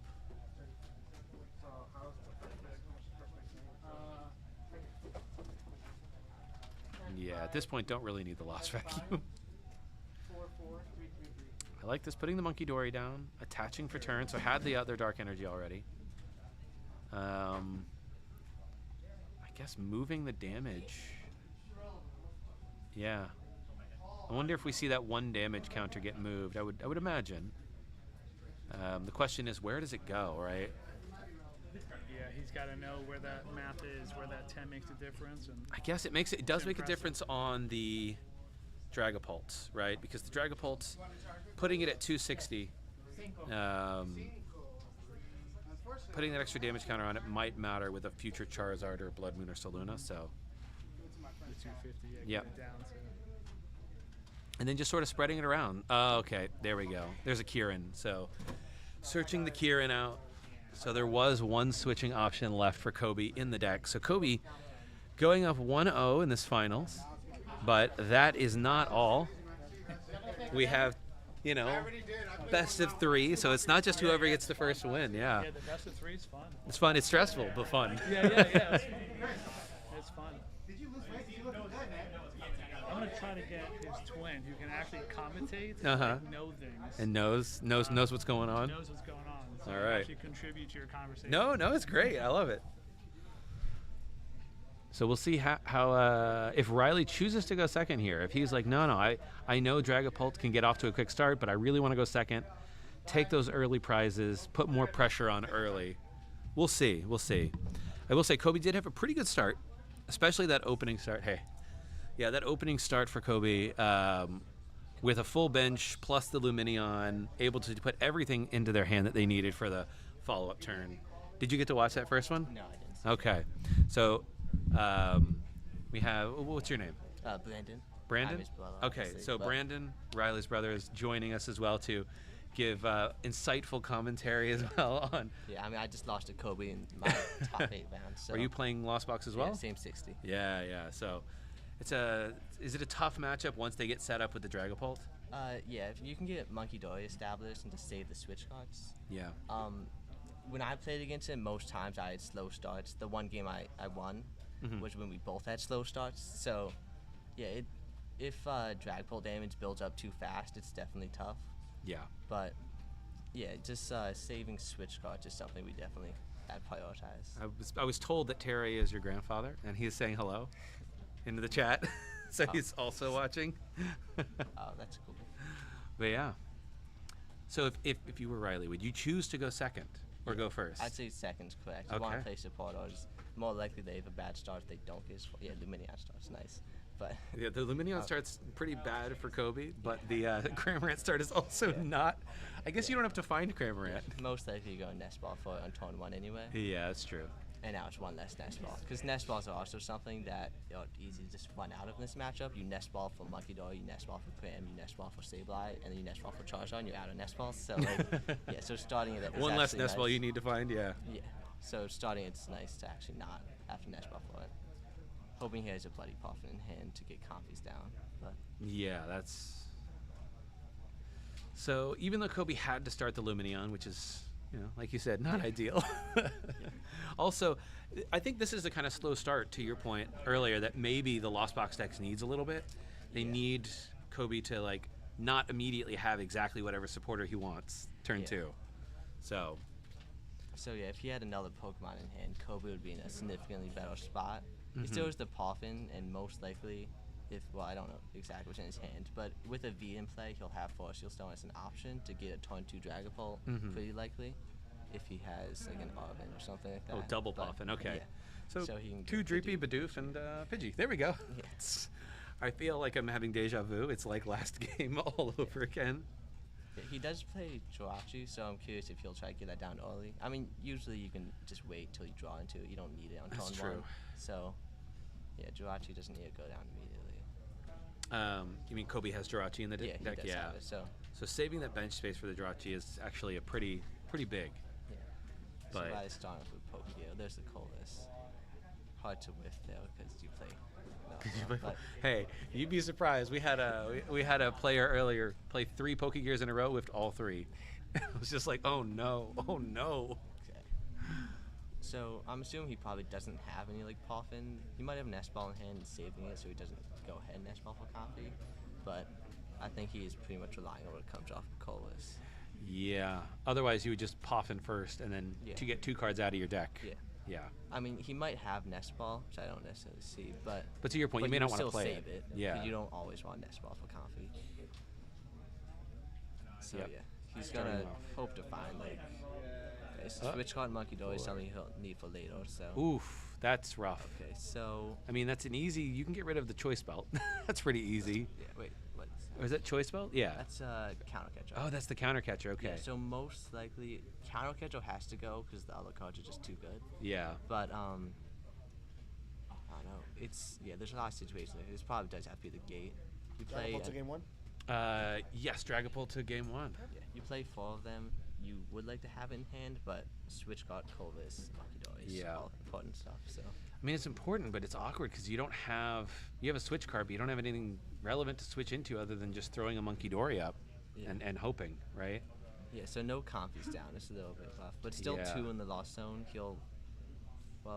It's choosing to go second. It's a little, but I guess Kobe here feeling pretty strong, confident, so not he's got a benching Veil King. Jirachi. He needs Yeah. Ultra Ball or Dragapult. That's 7 cards in deck. Okay, he finds the Pidgeot. He finds the rare candy into Pidgeot. Does he have Forest Shield Stone? I think he does. Yeah.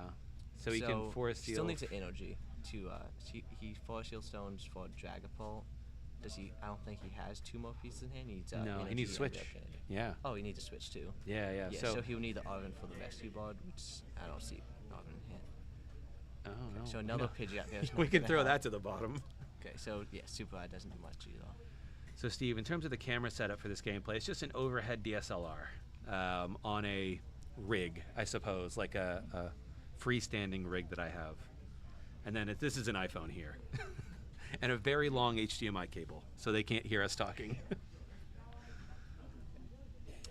So we'll see. He can quick search for the Arvin to get rescue board, or the rescue board. But I don't think he has a way to get Dragon pulled out, which means that he's probably gonna not get that until turn 3, which isn't that bad. It just means he won't be able to. I mean, the other option. I don't know if Kobe plays it, but the other option is you just go and grab Iono or research if he has one of those, because you know. If you can, you're either guaranteed. If you take Arvin, you almost guarantee you're not going to get there this turn. Yeah. Or you take the Iono and see, right? Yeah. So he might end up going for that, but yeah, I think he's just going to want to this. Pretty much guarantees you'll get on next turn, which is still a good thing. Like he could draw into completely dead cards off Iono. He doesn't want to miss that. So. If you do need, Steve, if you do need a very long HDMI cord, make sure you get. Mine's a 100-foot cord. It has a repeater. Make sure you get a repeater, because once an HDMI cord gets above, I don't know, 25, 50 feet, there's signal degradation. Just so you know, things you might not know until you actually experiment. So. Okay, so we did get into it, but yeah, to your point, just taking the turn off, getting fully set up, knowing there's no comfies on Riley's board, so you feel a little safe. Yeah. I mean, he did fill up his bench without Jirachi, so if that's true. If the Sableye damage is done correctly, it could be a very long time before that Jirachi actually hits the fields. That's just very true. Like 70 on Dragapult, the 50 can go either on the Draclock, or the 50 can go pretty much anywhere. It'll be significant wherever it goes. Mm-hmm. And then if he doesn't actually take KOs his first turn Sableye, it guarantees a second pretty much, which is a good thing. Yeah. The Colus is nice. He's at 4. Honestly, the Cramorant in the active now, because you have 4, putting 110 onto this Lumineon isn't the worst. Yeah, I mean, because we know that the Dragapult player is not playing Scoop Up Cyclone. Yeah, he might like to find a bundle potentially, because 110 on even like a Bibwell could be more significant, or even a free prize card on Dreepy. That's true, but to the point of you find the bundle, say he throws the Dreepy up. Yeah. And then you knock it out, so now there's a bench space for the Jirachi, right? Yeah, that's true. So you might, he might just have to be fine with putting damage on the Minion for a better Sableye turn in the future. Yeah. That would put a 50 left, which is good math. 70, 50, 70 on Dragapult to put it down to 250, and then just KO the Minion. So I actually really like this, because you're setting up a nice 2-prizer. You can set up, and, yeah. Something pretty significant here is that since the Fossil Stone is on the Minion, he can't attach the rescue board. He still needs to find. I don't know if he plays Toro. I didn't see it in the games I played against him, but I kind of assumed he would play at least one. But we'll see. I can't confirm. But that just feels like such a bad. Yeah. I mean, I guess it's not the worst search with Pidgeot, but. Yeah. Well, I'm not sure if he plays Toro. No, he plays Kieran. So he'll take the Kieran most likely, just as the switch. But boy, howdy, that Kieran is what actually got him out of a pickle in Game 1. Because Riley correctly deduced that, bringing up the Bibarel at late game, but then the Kieran was still in deck, so he was able to search it. So I think he just grabbed the Kieran there. Yeah, I'm thinking Kobe probably doesn't play Toro. Yeah. I guess the Kieran and rescue board replaces it. But. So I guess knowing that, though, like that 110 damage on the Lumineon does feel really relevant. Yeah, that'll definitely end up mattering later. He could even just slowly KO Lumineon with Monkey Dory, potentially. Yeah. If he puts, that would take 3 turns of Monkey Dory and would be a KO, which would be nice. So taking the knockout, Kobe getting the knockout there, the first one. Then I guess at this point we definitely send up the Comfy. 40-20 is correct, but he has to switch card and Monkey Dory, so he won't. So he'll go down to 0. Get a 2-prize next turn, which is a good thing. And you have the Colress in hand, so what are we at now? 5 in the Lost Zone. Colress gets you to 7. We'll see if he can find. Well, we're talking about it. The 110 damage on Lumineon might matter. The bench is full, so Kobe can't bench Jirachi. Yeah. And one really significant thing is... Well, if you just put your damage counters correctly, and if Riley you put it correctly... still has a Devo to come in at some point. Yeah, so Devolution to you. Yeah, if he doesn't take a KO, and then he sets up damage on Pidgeot, maybe even Bibarel and Dragapult, definitely. Yeah, he can get a 2 or 3 prize turn off of that without opening up a bench space. Yeah. So, I think that's the fact that you have Monkey Dory and the switch carts, you can limit the amount of damage so that Dragapult can't take 2 prizes in one turn for a few turns. You keep limiting that, and they don't have a bench space for Hawlucha either. So it's pretty awkward right now, actually. And this is something we were talking about before. He just got rid of 2 Buddy Poffin, even though he only has 1 Comfy in play. You don't want to put too many 70 HP Pokemon in play in this matchup. 1 Comfy might be enough. If it gets KO'd, put down another. And then, like, you don't want to have low HP Pokemon sitting on the bench, even if they are Comfies, which are important to your strategy. You can still manage with only 1 in play. At this point in time. And it's not getting KO'd because he has the Monkey and the switch card. And Kobe can't use Hawlucha because of the 5 on the bench. Exactly. So I will say, like, look, I will say Kobe is probably a very good pilot of Dragapult, but that last Dreepy does seem a little greedy in retrospect. Yeah, he might not want to bench that. Yeah. Even though you do want to chain Dragapult attacks in this matchup. If you can't do that, then you're in a worse spot than having a Jirachi on your bench, and no Dragapult is probably scarier for him. So yeah, he does want to, like, and especially if he gets I don't know how many draft locks he play. I think he plays 2, but like he does want to like build it up so he can eventually just have enough Dragapults in play that they can't all get KO'd. Yeah. Interesting. Choosing to do the Mirage Gate here, I guess just looking through the deck, and then putting an energy on the Comfy, not necessarily for this turn, but for a future retreat turn. Yeah, definitely. Or not. Fair enough. Yeah. I think he's just looking through his hand to make sure he knows. This is his first deck search, is a big thing. You do need to know his prize. If there's like a super odd prize and you don't know about it, that can be really bad. So yeah, you accidentally, lost zone one away, and you're like, oh wait, oh no. Yeah, so he does want to check for those things. And also energies, obviously. He does have a fire lost zone. You only play 2, so he has to make sure the other one's in there so he doesn't try to use Radiant Charge and then find out the other fire's prize. Also, to your point about the Devo TM, right? Is that prize? Oh, it's the Charizard and something else that seems like it might be needed. Okay. Now, most of the time, there's not much that is more important than Charizard here. But if it's Charizard in the last fire energy, then it's that would be very sad. Then it makes I guess at that point you just commit to it. never playing Charizard. You keep the energy. See. Oh, it's a switch. The switch is significant too. The deck list only plays 7, which is also something that makes it. You have to be very careful with switch outs. They're not easy to lost zone ever, and so when you do, you have to. 2, 3, 4, 5, 6, 7, 8. So. Okay, so he's gonna double vacuum. That's good. Okay. 9, 10. There we go. Just get rid of some stuff. Although that does open up the rescue board on. But I guess you needed to do it to get to 10. But at this point, you're probably not going to stall the Lumineon. You choose the Bibarel anyway. Yeah, that's so, fair. Yeah, it's not. And he has Pidgeot for Field Tree. It's not. He has. Okay, so Sableye. I guess at this point, you just start loading it up on the Pidgeot and the Dragapult, knowing that you want a Devo TM at some point. He might. Yeah, I think he's going to take the KO because knowing Devo's prize, that's something you do want to take. Oh, is the Devo prize then?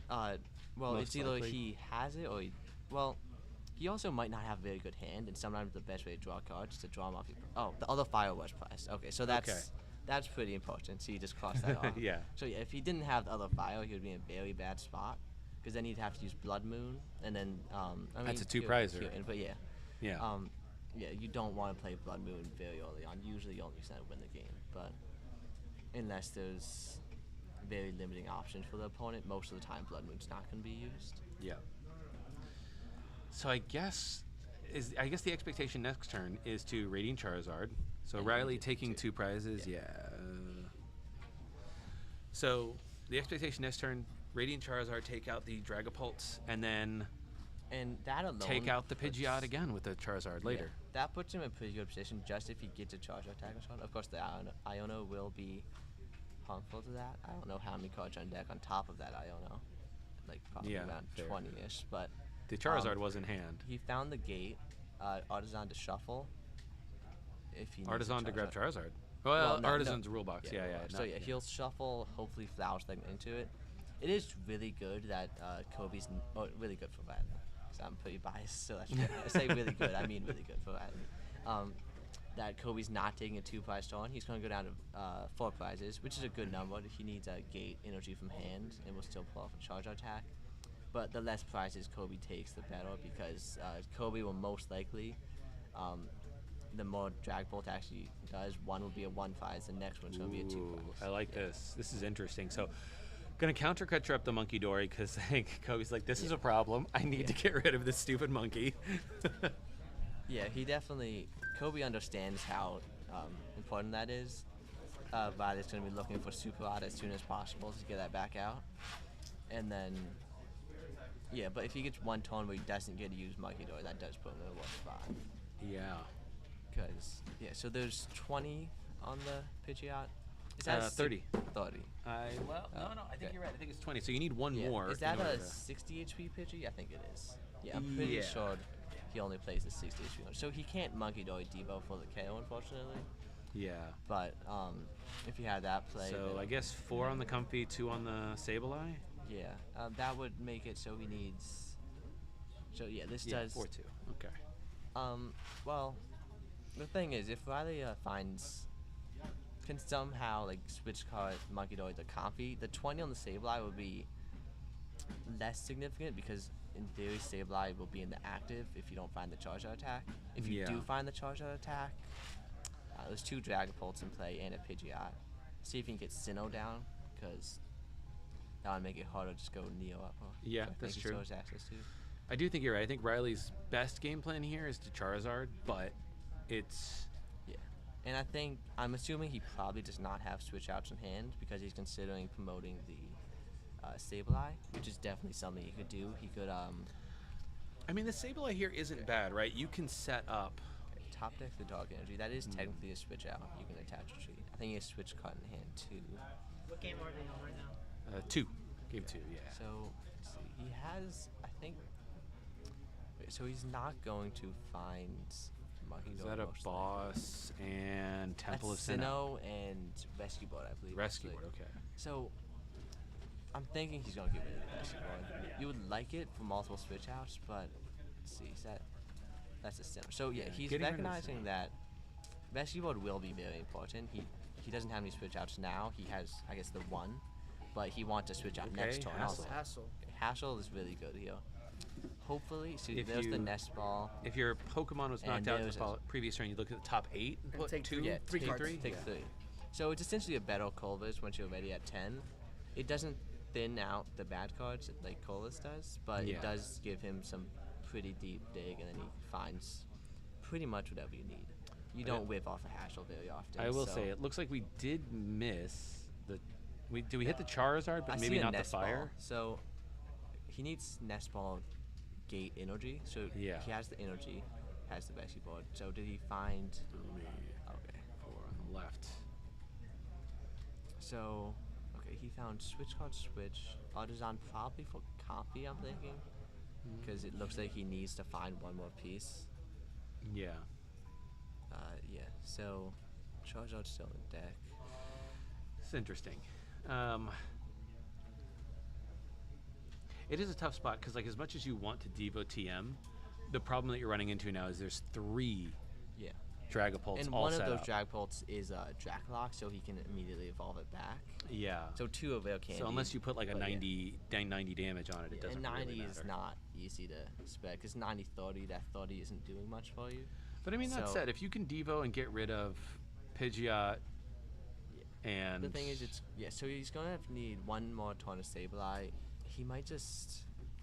If he's...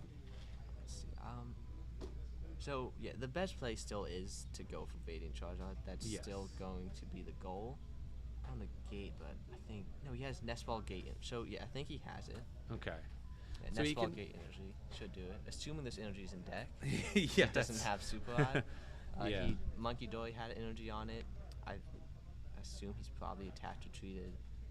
That's a 70 HP Bidoof too, which also makes it harder to... Oof. Because Kobe is pretty much maxing HP of all the basics.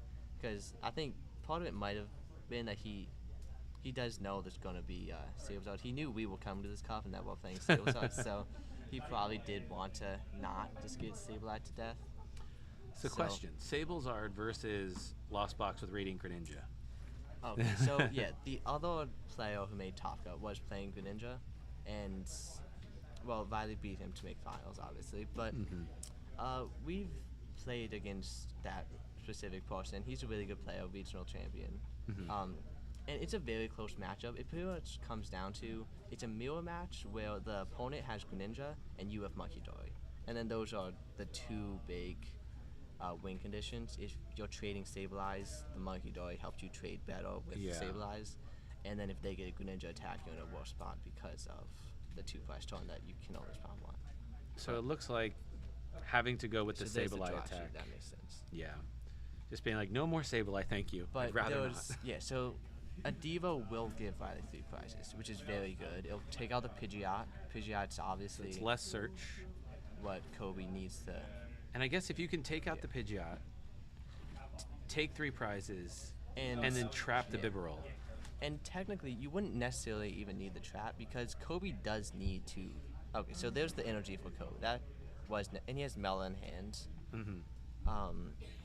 So he can power up another Dragapult immediately.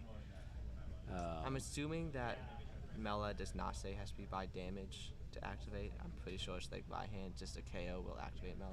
Okay, so if any of your Pokemon were knocked out during your opponent's last turn. So it doesn't specifically need to be there. So yeah, this boss is really good for Kobe. Give him the 2 prizes. 2 more prizes. But Riley still has the Devo play that hopefully. I mean, I think Devo is the best play here. Yeah. Kobe technically has. Maybe if you found Roxanne, that's not easy to do. It's hard to find a supporter without, find one card without playing another supporter because you know that that's what you're digging for. Boy, howdy, this is also awkward because I see from Kobe's perspective that, the Devo play is great, but if you have a Fire Energy and a Hawlucha. Yeah, but there's no bench space. So, Well, no, but if you Devo and you kill, there's bench space, right? Okay, yeah. So I guess the idea is if you Devo, getting rid of Pidgeot, the opponent has to essentially have the 2 pieces, can't search for one of them. Yeah, that's You true. already know he has the Mela, which means he can draw to 6. I don't know how many cards he already has. Yeah, having the And I don't Pidgeot is think- almost guaranteeing you're losing, so you got to get rid of I that. think it probably is. Well, the thing is, if so they could. So Riley could still go for Charizard this turn, take 2. But the issue with that would be that, it is just Fire Energy Hawlucha need for game. Yeah. And if you I keep the think Pidgeot around, it's Kobe will easier. probably have that. So Devo is most likely the best play. I think that. So Kobe already played Kieran, right? So, and he can't attach Photon to both Charizard and there's a fire. That's the second fire going. So Okay, he's so definitely. I think Riley is like, I am he not has going to Secret attack Box, with. though. Yeah. So Secret Box is really good here. It finds him a lot of things. That's why Secret Box is so good. I love Secret Box. I think the card is absolutely broken. I mean, it was my idea first, and then I did so well with it. Won every tournament I went to, pretty much. And then he wanted to play it, so now we're both playing the Secret Box. So, I think Secret Box also this is my personal opinion. I think Secret Box with Bibarel and Cypher Maniac's code breaking is absolutely broken. Because imagine you Secret Box, you go down to a small hand. One of the cards you grab is Cypher Maniacs. You get 2 more cards. Yeah, exactly. Why? Stop. Yeah. I mean, the main logic of Secret Box is Prime Catcher is not as good for Sablezard as it would seem to be. Yeah. So you want a better ace spec essentially, and Secret Box is the better ace spec. Interesting, getting the Blood Moon here. Yeah. So I guess if the Blood Moon goes up and they can't knock the Blood Moon out. Okay. So he is gonna bench it, which means he's. That's the attacker. Yeah. Okay. So this is still good. It depends. I haven't been counting switch outs. I hope he has, because obviously you never want to. Oh, Roxanne's really good. Yeah. So now he needs to draw into 1 piece. Well, he still has Bibble, so he needs to. But he cannot KO both. So I don't think Kobe has any way to win next turn. He has a way to get a very good board state and hopefully win the turn after that. Yep. But let's see. But now my question is, all Riley has to do is draw into Devo. Then there it is. So he needs energy next turn, and Riley actually wins. 2 prizes this turn, 2 prizes off Devo next turn. So technically, he pretty much is game in hand. if Riley can find the counter catcher here, do you counter catcher the Pidgeot and just leave the So he Dragapults could. alone? Could, but let's see. So does he have the counter catch on hand? Yeah, I think that's it. The blue one. Most likely well, he's probably thinking about that right now. It's an awkward one. Like this is a threat, but that lets you get whatever you want. And right after you're you taking Roxanne. 2 prizes, which is a really good thing. Or do you take the knockout here, knowing that you can counter catcher up the Pidgeot next turn? Okay, so yeah, he's gonna take out that. He has game in hand. All he needs to do is attach Devo and he wins. So if no Iono comes out, I'm pretty sure Riley will just win this. Kobe does, like we said, does not have a way to win this turn. Yep. The hope for Kobe is the best play is just to hit the Blood Moon 60 on Comfy, most likely. I'm going to check something, actually. I want to read the effect of Blood Moon Ursaluna's attack.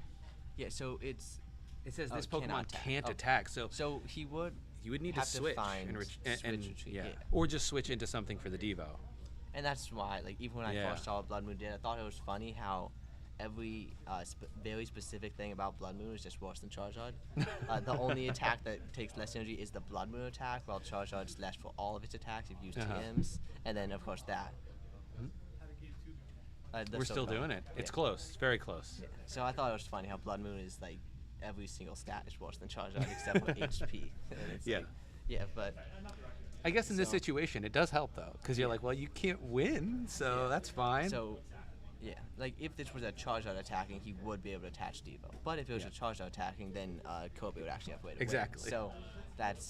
So bench is still full, which is once again really good for Riley. He knows that the only thing that Kobe can do this turn is attack with Dragapult. The bench is full right now, so no Hawlucha play. So could use the Radiant Zard to win this turn. But you can't do it now. Well, 260. Well, it's still 10 no. short. Oh, you're right. Sorry. So just barely. Yeah, barely. Kieran is not available, so you wouldn't have a way to. Yeah, he's already played the Kieran. Okay, yeah. So if Riley has Switch Energy, or Switch. He does have. He had. Well, I don't know. He's got counter catcher, but they're tied down with prizes. He has energy. Those are 2 of the pieces because Devo does give him 2 prizes. Yep. So he needs that's to switch 6 cards in deck. He has a Corvus. If he has it in deck, he pretty much has it in hand. He's gonna look at his deck. So yeah, there's 6. There's Super Rod. So he can retreat. He can Super Rod. Mirage Gates. Retreat. Attach Devo. No, it's not a card. It's a buddy. Yeah, so I think. So weird. Okay. So yeah, I'm hoping he's thinking through the same way I am, which he usually is. But okay, so obviously failing Artisan, nothing to give there. Hi Noah, how are you? He would thin it if he could, but I don't think he can. I think he just needs to draw into a Super Rod and a Gate, and he's drawing 5 of his 6 card deck. So I think if he sees it, it should be there. So most likely. There's the Super Rod, there's the Gate. There's another Super Rod. Yeah, so we'll make sure he knows that he can't Devo with that too, because so Super Rod back 2 energy of different types.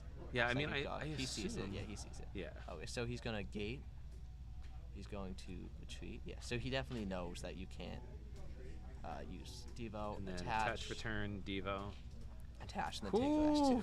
That was a close one. Okay. Now so Riley evening it up here. And you can see how the fact that Kobe didn't get Tontu Dragapult makes this matchup like so much closer. It's just significantly less pressure coming on in the beginning, so it's huge for Riley that the Dragapult did not come out that early, and then when it did, he was ready to respond with Sableye, and the bench filled up soon enough.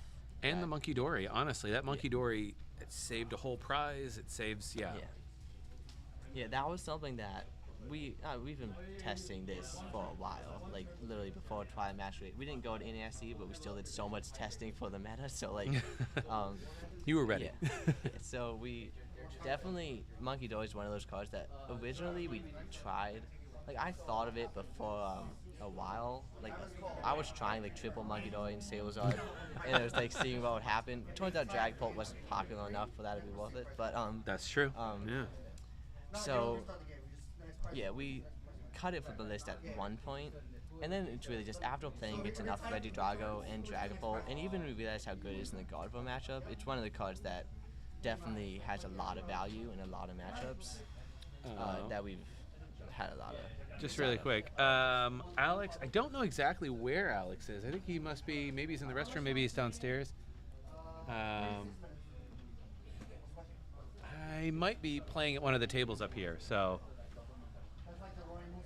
I'm not sure. I can't see off the top. There's a lot of people sitting down, It's so. over there on top cut. Is he over there with top cut? Yeah. Okay. So definitely, if you're around, you should come up and see. It's hard to tell from here. And Alex is one of those players who every time I see him at an event, I'm usually like, I've never beaten him. I've tied him a lot, because somehow every tournament we play against is best of 3. The regionals, best of 3 challenge or cup at one point. But yeah, luckily he's a master now. Well, he'll be a senior for Worlds. At this tournament he's playing as a master. But so are you going to Worlds? yes, Okay. I got the invite at Indianapolis. Lost the win into top cut, but got the top 32 I needed. Or Nice. the top, well, I needed top 64, but yeah. You got enough points. Yeah. How do you So- feel about the new system? The new top, what is it? The top 100? Yeah, top 100. That one, I mean, it's going to make it hard to qualify. We probably, like, to be honest, we probably won't. Because Unless you win a regional. Yeah. Yeah. Or top 4 at Worlds. So Yeah. that's, yeah. I mean, we're giving ourselves our best odds at Worlds. We're playing a deck that, I mean, Sable's an amazing deck, and we're very confident in its matchups. It essentially is favored into half of the best decks, and then it can win in all of the other ones. Just like, so yeah, the biggest downside of the deck is how intricate it is and how easy it is to misplay pretty much. Like, even if you don't see it, you flower second a nest ball switch, you don't know which one's gonna be more impactful, you make the wrong decision and then you can lose that game. So that's, yeah, it's a very intricate deck. So he has Devo in hand, which is cool. He might getting rid of a Colress okay, as the so first thing. if he didn't have any Pokemon in play, he probably does want to use Flower Stacking. Yeah.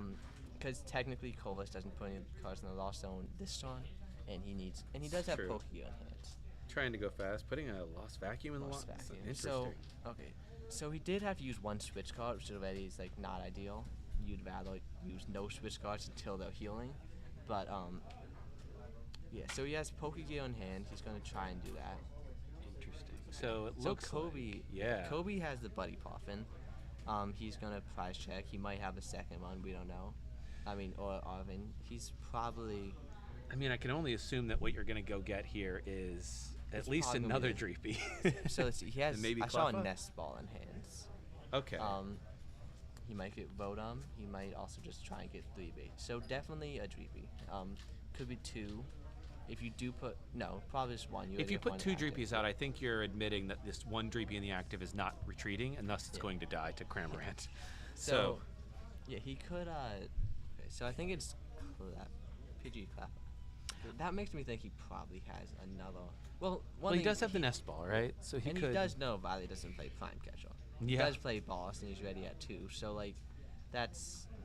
But if you're playing Boss, you're not playing Colress. Yeah, that's true. So it's you're like, hey, Yeah, I I mean- feel all right. Yeah. I mean, he could still double flower selecting, and then Boss would still be a very feasible play with a Pokegear in hand. It's not extremely hard to find Boss when you want it. You're seeing So many like cards. 11 cards at least, Yeah. like 12 at the top deck, and then you could thin out more cards, so it's even more likely. So like, one of Boss is not easy to find, but it's not that difficult. He's going to go for the second Dreepy. I think- and the Pidgey. Ooh, Nest no, Ball no, for no. Cleffa. So So he's got to Kobe- retreat. Yeah, so Kobe's recognizing that although a 30 HP is not, you typically don't want a 30 HP Pokemon in play against Sableye. Against But I this. think he's recognizing that Cleffa is almost less of a liability than something like Vodum. Because one thing, if she leaves in the active and it gets spit KO'd, it doesn't matter that it's 30 HP. Yeah. If that doesn't happen, if Riley finds a bundle, which he probably is going to try to do, because then any point in the game, Riley could literally KO Cleffa with Monkey Dory without using an attack. So, but yeah, he is going to go for Cleffa instead of Vodum. I will which- say, I do like that play because to your point about a liability, Yeah. the reason that also- Kobe lost yeah. game 1 was Lumineon. Yeah. That was 2 whole prizes that were given away, Yeah, and 2 prize Pokemon, or like even a low HP 1 prize. This also protects the second Dreepy, so if Bundle is not found, he'll still have 2 Dreepies in play. Yep. I think most likely Riley wants to play Bundle this turn. He wants to find Bundle, Cramorant, and that puts him in a pretty decent position. But yeah, in this matchup, what's more important is what you have in hand, so that when that Dragon Bolt comes out, you really have to be ready to deal with it. So yeah, the boss is going away. But we do have the Nest Ball in hand, so we can. And there's a Cramorant if there's a second Nest Ball. To your point, there's Bundle. Yeah, and the reason why the boss is actually it's okay to get rid of boss is because when there is no 2-prize in play, you realize that most of the time you're not going to be doing gusting unless you're behind. So like that's why counter catcher. Yep.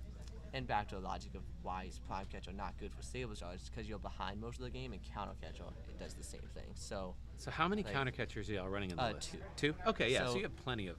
Yeah, and most likely he only needs 1 at some point in the game. Interesting. So getting rid of Nest Ball. Getting rid of a Nest Ball suggests to me that he's got the other. Okay, so. In hand, the other option to find the bundle. So he's prize checking. He has bundle. He's got Cram. So we'll see. I don't know what the other card was. It might have been double Nest Ball for all I know, but so we'll see. So definitely like Spit is good. He doesn't really care about going ahead in 1 prize. Ionos will be a little bit worse, but they aren't that bad. Yeah.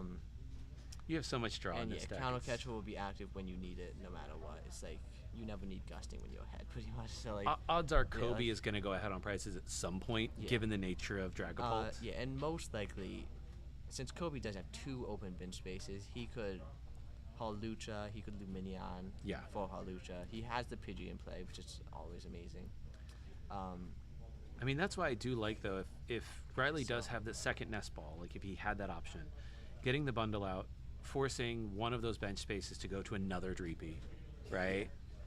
And just leaving Kobe with that Cleffa in play, which is like, Kobe doesn't want. Yeah, it gets killed by Monkey Dory. Yeah. Like, You don't have to put any damage from Sableye onto it. You can just, I'll Sableye everywhere else, and when I'm ready, I'll kill Cleffa on my terms. So he does have the Cramorant. He's at 6 in the Lost Zone, which is a good number. That means if he wants to, he can probably commit to get to 10 next turn. And so this is still fine. This makes it so that Radiant Charge on the late game won't be as harmful. Because you're already on odd prizes. If you go 2-2, and then there's no way to offset that last 1 prize with like a Radiant Charge on. So taking a prize is always a good thing. It's not looking like he's gonna need counter catcher playing. Like this is probably still a good play, even though he didn't get the bundle. I mean, look, at the end of the day, it's not like the worst thing in the world. I mean, honestly, maybe for Riley, this might be what's going through his head, is that the devolution really paid dividends for him last game, and leaving the Dreepies out for Kobe to evolve them is fodder for that devolution TM later. And another thing is, Kobe does not want to be too aggressive with Veil Candies. He probably doesn't. Okay, so 2 more Dreepy. I think he's seeing the Devo play as something that is not. He does not want to get Devo'd and not have a Dragapult in play.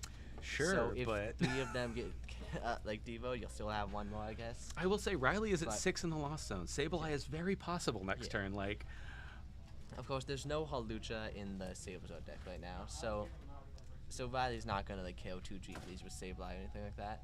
But I mean, still, Kobe. The only way Kobe attacks this turn is either Mila and Psychic or Neo Upper Energy, which you have to search out most likely with Pidgeot. Yeah. So he finds the Pidgeot. Pidgeot's obviously going to help him get wherever it needs to go. And then, so discarding file, getting They went to a game 3? Yeah. Okay. So we have the rare candy. We have. This is. Okay. Okay, so this is why he got all the. Because he was going to go into a different one. Oh my god, he's going to do all 3. So he's. Okay, so this. I don't know the exact one. So what is this? It's is this a Dragapult? It's a Dragapult that it discards. So I don't know the exact. Was that wording. 2 prizes Kobe took? You get discard Dreepies from your bench, and then you get to put 100 damage on one of your opponent's Pokemon for each. So yeah, in this case he discarded 3 Dreepies. He KO'd both Comfies, and then also put 100 on the Cramp. So I'm looking up this Dragapult because I have never seen this Dragapult. So yeah, I have seen it before, and even before the tournament we were talking about like why he plays it.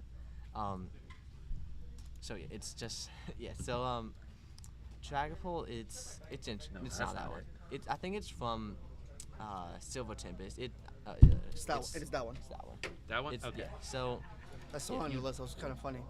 you discard bench Dreepy, and then for each you choose a Pokemon for 100 damage. You do 100 So, to it. To So, discard two okay. Dreepies is 200 damage. So to although anybody. this, Oh my gosh. so yeah, back to the. That's thing. crazy. So he did discard every single one of his Dreepies. So now Has he's it come? Has he's it come? Has it come up a lot? The Dreepy, the Dragolo. This is the first time I think. Right, he didn't use it in game 1. Yeah, I will say if you're able to No, knock like out. during the Swiss rounds, does it ever come up? This Dragolo?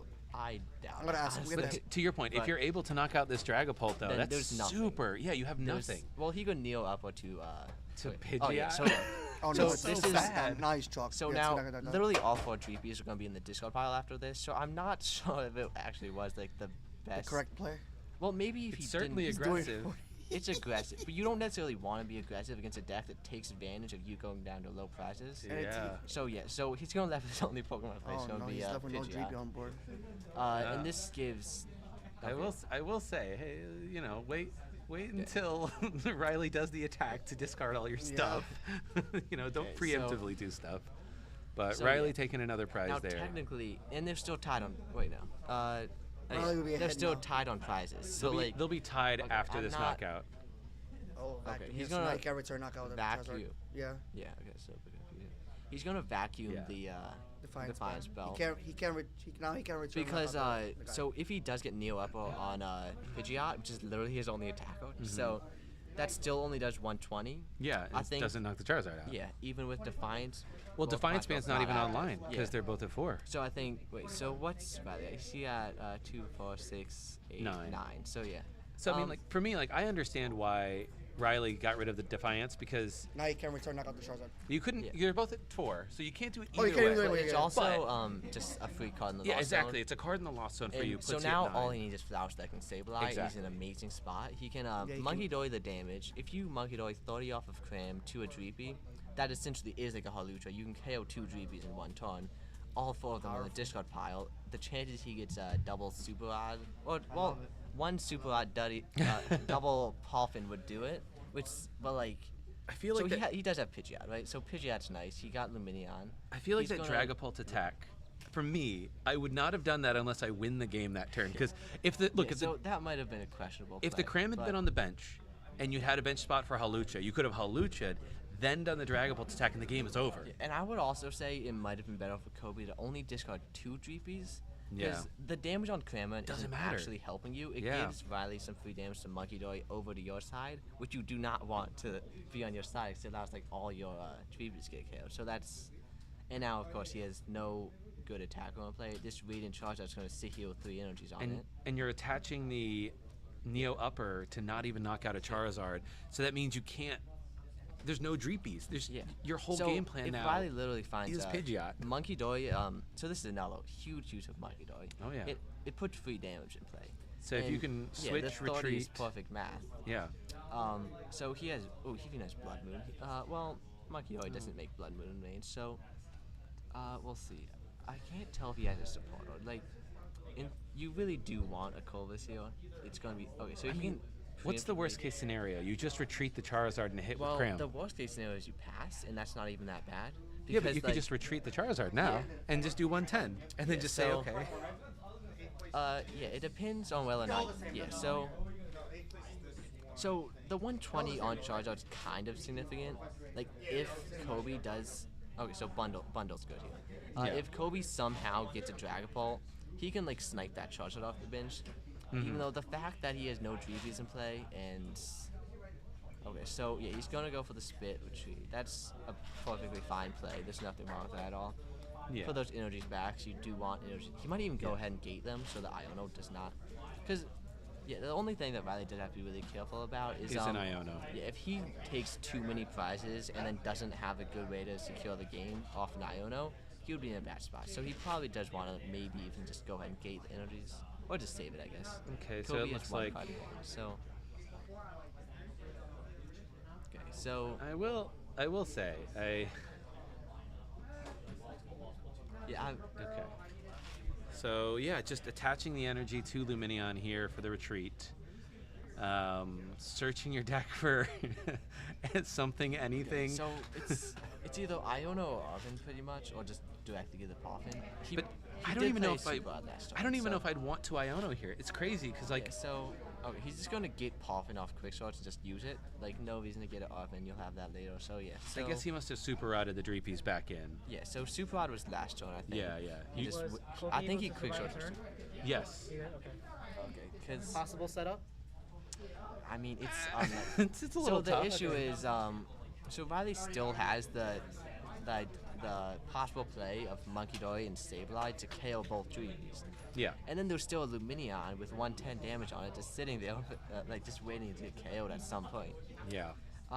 There is no gusting for Riley. He does have his boss, and Counter Catcher is probably not going to be active to like bring up Luminion or anything like that. Okay, so he's going to KO Cran. That's fine. Yeah. Okay, so promoting Comfy means that he's probably going to try and get a Sableye attack. Otherwise, he would just promote Charizard and use it. And yeah, KOing Cram is good because it gets rid of all the damage. Yeah. So this is a thing. He sees that Kobe's not getting a Drago attack anytime soon, especially if Riley like maybe doesn't take a KO, then Mella's not active. Yep.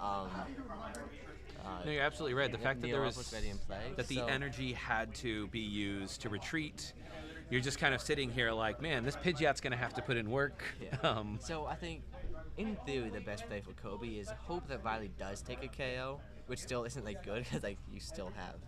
Yeah, they were almost about to count. If they take a KO, most likely it's on Luminion, right? Yeah. Or it's on both of your Dreepies. But if he doesn't take a KO, then you can't set up Dragapult. You have you can Jet Headbutt, which technically is setting up a Dragapult, but it's not a Phantom Dive, so it's not. So okay, we'll see. So Kobe will want to take one prize, which he probably will do. He still has the Pidgeot, take one prize, and then hope that he can set up a Dragapult and take a 2-prize shot. Okay. But the issue is I think Riley's Justin. going to. Kobe needs to. Oh, he's just saying that the Defiance band they needs were to go almost about to inside count of, it in Riley's Lost Zone, which I noticed that he put it right next to it, but which would put him at 10, so it's kind of snippet. But now it's at 10. Now it's at 10. Well, now he's at more than 10, definitely. Actually exactly 10. 2, 4, 6, 8, 10. So yeah, he just got there. He has Nest Ball, Psychic Switch. So the question is, do you Sableye or do you Charizard? I think if you can't get the knockout here, I think you Sableye. Because like, the Charizard, I don't know if I want the Charizard getting knocked out by Pidgeot. Because at least Blood Moon, I do. Oh yeah, super. You cannot get rid of Super out here. Like Super yeah. is very important. It's possible that he didn't have even a Sableye in deck. He might have just Super it back because he did use one earlier. I don't know if it's prize. Let's see. We'll see what. I don't know what's in his hand. Like what he has options for this turn, because it is a little awkward, right? Like if he's got the Nest Ball. He has the Super Rod. So he has Sableye. Yeah, he's got Sableye. Okay. So yeah, Switch Mat. She's at 11 in the Lost Zone. He has all the stuff pretty much he needs. The curious thing will be whether or not he actually KOs a Dreepy. Well, okay, there's still damage in play. He did not get Monkey Dory, which is unfortunate. That's probably why he used the other. Sorry. 6 one way, half a dozen the other. Oh, no. He's a Psychic in hand. It's fine. What, does he? I don't think he does. Yeah, Kobe's not going to let it take it back because, of course, this is a very close game. So I think he doesn't want to. Is that game over? Well, still, Kobe's going to take one prize. True, but missing a whole turn. Okay, so yeah, that is a little bit annoying that he just. I guess he shuffled them and put them on the wrong way. Yeah. So. I can't see his hands. Yeah, there's no psychics. Yeah, so one Psychic Lost Zone, one Fire Lost Zone, which is actually unfortunate. He held on to the Super Rod though, so that's a Psychic in a Dark. Mm-hmm. Okay, just the important thing to remember is that Kobe is not getting a Dragapult attack, so he takes another prize with Pidgeot. Pidgeot has 20 damage on it. That was a Scratch. Okay, Scratch was important. Important enough, at least. So we take another prize there. Oh, he found, I think that's Corvus, but... I don't know. I'm not sure what the time is. I don't have a timer over here, unfortunately, yeah. So there's a Super. Actually, I'm hoping that just the energy placement long shot doesn't actually end up losing it. Well, the good news is it doesn't technically matter because you can't go to tie in a finals, luckily. Yeah. The only thing is that's less prizes the Riley's getting. So, okay. So Kobe can still... Well, okay, Kobe could find Lucha. Okay, well... So, okay, I don't know what Riley's in hand. He needs something. He could, okay, so is that a boss? Okay, so attach a treat. I mean, I think... I don't know if he doesn't need one. I mean, what Riley needs, what I can see Riley needs now, is he needs to put all the damage onto that Pidgeot, and then end the game with a Sableye on Pidgeot and Luminion. Yeah. And then that's all 4 prizes, right? And that's all you really need. Wait, did he... Oh, I think... He chose... Okay, he might have chosen not to Combustion Blast. Oh, not to attack. Okay. Interesting. So the logic of that is you need the charge on active because a Drago attack does win Kobe the game. Yes, because it just takes 2 prizes. I'm not sure why... Oh, no, he did attack. Oh, it's leaving one... The one there is like, attack. there's 1 damage left. Okay, there's 1 HP. He did attack, okay. Yeah. So, Monkey Dory, Sableye wins him. That's 4 prizes. KO the Pidgeot with Monkey Dory. And then, so, oh. I mean, Sableye just wins the game, right? Does he have... Okay. So, I don't think Kobe has the Dragon Ball attack. Well, Kobe has the boss. Okay, no, he doesn't. Okay, so Violet can win so he's this just one. taking it. He needs... Oh, that's not great. He has the... I mean, he just Dark needs Hands. Sableye, right? Because Is that a there's Hassel? 110 there. Was that Hassel Nestball? Oh, it was Hassel Nestball. Oh, well, he needs more pieces than just I feel like he can Nestball. see his whole deck now, right? With Hassel. So, okay, Sableye... If Sableye Psychic... He needs Gate, though. Switch cart. And then... Oh, yeah. Yeah, that's what I was saying. Yeah, You only 110, use, 50, it's 10. you need 1 okay, and that's then... perfect. Yeah. They'll think through the map. Okay, that's So amazing. Riley able to get there. So the 110 very significant on the Luminion. This is why 2 prizes are so scary to have in play. Things like the Luminion, 170 HP is not. All right. Well, Riley able to take it. It's funny. It really did come down to Cramorant hitting Luminion. Yeah, we were even laughing about that same mistake he did on live once. Oh, like attaching the energies the wrong way. But yeah, it turns out. I mean, he was in a very good position after that. All 3 Dreepies going away, and yeah, it's nice to see that he was able to not just lose the game because of that mistake, because he had enough. No, sorry. No, you're good. Yeah, there we go. We'll go there. Yeah. He had enough win conditions available that losing the win condition that turn is fine if you find it next turn. Yeah. Yeah. Kobe was he was so far behind after the 1 Dragapult play and not being able to really close out because it's like, well, you're just sitting there hitting with Pidgeot for the rest of the game, and that's not what you want to do. Yeah, 120 damage. It gave Kobe some prizes, which was nice. It let him put on enough pressure that he did go down to 1 prize left. Yeah. But the Hassel, that's why Hassel's good. He literally saw, I think, his whole deck there. Yeah. I mean, he didn't even need to. He's like, oh, I found the 2 I need. I'm done. I don't need to do anymore. Yeah, so, yeah, that was good. Yeah, I didn't see it. He did just need save life a game. Yeah. Because, you leave, though, you need 1 on and that's why, Pidgeot and 6 on Luminion. Yeah. So it was smart of Riley not to just pass with the save life. The scratch was very significant there. It did. Yeah, it mattered. So all damage always matters. That's like, every time you put damage in play, it's always good. You probably wish you could have put 120 instead of 20, but damage is still always really significant in that matchup, and you do want. Yeah. Well, Riley won. So, yeah. So I don't know if you're doing a win or something. Yeah. If you want to bring him over, if he's feeling comfortable. Yeah. If Riley wants to come on and say hi to the chat. Yeah. I mean, he'll probably just say everything I just said, but yeah, probably. But you know, we usually. See the game you're in sync, so yeah. So is this Riley? How many cup wins do you have this season? This is the first cup win we've gotten. I've won 4 challenges. He's won 3. Okay. But yeah, we've only done 2 cups. This is the second, so yeah, it's nice to get a win here. Congrats! Come on down. Some folks in chat also congratulating you. I think your grandpa as well, Terry, in there. So yeah, congrats on that win. That 1 turn, the fire, he was just like. Yeah, I was trying to go fast. But luckily, I think you were in such a good position after that 1 Dragapult attack. That it was wild. I've never seen the personally. I've never seen the Dragapult, and I was just like, bold. You got rid of all your Dreepies, but you had just enough time that it didn't really matter at the end of the day. Yeah. So, how did you feel about that matchup? Did that go better than you expect for the matchup usually, or was that like? I played against him round 1 and lost. Yeah. I mean, Drago like 2 fast turn. Yeah. But yeah, I definitely am unfair into that.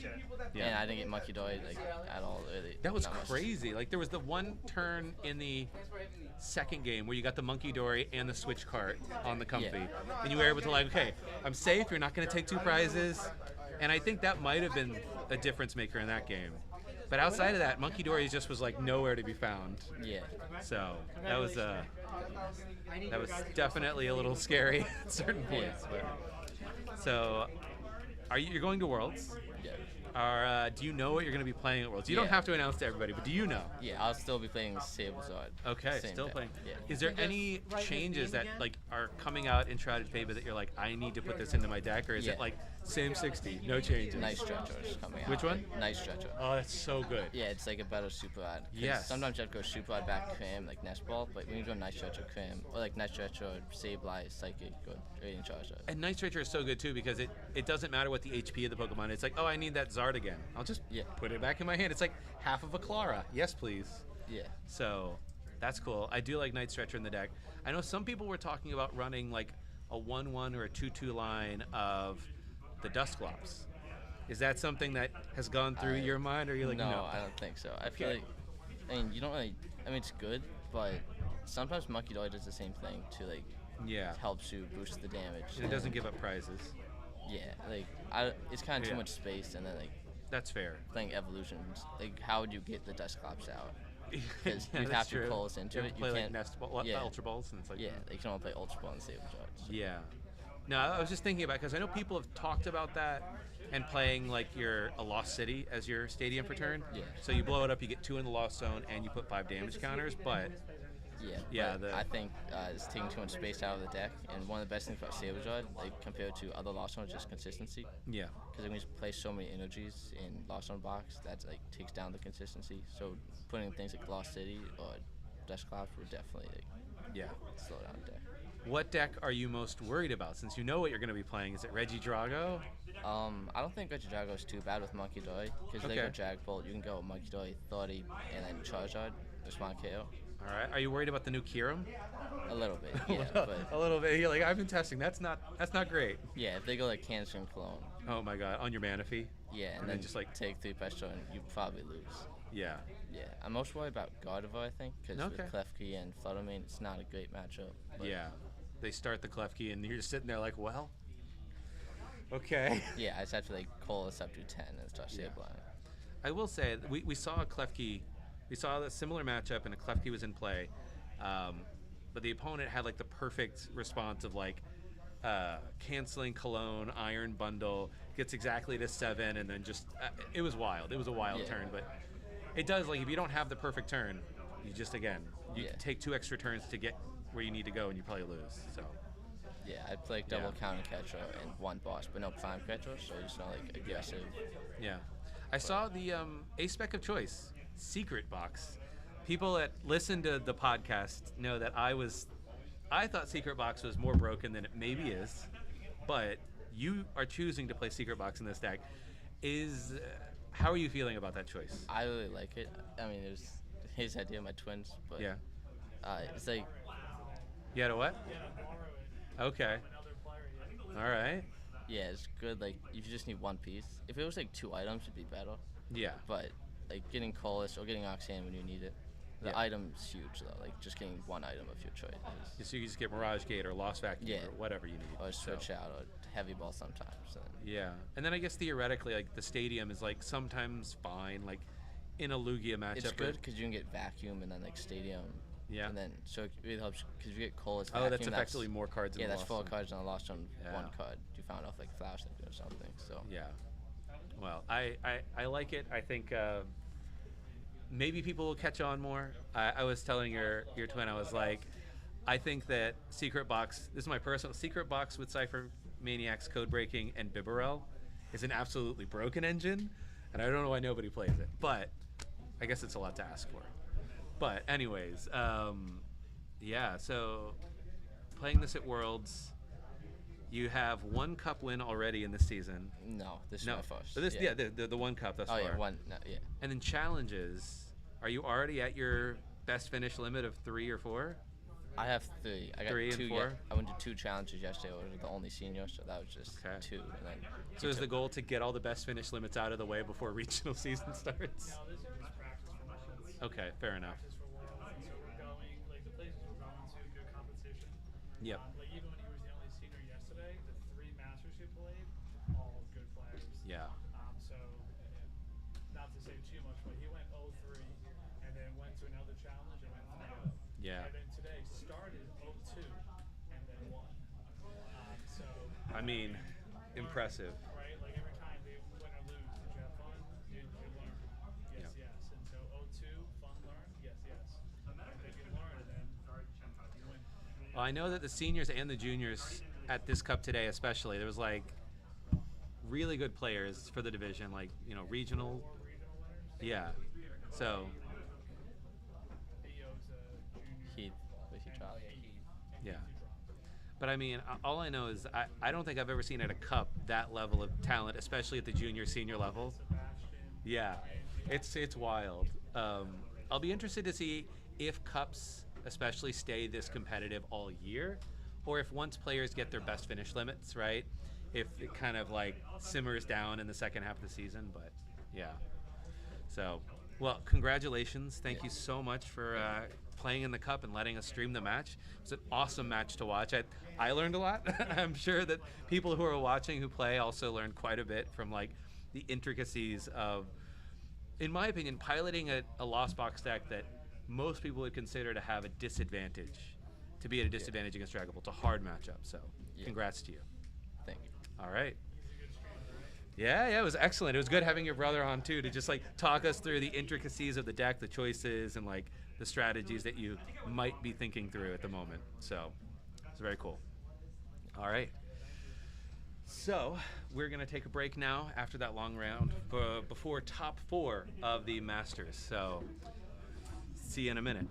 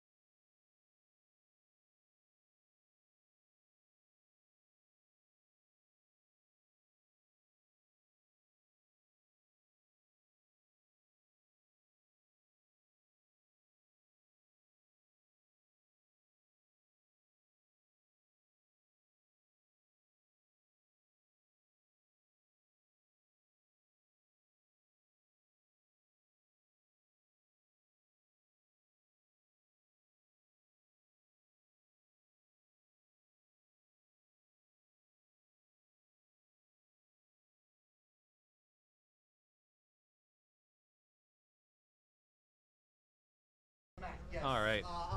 So, next round is about to start. They're setting up. It is going to be Chen-Pao versus Gardevoir. Andy versus Henry.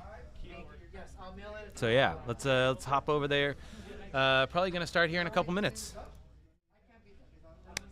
Top 4 of the Masters.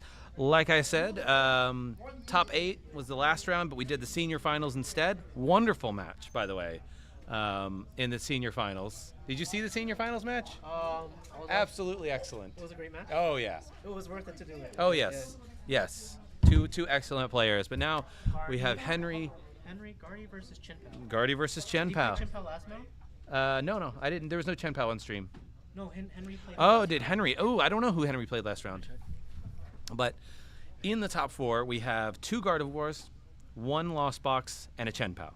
So 3 very long game decks and 1 very short game deck. So no Snorlax. He beat Lugia, Mike. Ah, okay. So Henry beat Lugia in the last round. Don't know who Andy beat, but Andy beat oh. He beat Gardy, I think. Okay. So it might be another solid match.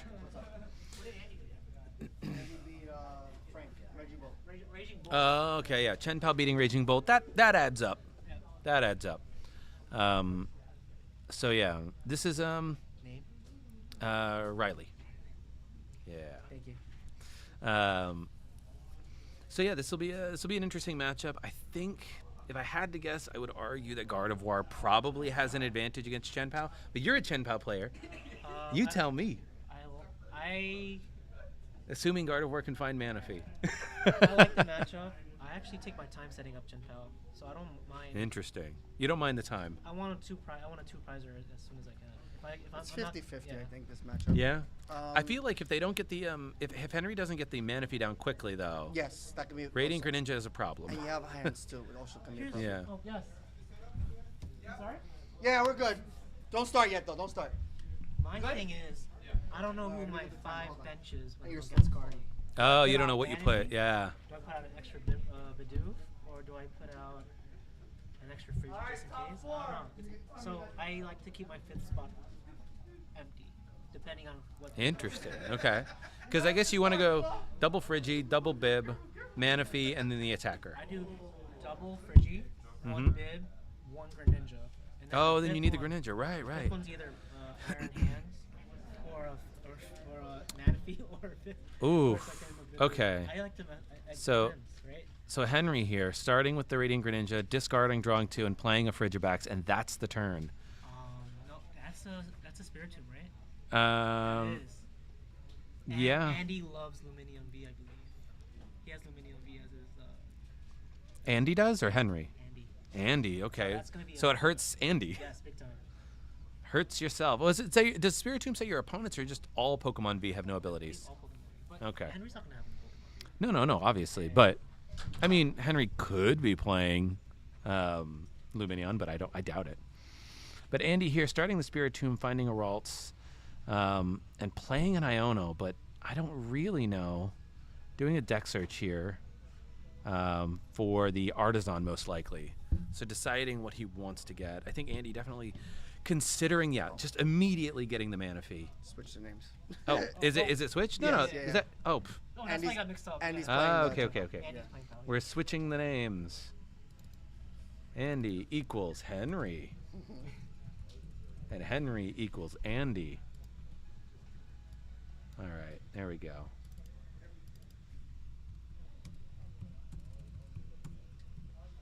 You see how bad my typing is. 4 repairs is crazy.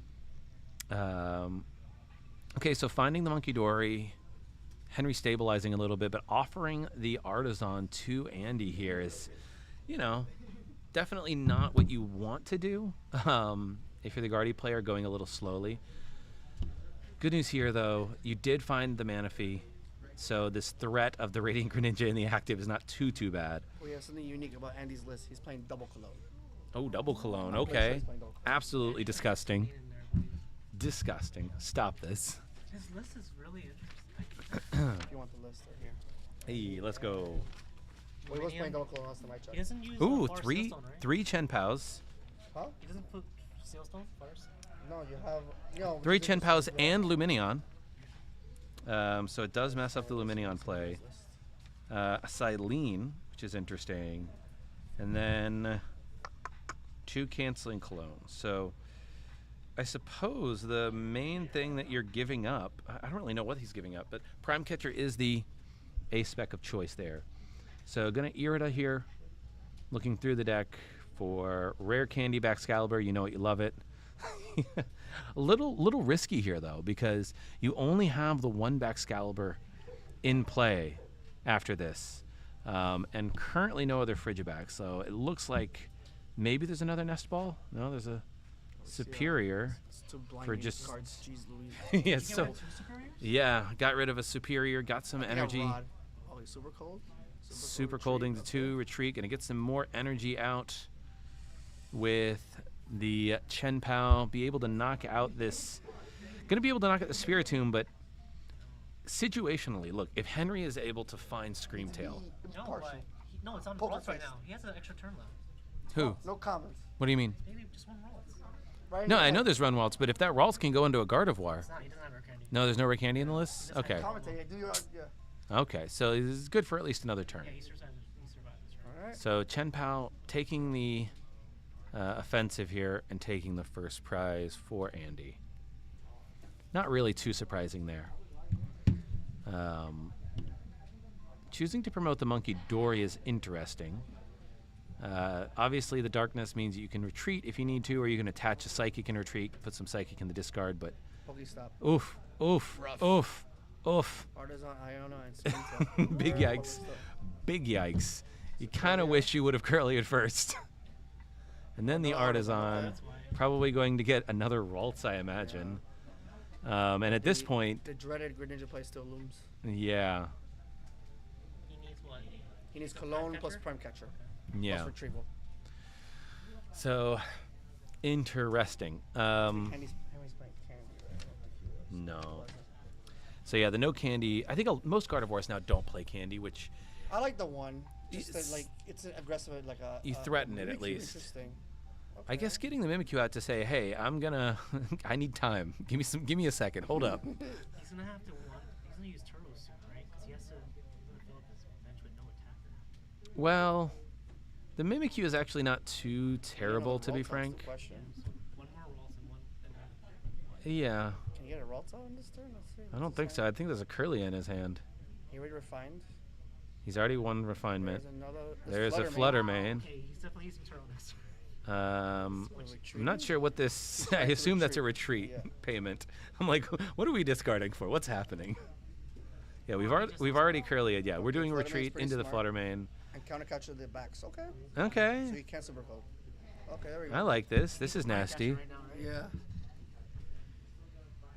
I'm gonna Bibarel. Okay, that's fine. Another Frigibax established. Yeah, yeah, definitely Artisan. One Baxcalibur in play is a disaster. Yep. Grabbing. Oh, we found the Prime Catcher. So we Irida'd. Oh, we have the knock on. Yeah. Oh, not like this. Oh no, I think this is GG's for Henry here because no Ralts is going and getting the Mimikyu and the Fluttermane was a bold choice when you only had the 1 Ralts in play. Yeah. Unlikely, but I mean anything's possible, I guess. But What is that? Oh, it's Frigibax. Okay. yeah. Attachment. Yep. Attach. Oh, Pokestop. I like this. Getting rid of the out for another Curlia, for another Ralts. He's going to spin it. No, he's going to barrel first. Okay. And then... Do we spin the Pokestop? I don't think he needs anything, really. No. It just feels like the point of it was to bump the Artisan more than anything. Yep.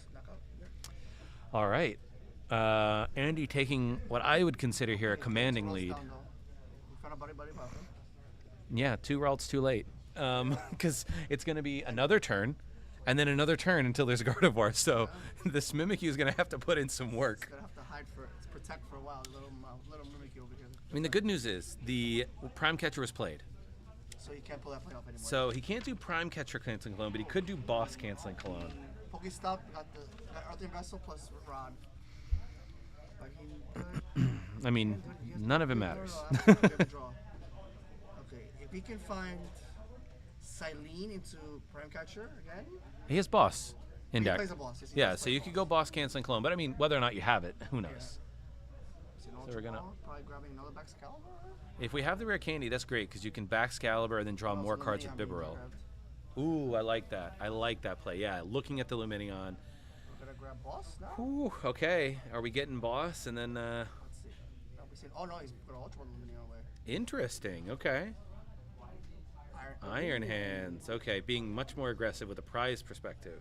But you can't Iron Hands unless he has Silene. Okay, what is it? Okay, get the 2 energy. Put the energy onto the Yeah, Iron I think if he Hands. gets the knockout here, it might be a little too late. Well, You because can, yeah. you can be like Cologne the Mimikyu, and just knock it out with Iron Hands. Yeah, you could clone the Mimikyu that way too. I mean, we'll see. We'll see what the situation is. Huh. This is tough, man. I think. The slow start. When Gardevoir has slow starts like this, it's very hard for it to recover. He needs time. Yeah. Well, you need to have more than one Ralt in play. When it gets Yeah. knocked out, you're just like, jeez. Especially with no rare candies. Let's see what he's gonna do. There's an attachment. Those are super colds. Bibarel for just 3? Okay. There's Cologne. Oh, he There's has the it. cologne. Cypher Maniac. He can still upgrade Greninja here. Oh, yeah. I like The that. Cologne plus knockout Mimikyu. But we've used supporters, so we can't boss. Yeah, But you can. Go after Mimikyu probably is just fine Yeah. because there's no candy, there's no pressure. I wonder if you put boss on top now, though. That way you can boss around whatever else. I mean, not that anything matters, right? Like nothing's gonna knock out your Iron Hands. Nothing can take an Iron Hands hit. At this Yeah. point. Okay. Okay. Earthen There's- Vessel yeah, we did it Superior. on purpose. Oh my gosh. Even hitting the Ultra Ball. Just rude. Get rid of a Chen-Pao, it's fine. So now you can get the lightning energy out, which is what matters. Only one. Only plays one lightning, Interesting. No, but why not get a lightning and a water if Might there's have water used in the water deck? already. Ever since World, I've been itching for some. From in real action. Oh, okay, nice to watch. So glad you were recommended. Hey, thank you. Appreciate it. Thank you, Chillaxmon. It's been a nice tournament, so very good pace. Gonna retreat. We're gonna use that superior energy retrieval to get all that energy right back. 1, 2, 3, 4. Yep. Super cold. And then canceling Cologne and I guess at this point the only thing you're worried about, if it were me, the only thing I'm worried about is an Iono and knocking out Bibarel. He used to say, he discarded it. I think you must have discarded it, yeah.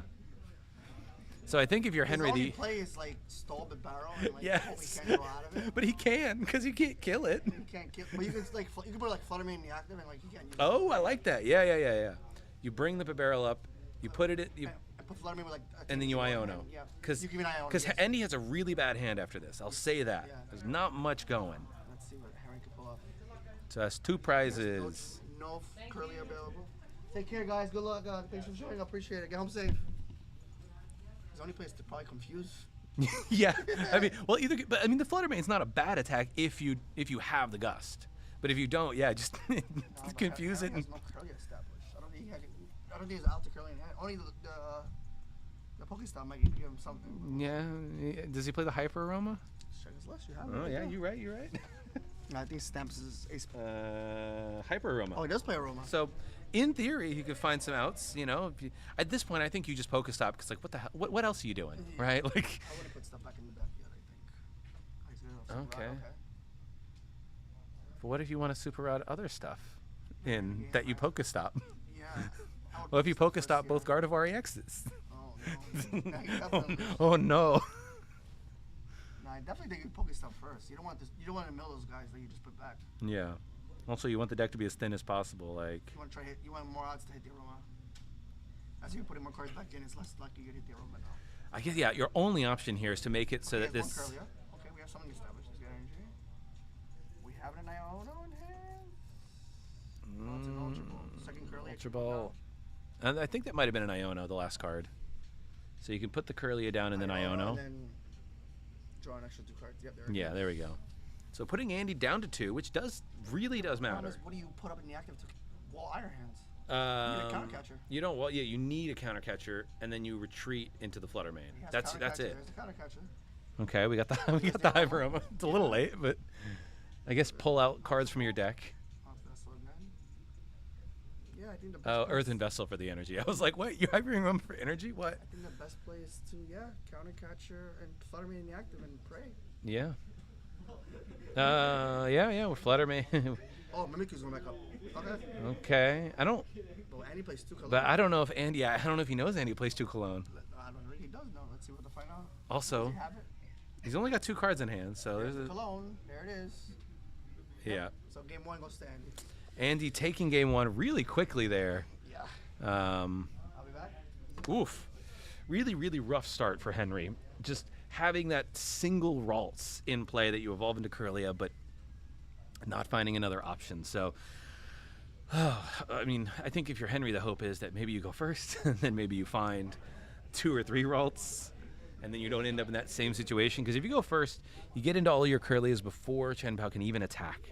And if you find the mana fee, then you're pretty safe. You're just like, maybe you knock out 1 Kirlia, but it's not a huge deal. So I imagine that's what Henry is going to go for in this next one, is just get more setup ultimately. Boy howdy, that was disgusting. We will see who takes this though. The other round that is happening right now is between a Gardevoir and a Lost Box deck. So I think we are guaranteed to have a somewhat long finals match regardless of the outcome of this. But if it is a Gardevoir Mirror, that will be crazy. If it's Gardevoir Lost Box, that will also be a very long match.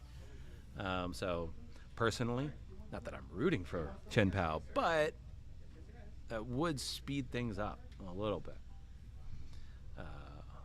But I don't know how Chen-Pao really fares against either of these decks. Obviously, he did very well in that game. But time will tell if that's how it normally goes, especially if Henry gets to go first. So Henry here has options, can send a Ralts up to the active, knowing that your opponent can't do anything turn 1 anyways, going second. So he has the Manaphy in hand, he has a Ralts, and he has the Monkey Dory. So I would say, depending on what else, and the Artisan, it's good for your opponent, but at this point, getting a second Ralts down is so much better for you than anything. Yeah. So I think if he's playing Aroma, he's probably choosing to go first, because you can go Aroma turn 2, right? And then yes, exactly. Now, there's that one card. Is that Temple of Sinnoh, I believe? Okay. So, I suppose, no. I mean, it's only useful to get rid of the Artisan once your opponent has 1 chance of using it. Right. So, I think that was 1 mulligan. So, what else? Okay, another energy. Not terrible. It's good to find your energy early, right? Let's see here. He's going to draw for turn. I wonder, did he draw? Oh, interesting. I can't remember. I couldn't tell. It might be worth asking if Henry drew for turn. Yeah. we're making. I had to make sure. What happened? It all happened so fast. Yeah. You're going to. Yeah. I had to make sure. We're just making sure he drew for turn. You didn't take the mulligan? No. Interesting. We didn't see it, but we did. Interesting with the Artisan, choosing to grab Clef Key. Water Energy Grenade is like key, right? Yeah, it looked like they're on fast forward in real time with their shuffling. That's true. Still like kind of sketch. Bold. I guess just wanting to get the Clef Key into the active more than anything. That's a good start. Because I guess hey, you can't get energy out of the deck if Clef Key is in the active. You can't Radiant Greninja, and you can't Luminion. Right. Feels pretty good as a way to slow, Chen-Pao down, Can't even Iron Bundle. You just stuck. that's your life. You really want to waste your Prem Catcher? Or Boss. Oh yeah, please Boss around this Clef Key. Double Puffin. This strong. Yeah. Okay. Double Frigibacks, double Bib. He's got double Puffin already. Yeah. I think Henry is looking at double Puffin going, why not me? But why not me? Exactly, Yeah, didn't even bother with the Artisan. It's like, you fine. Let's see how Henry's going to follow up. I think attention to active passing is just fine here. Yeah. Can't really do anything else. Okay, yeah, let's go. Buddy, Evo Incense, let's go. We have a game. We have an energy in hand. I think we have energy in hand. Okay. Yeah, yeah. The problem is it's a dark. I don't know how I feel about that. Now the question is, do you get the Buddy Buddy Puff in here, or do you get, because you know you have the Artisan, do you get Earthen Vessel? If you play more than one, I don't know. Because that's the other thought, right? You could get more psychic energy, because if the only energy in hand is dark, that's the thought, right? Do you really need... See, the Earthen Vessel comes to the top. There we go. I wonder if they can hear us. They might be... Probably not. No. Yeah, we're not that fancy. We don't have headphones with like... The problem is, I don't know. I like 3 balls better than 2. I mean, I do like 3 balls better than 2, but... He has the Manaphy in hand. And he can still get the Greninja player. He has no Manaphy on bench. No, but he has the Manaphy in hand. Oh, he doesn't. It was in his opening hand, so there is the thought. So yeah, he chooses to get the Earthen Vessel here. I do like this, just getting all that energy out so you don't end up in a weird spot later. Using the Artisan to get the and then I think but I will say if you bench the Manaphy, you gotta bench the Manaphy. If your opponent just has the nuts next turn, you just lose. There it is. There we go. Okay, there we go. Safe for now. But See? Andy, I've known Andy for years. He has plot armor. He can definitely Klefki's still active though. Actually, wait a minute. Klefki's active, so it turns off Manaphy. That's right. So actually, Manaphy, technically Manaphy don't matter. Uh-oh. Ooh. Yeah, just taking out the Klefki. Okay, so we're fine. When you see the bullet and then you dodge it. She's like, huh.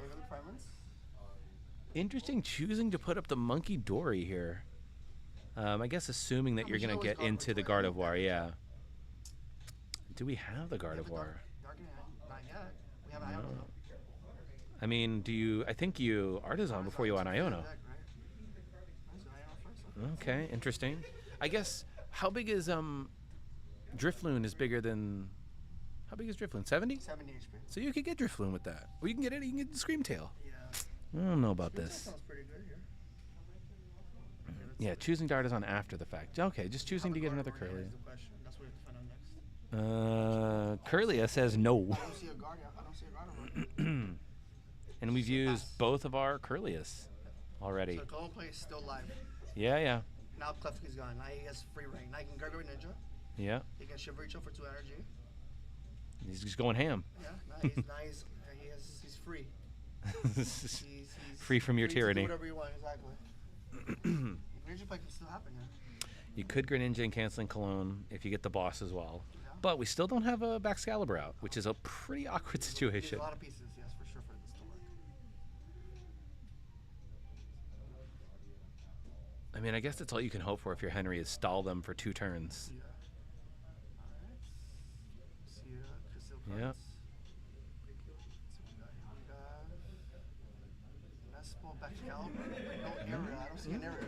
Is there a rare candy somewhere, maybe? I don't see it coming down yet, so I doubt it. It's either Baxcalibur or that's the other alternate art Frigibax. Oh no, that is the, okay. So he's got that. He's got a few energy, but I don't know if he's got a way into a rare, Canceling Cologne right now. I mean, getting rid of the Monkey Dory is not nothing. Okay, attaching an extra one here, so just in case there's some Iono shenanigans. Okay, Henry has to respond here. We're gonna knock out this turn. Let's see. Oh, he's got the 1 turn too late. I think he screams out the Excalibur here. So we got Andy took the first two. Yeah. Oh yeah, right. Thank you. I think Screamtail Excalibur is correct here for sure. Yeah, that's the only way you slowly turn off that engine. He didn't play an era last turn. You don't really have much in hand, as far as you know. Oh, it looks like he did get a Canceling Cologne off the prizes, though. I think I see one in hand. So, really, he's just looking for the boss. Yeah. Looks like an Ultra Ball away. Is that what we're doing here, or is that an Earthen Vessel? It's an Earthen Vessel. Okay. I think there's 1 Gardevoir available. Yeah, I think you're right. So definitely being more conservative with it, but I think if you get rid of that Frigibax or the Excalibur now, it's really hard for then Andy to get the pieces to take out your either to do the Manaphy play or your Gardevoir. Third Curlia. I'm done. Okay, that's interesting because now that's 2 retreat. Yeah, but you put more damage from Monkey Door, so it's fine. We don't have a Monkey Door anymore. There's no more Monkey. Monkey died. There's no Monkey Door. You should have routed first if you wanted to. Barbecue again? I think he must be getting the Screamtail here with the Artisan, right? I think a Screamtail here is also fine. Screamtail, I think, is better than. Like, the Chen-Pao will be able to attack one more turn because it has the 1 energy on. Yeah. Unless you have a situation where you can counter Catcher and Screamtail. Yeah. Yeah. It's awkward pricing too. I didn't see a second Gardevoir in there. It's 2 pretty awkward games for Henry here, where it's just like doesn't really have the pieces. Yep. Oh, So we have a Monkey. And we have the Screamtail. So Okay. I think this is the correct play for sure. Yeah, yeah. You can go like put 3 on the other Screamtail, on the other Friggy, and then Screamtail the Excalibur. Mm-hmm. So you put pressure on the Frigibacks next turn. Yeah, that way if you don't find a way out of it. Is that Frigiback 70 HP though? It is 70. Yeah. Well, yeah, you can. But this is 80. Oh, but he has to give all 8 damage to knock out the Excalibur. Yeah. But that's fine. This Chen-Pao is going to knock you out no matter what. Yeah. He moves 30 Yep. from the Curlia to that. Yep, exactly as you were calling it. He did TM Devo too. That's another play. Yeah. Let's see if he plays it. Does He play plays TM he plays Devo? 2, I think. Two. It's an evolution. Yeah, 2. Oh, gross. Disgusting. Yeah. Okay, so Excalibur's gone. Okay. He needs to find an So Irida. So Henry's down to 5. Yeah. taking the first prize of both of these games for Henry here. Yeah, we need to move Excalibur back. Yeah. But I think all he's got left in hand is maybe a canceling clone and an energy. So you have the access to Artisan that out. You can. Oh, it looks like 2 energy. So you get more energy out with the Chen-Pao, and then Radiant Greninja is kind of your, you know, is your hope. I guess if you Irida though, you can't even Ultra Ball. You just Irida, Baxcalibur, Rare Candy, and that's it. So I guess we'll see what this.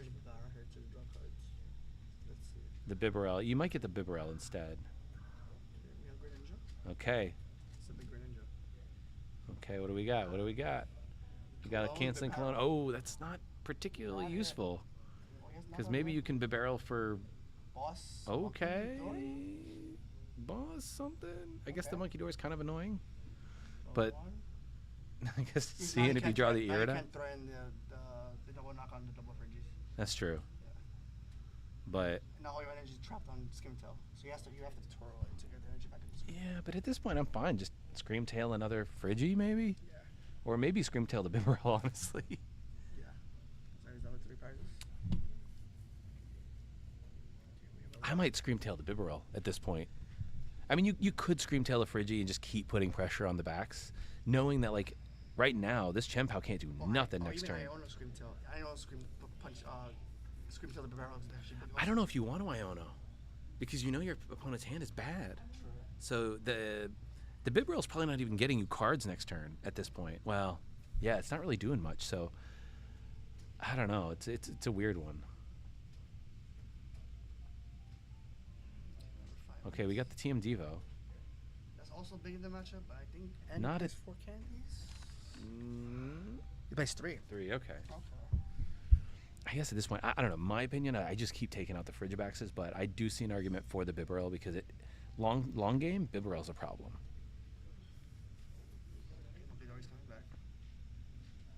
Or you get rid of the Radiant Greninja instead. Kind of make it harder for them to do the canceling Cologne play. They got to get that back. I don't know, man. There's a lot of options here. He can go like Monkey to 30 on Friggy, knock out the other Friggy, Mm-hmm. and next turn you pressure he needs to evolve next turn. Yeah.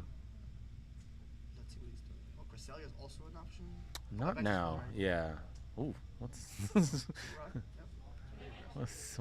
happening? Oh, he's just shuffling them back in. Well, Okay. I was like, what's happening? Okay, so we know that. I think What are we looking at? This is game 2 still? Game 2, yeah. Henry plays 2 rods. They're both gone, and we know he prized the second Guardy. Mm-hmm. So he knocks out the Guardian. Oh, there's Iono. Oh, Iono. Okay. Chose Iono. Okay, interesting. For me, choosing Iono, in my mind, says you're going to go after the bib. And scream to the bell. Yep, bib. Ooh, but here's what's awkward. Do you see what Andy just drew into? Luminia. Yeah. Good card. I like that one. Still there? No. There's nothing in his matchup. Okay. Oh, for him, Luminia, but yeah. That's unfortunate. You don't want to waste your best one on that. Let's see. Okay, now Henry has options. I mean, usually I'm always all for a good Iono when your opponent's at 3 prizes, but this one... He puts 1 on the Friggy. Oh, only 1. Interesting. Because he wants to keep enough damage on to knock it out. Let's see what he draws. Okay. Well, I mean, the good thing about the Luminion coming out is there's a 2-prizer on the bench, which might matter. There's Ira. Okay, he has the rare candy. He has Ultra Ball for the barrel also. Can he get 2 prizes this turn? Maybe. He can, but I don't think it's correct. It depends on. So what did he? Does he have the rare candy in hand already? He has Baxcalibur in hand. Baxcalibur Iridate. He has Ultra Ball also for the barrel. Interesting.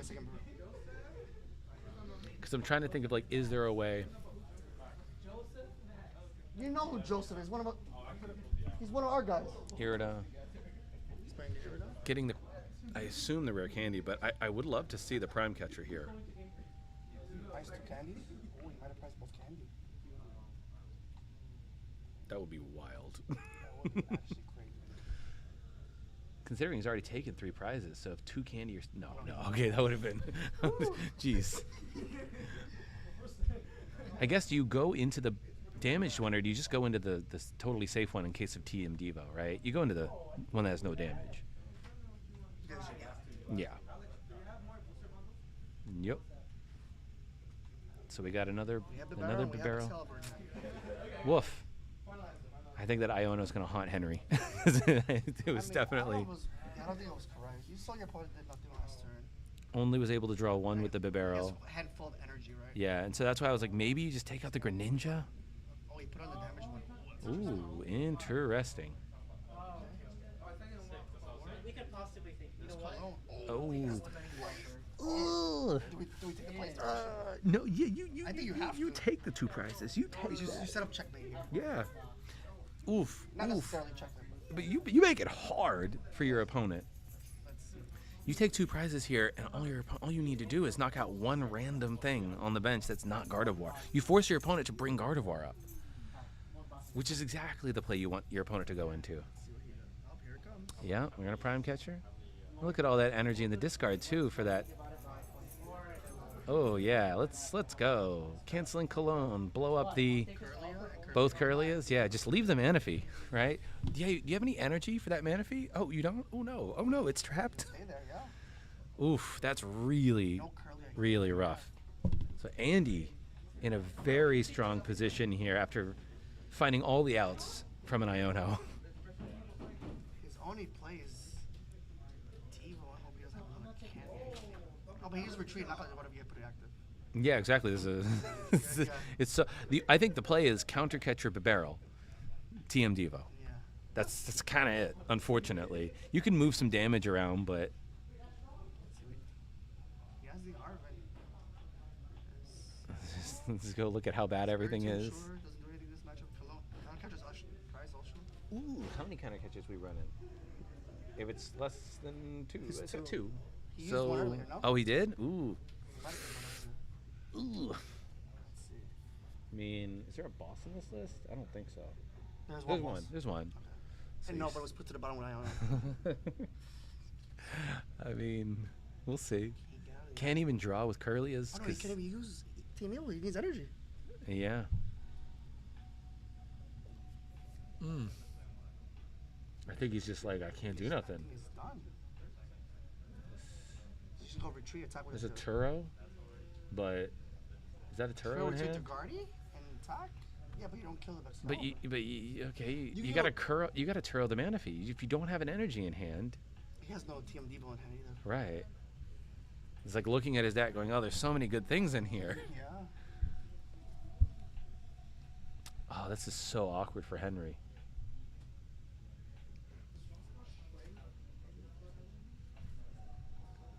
I mean, look, Henry top-aided NAIC with Gardevoir, so if anybody knows a way out of this, It would be him. It would be Henry. Would ask anybody better. Yeah. Yeah, I don't think he can do anything.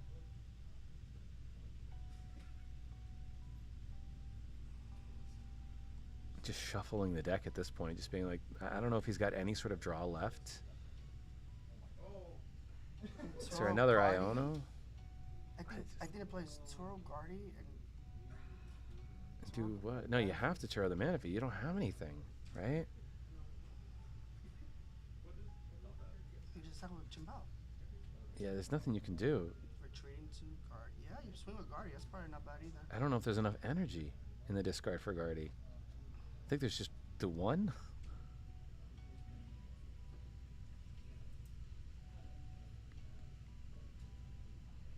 I guess just trying to put the Frigibax in this bad spot for a TM Devo next turn. He needs either Iron boss Bundle? or he needs. Bundle? Is there a bundle in this deck? I don't think there's a bundle. A in this bundle list. of joy? No, he doesn't play it. Andy? No, No, he plays there's, hands. No. there is no bundle. Ooh. I wish he had a bundle of joy right now. That card has put in work today. Yes, it has. I think you pray you hit Irida or you hit. I mean, you might have a way to just get enough energy to knock the Gardevoir out natural. Here's there. Oh, he's got it. There's Irida. So assuming there's enough energy between all of the cards that you need.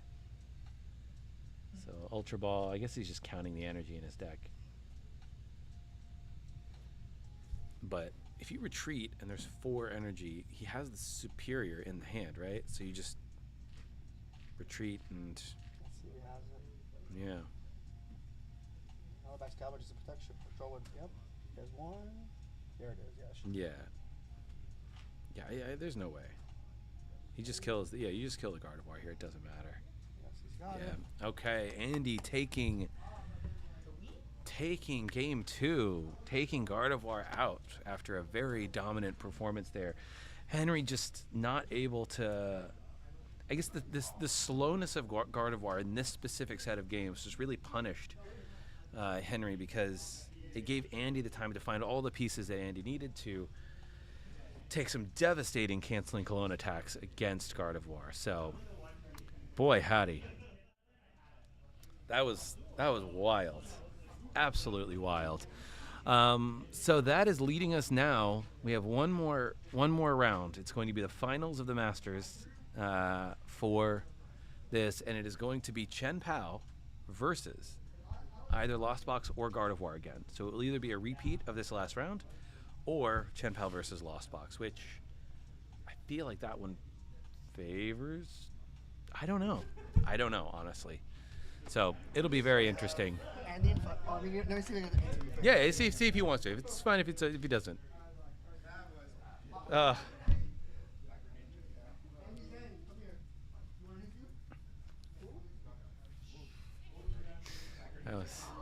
It was brutal. It was brutal. Yeah, even more reason for the thought that Radiant Greninja maybe is the best card of all time. Just to be honest, like, oh, discard an energy, draw 2 cards. Yeah. Also, do 90 to 2 Pokemon on the bench. Yeah. Yo, welcome. Andy. Hey. Congrats. Thank you. On that win. Yeah.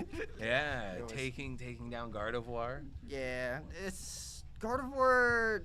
That deck just struggles against Chen-Pao. Like, no matter what, is like they're always at a position where they just can't play the game. Yeah.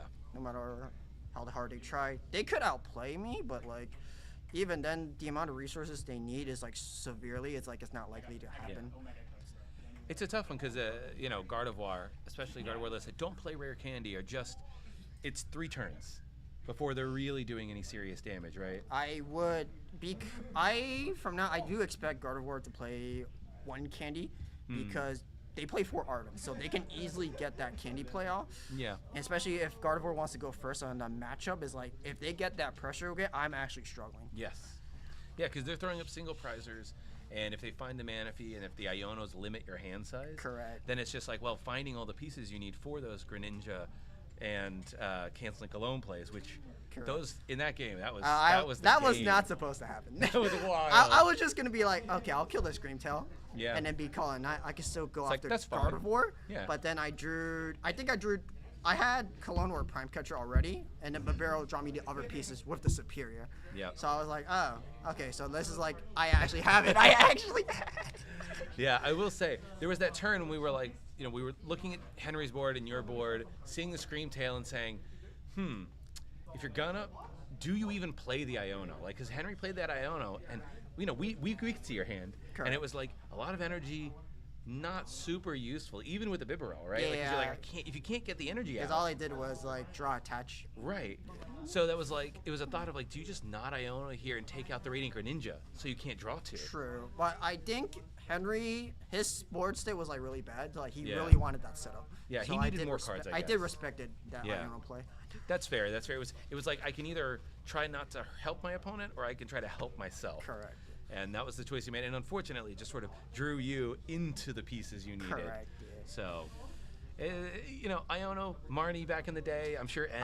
Marnie. It'd just be like Yeah. that. Sometimes you play that card and you're like, why? I know, I did love Marnie. Marnie, great card. That was and actual disruption. Iono is more. I don't think like people that play Iono, it's with that intention until like the very end. Yeah. But even then, it's like Roxanne is more of like a disruption. Yeah, because going down to 2, even if you're like at 3 prizes, is huge. And because like, you get 6. The positions of the deck is randomized, so the players are never sure if they got the cards. Yeah, I guess true, because with Iono, sometimes the good stuff's on the bottom, and you need to shuffle first. But sometimes you're like, I didn't need that anyway, so I'll just draw. Correct. That's fine. You've solved the bottom 6 cards of my deck for me. Yeah. Yeah. But are you? So the next round, you're going to be playing either another Gardevoir. Yeah. Or a Lost Box. Ironically, I played both of them already. The Gardevoir matchup, even though I did when he did outplay me, so I kind of want that run back. Yeah. I really do. All right. Yeah.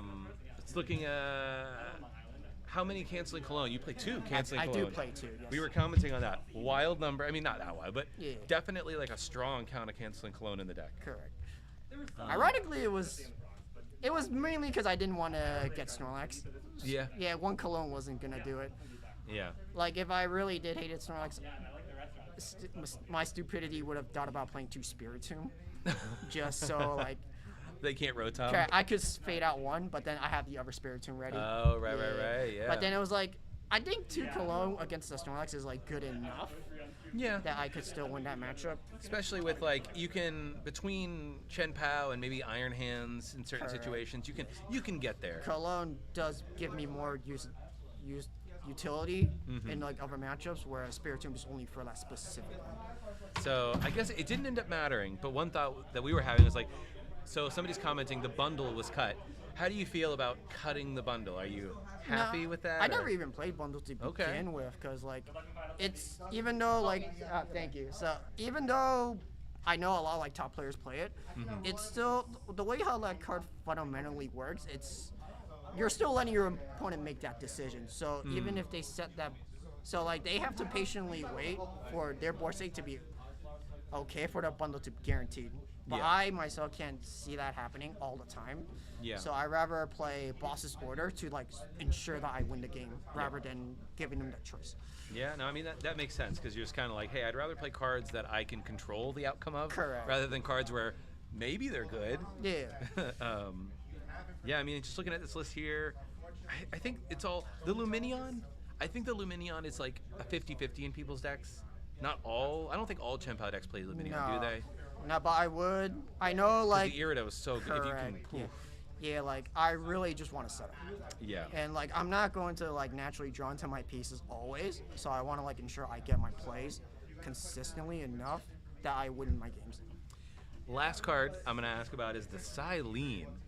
What's the Silene? Is that is it another stall thing? Yeah, the card. The card is like common enough, because like, you know, the group of like Reagan, Lucas, like they've been playing the Silene, so it was weird for them to cut that off just to like have a better matchup against Lugia with Sure. the Enhanced Hammer. But even then, it's like that matchup is a coin flip in my humble opinion.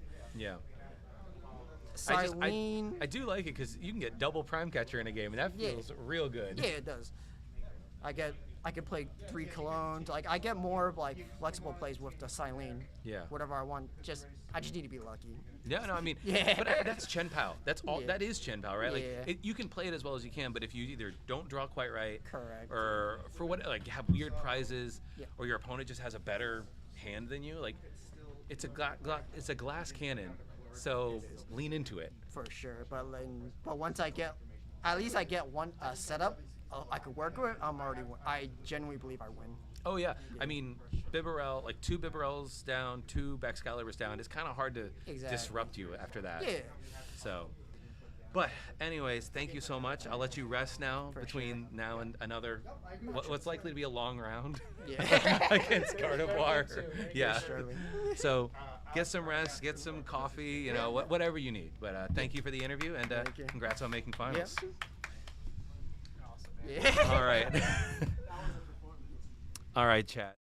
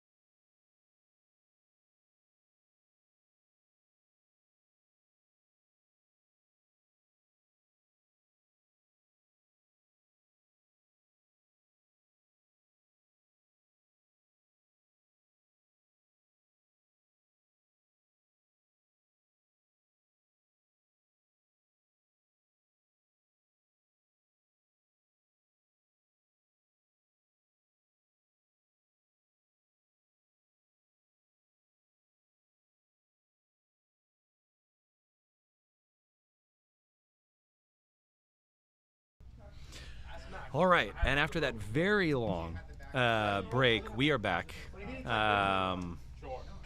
And we are going to be having the finals very soon, just a couple minutes now.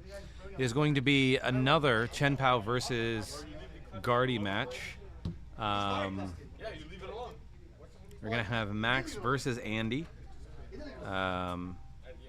Max is playing Gardy, and Andy, who we saw in the last round, is playing Chen-Pao. So, yeah, they're going to get set up here soon. And then that will be the last match of the night, and then we can all rest easy.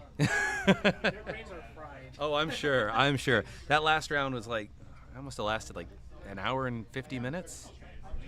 It went to turns. It's very long, though. Very long, because Gardy versus Lost Box. So, but let me go ahead and move it on over to this and see it as they set up. So thank you all for who have stayed on and are watching still and have waited around for this finals match. I had a coffee, so I have some energy now, which is great. Yeah, that's the situation. No, no leaks. Yes. No, that's for me. You can ask him. He's right there. Ask him. So yeah, Max is playing Gardevoir on the right there, and Andy on the left still is playing Chen-Pao. So. All right, you have Jeremy guest commentating this one. Yeah, Jeremy guest commentating. Your judge calls through here. Yeah, I'm about to. Yeah. Thank God. Put that card down. That's a flutter main. Stop. All right. Both of you on stream? No, it's fine. I can't. The space doesn't work like that, unfortunately. But, so I think the question, Jeremy, that I have for you is: do you think this will end up the same way the last round went? I think Andy's played this match enough times that. Yeah. And you heard him talk about the stream, like he says it's favorable, and I'm like, yeah, really confident in the matchup. Yeah. I mean, look, if he can find those canceling colognes, plural, with as much consistency as he did in the top 4 match, then yeah, I think that this does give Andy. Now the question is, does Max play any rare candies in his list? I don't. Oh, I mean, we can pull it up. Oh yeah. Max? No. He probably runs the same list as Sebastian. Okay. So that's the question, right? Is can Max go any faster than Henry was able to go against this Chen-Pao list? That's the key. Yes, they both. Okay. He's using unfair instead of the Roma. There's no rare candies. Okay. Nothing unusual. The hand hammer's there, but it's not gonna play any parts. So I will say, I do think the unfair stamp is going to have to maybe be a big difference maker in this one. I can see an unfair stamp plus like kill the barrel. Yeah. I mean, that's really, I think, gonna be the way that Max has to lean into this, because. No, oh yeah, but if you snipe a barrel and unfair stamp, because like it's the same issue that you were having, which is like without rare candy, it's a 3-turn, unless you can get like the Evo Incense immediately. But the speed that Chen-Pao puts on can sometimes just be like really oppressive for Gardevoir.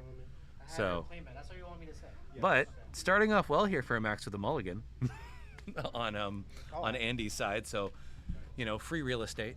Alex, who's going first? Ask. Thank you. Give me your list.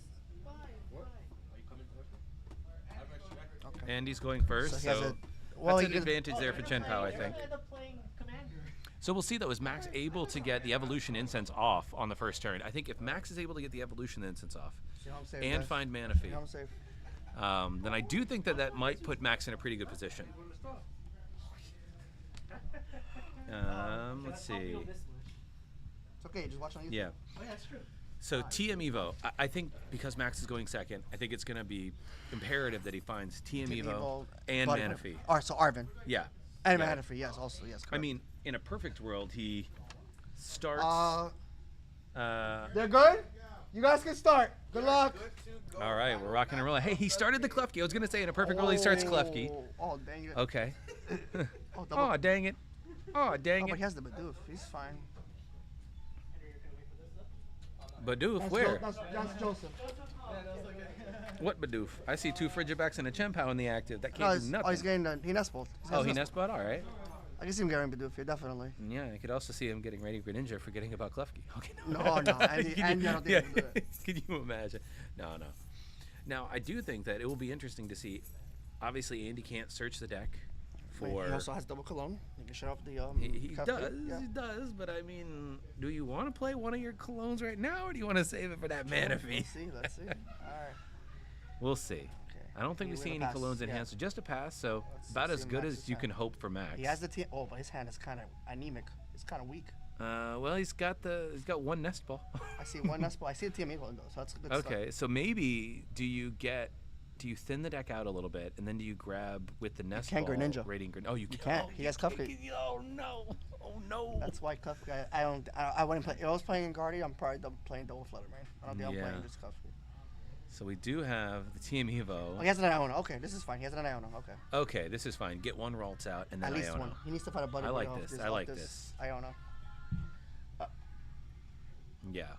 Okay, so we can Klefki. We have the TM Evo. We can Iono, and at least get one Curlia on board, but hopefully find the a buddy puffin. Yeah, That's hopefully find a buddy or puffin. Or more nest balls or Artisan something. Yeah. But he needs mana fee too. Also, yeah, you really. I mean, I guess the fact that Klefki is still in the active you would like mana fee, but yeah, it's harder for Andy to find 5 Max energy. can find a buddy puffin in these cards.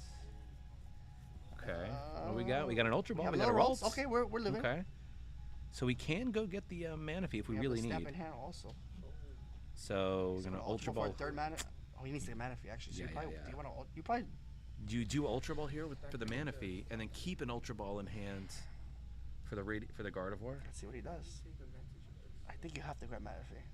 Because if you don't, you just run that risk. But again, I'm also like, I'm looking at the board state, right? And I'm just thinking to myself, okay, in order for Andy to get the Radiant Greninja play, he needs to find Prime Catcher and 3 energy. Yeah.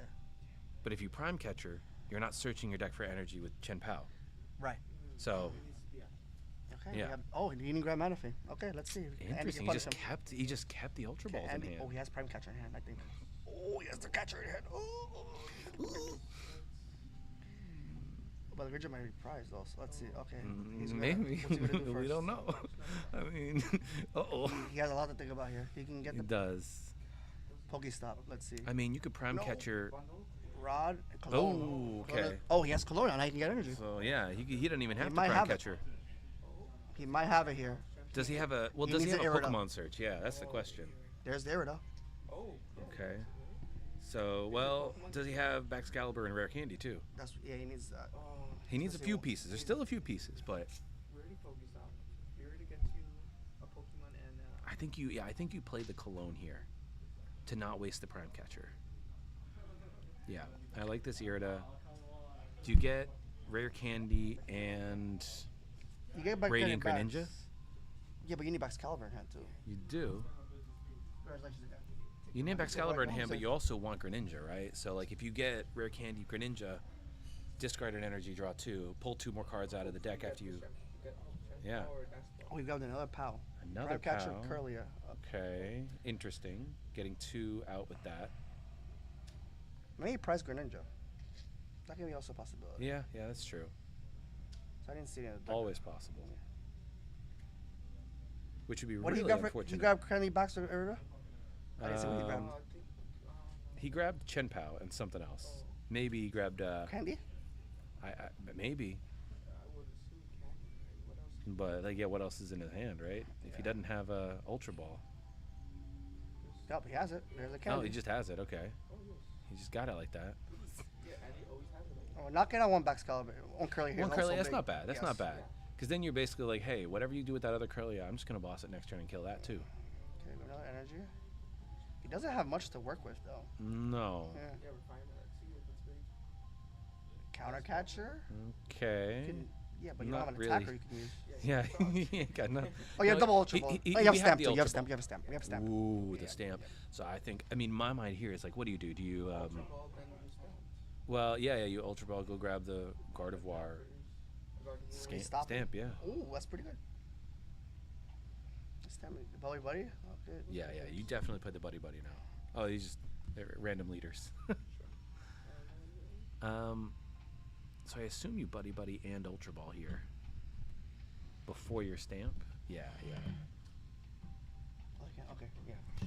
At this point, I think you get rid of the other Ultra Ball. I don't know. I know you don't like getting rid of it, but I don't think I want to get rid of anything else in this hand.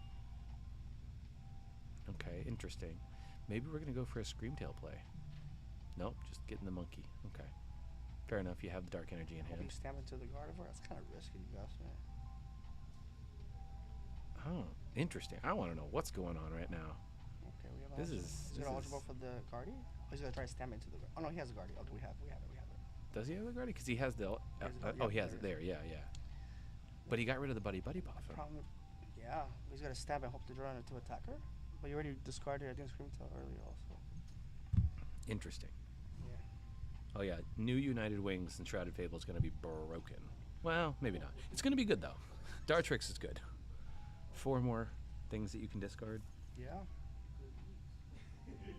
So 2, 3. He can attack with the... Oh, he can do the Guardy. You knock out the Chen-Pao with the Guardy. But this is risky. Can I guess, yeah, you can put the 3. Yeah. But this is risky because now if you don't have another Ralts down. It's true. I guess he's really banking on this And he has stamp. no barrel, so that's also... And yeah. we know he discarded I guess at this point, you just play the stamp. You hope your opponent does not draw anything off of it. No. Yep. Interesting.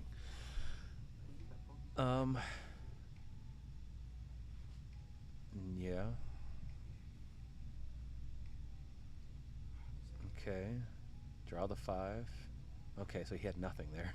That's good. The Manaphy. Oh, he has the Buddy. Okay, he has 2 more rolls coming up. But the There we problem go. is now, if you knock out the Gardevoir, it's going to take you 2 more turns to set up another Gardevoir, right? So that's 3 prices and you can take maybe even 4. It depends on what he's able to top, because I know one of the cards there is a superior energy retrieval. Oh no, it's not gonna happen. Oh, I can help you here. It might. I do like finding the Manaphy here. Stop. Move 3 and just knock out the active. I think it's the play here. Yep. Yep. 3, knock out the active, but you leave the Pokestop. Is the Pokestop staying on board? Ooh, Yes, it I don't is. love that. That scares me. Yeah, it puts up. So, how many energy are in the discard now? 3, 4? I believe it's 3. Okay. So 1, 2, 3, 4, 5. That's 300. Yeah, he knocks out the Gardevoir here. Because he has the because of the 30. Question now, does he have? Oh yeah, He's now, got a now superior. he needs 5 instead of 6. Yeah, Yeah, that's right. exactly. So once this Gardevoir goes down, it's kind of. It's gonna take 2 more turns to set another Gardevoir. So what do we got? 1 prize that Andy took. And one on each side. Oh, 2 on the other 2. side. Yeah. Let's see. Does he have it? Pokestop. Nope. Okay. Buddy. It's discard fire. That was no. He got buddy. Rod and retrieval. No retrieval. Yep. 1, 2, 3. He has 4. No, just 3. Just the 3. But you got 2 in hand, so that's not so bad. You got all 5 you need, and then you have almost nothing after that. So I guess you get 2 more. 2 more for Andy. Yep. Oof. He can like confuse the combo. That's rough. That's rough. You managed to touch. I mean, I wonder what Andy was able to get off the prizes. You got a Bidoof. You have a Bidoof, a superior energy retrieval, and something. Oh, Iono also hurts. Iono here hurts again. Yeah. Although, yeah. I don't know, man. You don't know what his hand is, so I think you do have to Iono. But you're going from a 3-card hand to a 3-card hand, so it's kind of a net nothing. Interesting. I think Curly is back. Is this fine? He needs to get the Curly out this turn. Oh, yeah. That's burning a rod. This deck does not play Hyper Aroma, though, so... And he already burned his stamp. But he has Iono next this turn, so... That's true.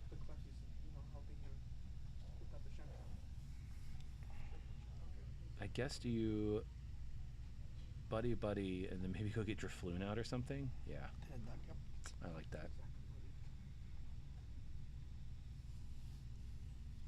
It's a weird game for sure. I mean, Andy's going to need an attacker. Well, no, actually, this Chen-Pao's fine. This Chen-Pao's chilling. You can confuse it, though. You could. I imagine that's what Max is probably going to have to think. And Max needs to find Curlius. Yes. He needs to find Curlius and hope that Andy... Andy's hand is dead. Was a Radiant Greninja, though. Yeah, but he needs. If he puts Klefki in the active, You can get 2 energy off of the Chen-Pao. There's no.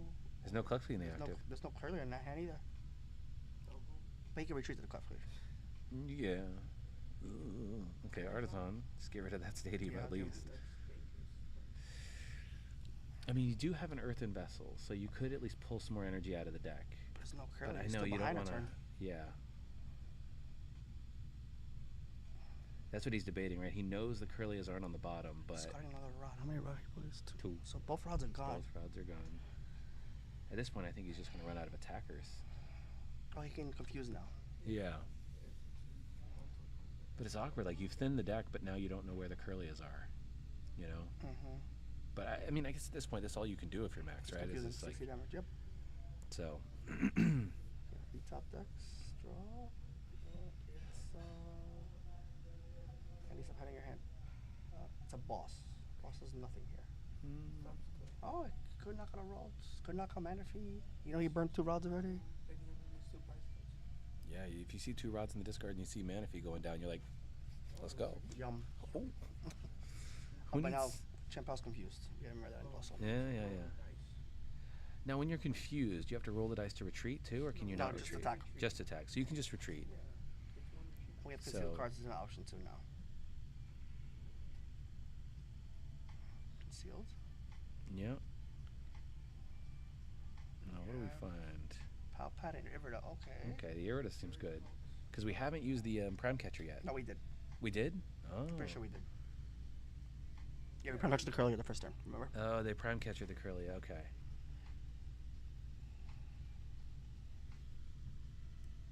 I guess at this point...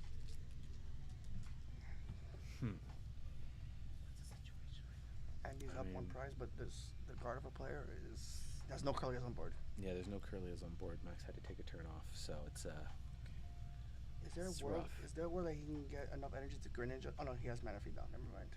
Yeah. But after playing Irida, there's no way to bring the Manaphy up now. He grabs Luminion. Okay. So I guess just getting the Luminion out for next. Oh, just playing it now. You can even tackle Luminion this turn. You could, yeah. Just do the 120, shuffle it back into the deck, call it a day. I like that.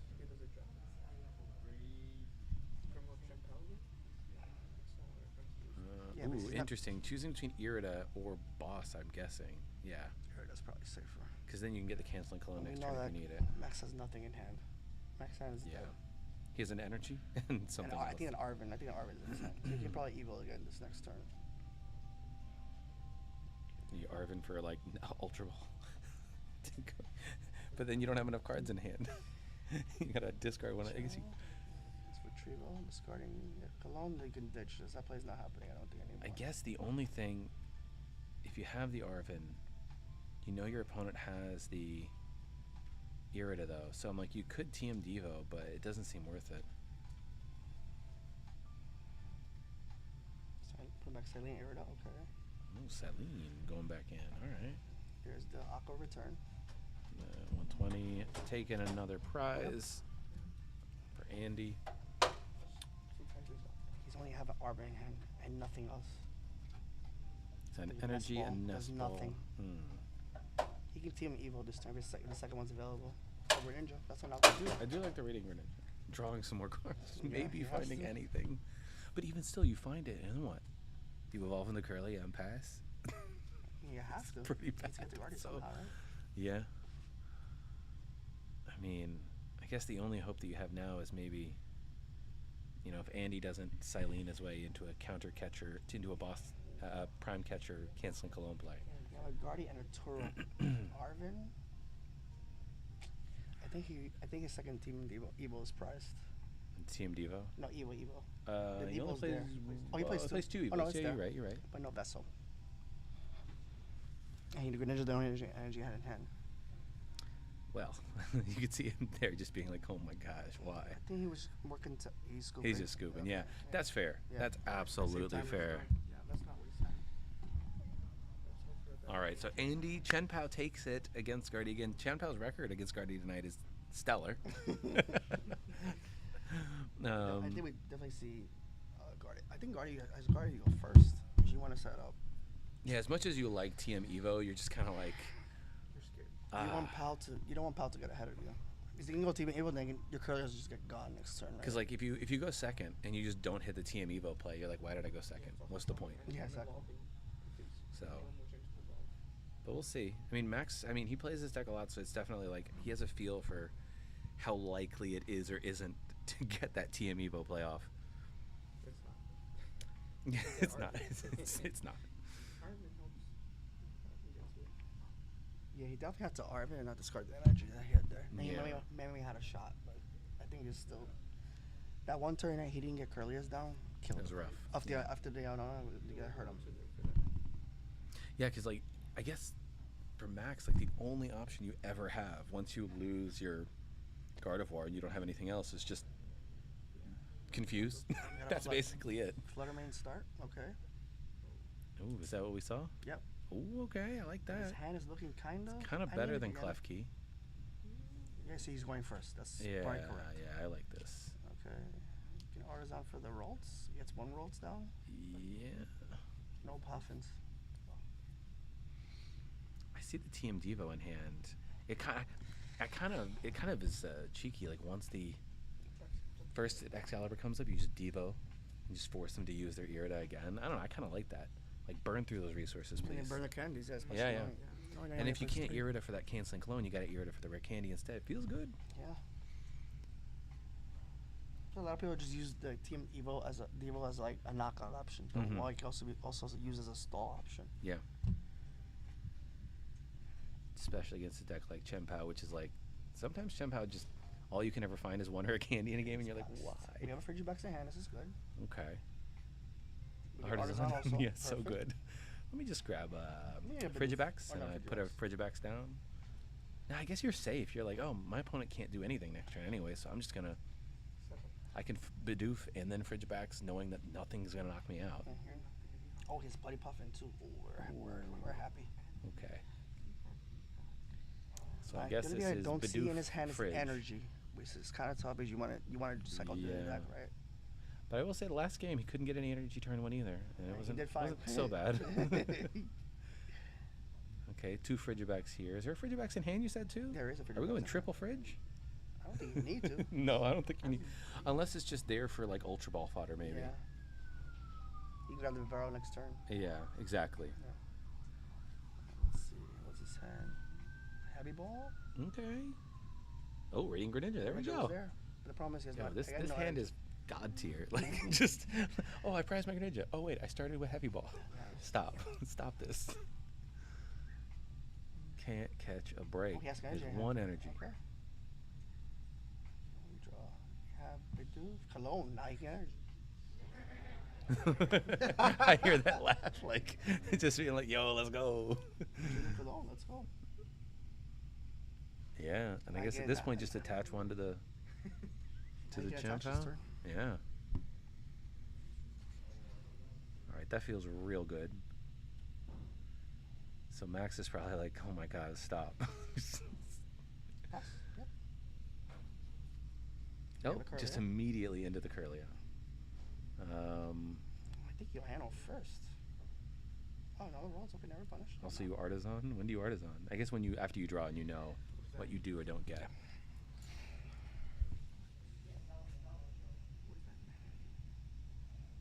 You can get it with Artisan.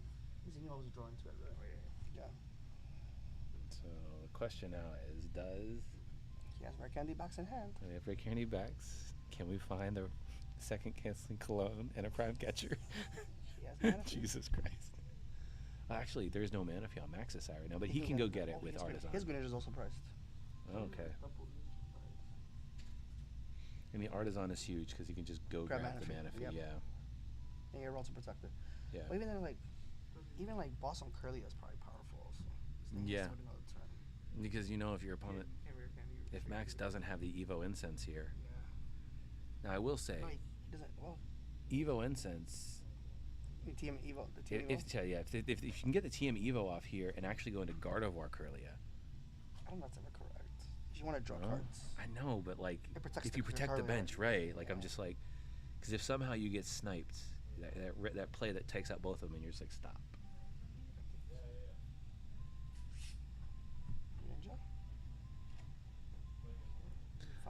This is a really good response here from Max after what looked like not so great of a turn. Now we can grab the Manaphy.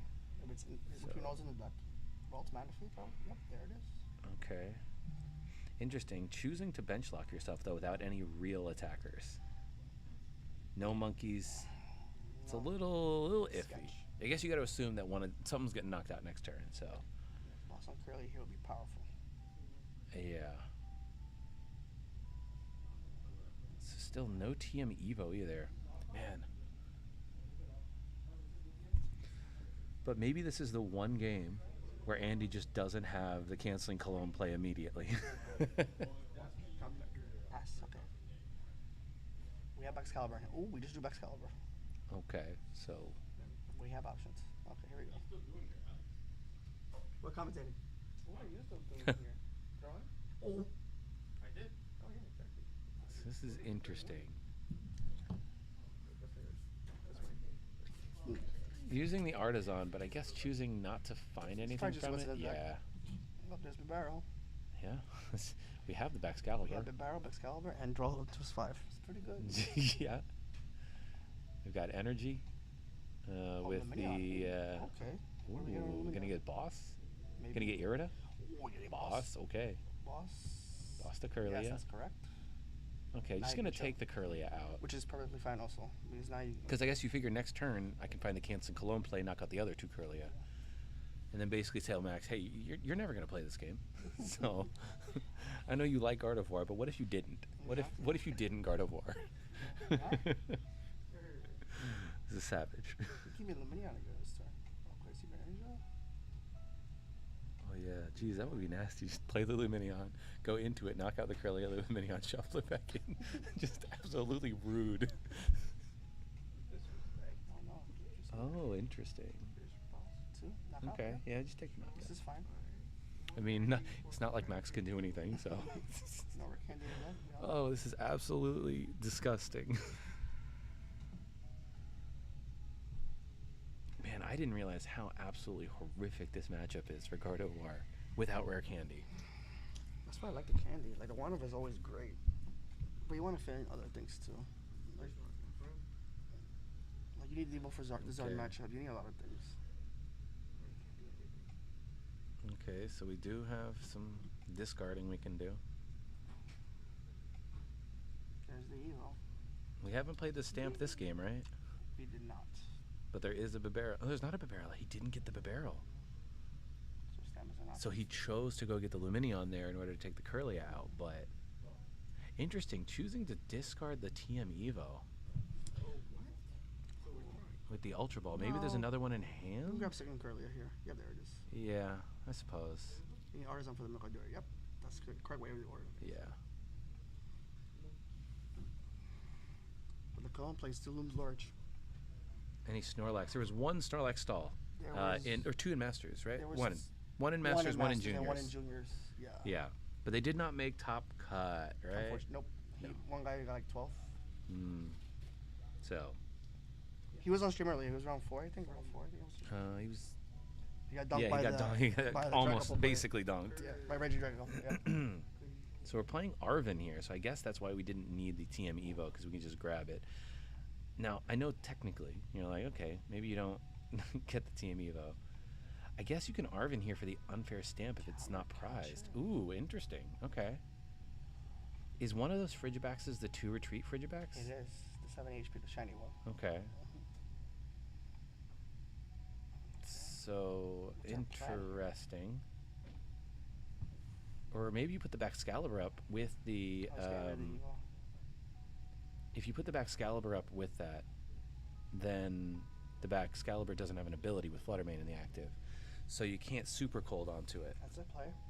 That is definitely a play. Forcing we still have catch. Oh, he passed. We just passed. Okay, interesting. Okay. Interesting. Okay. Let's see how Andy can respond. The upside Lee in hand.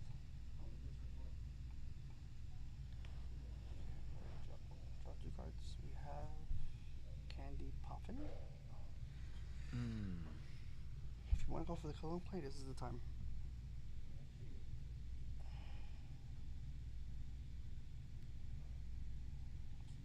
I think you should have done that first. Eileen. That's a heads, I think. That's a heads. 2 heads. Okay. I hear the wow. Ultra Ball. So Ultra Ball canceling Cologne? Yeah, there we go. Now my question is, how are we drawing cards? The barrel. Because do we have a barrel in hand? Ultra Ball. Oh, but the Ultra Ball's on top. Oh, it is on top. You're right. Oh, you're already Greninja. You're right. Yeah. Yeah. So I'm like, That's why you should how are we doing first. this? Yeah, yeah. Okay. I guess you just know what you're drawing into next turn, so it's fine. You're kind of Iono-proofed. Yeah. Yeah. Okay, yeah. Let's go. Okay, so Max can play the game. This is crazy. There's 2 Curlias. Oh, the stamp. Oh, that's a big card. Okay, okay. Oh, the stamp is huge because the top deck doesn't matter. Honestly, that's the perfect out right now. Scream Tail here, probably. We have the counter catcher. We can knock out Scream Tail and stamp. That's probably the correct play. Or knock out Excalibur and stamp. I'm sorry, Excalibur. Yeah. Yep. I like this. Now there is still 1 energy on the Chen-Pao, so they'll be able to follow up. But I think Andy's doing a very good job here of keeping some energy on board to do stuff. But I do wonder, actually, do you? Or he's not going to active out. No, he's going to Scream Tail. Okay. Yeah. We got to put damage on board. 4, so 8 damage. He's 6 on the guard, 4 on the Guardian, and 8 on the Scream Tail. Interesting. Andy is playing, I think, 3-Pow in the list. He is playing 3-Pow. So there's 3 in this list. A little bit more consistent in that respect. So putting moving 3 damage from Guardian to. I like that. Yep. You have. Yep. Just say, hey, if you can't find the barrel, oof, I really want the unfair stamp right now. It should be it's like he stacked the top of his deck. You know exactly what's on top of it. There it is. Yeah, that's good. I like that. You know one of those cards is going to be Ultra Ball, so you're like, get rid of that. You do not want that Bibarel coming down.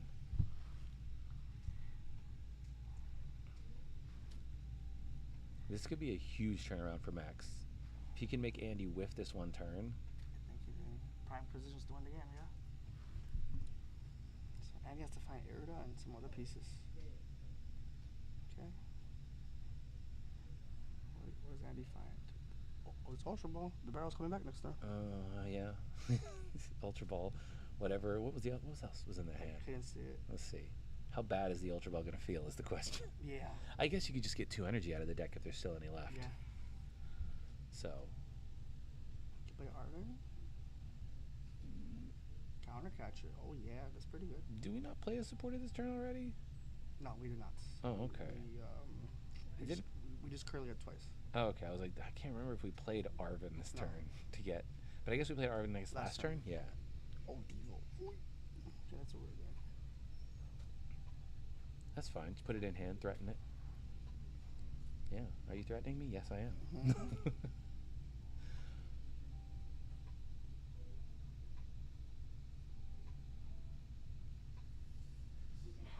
That's what Guardy is. So many options Guardy has. Yeah.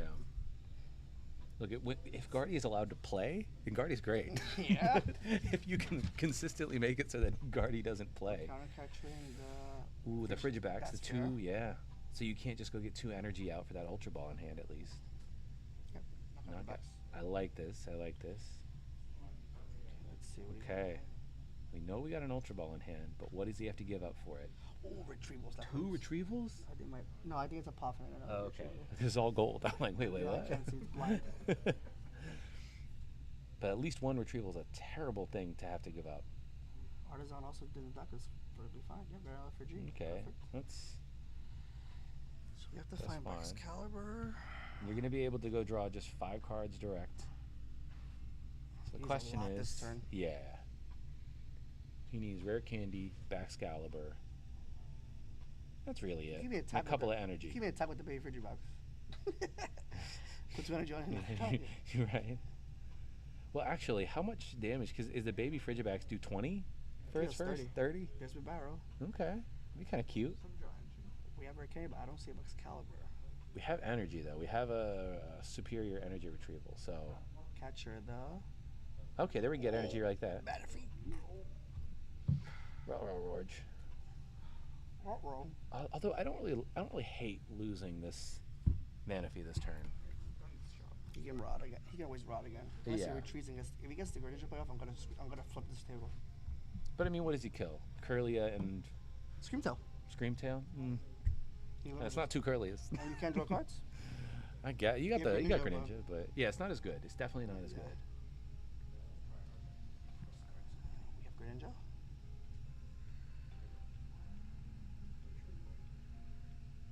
Puff and Rod.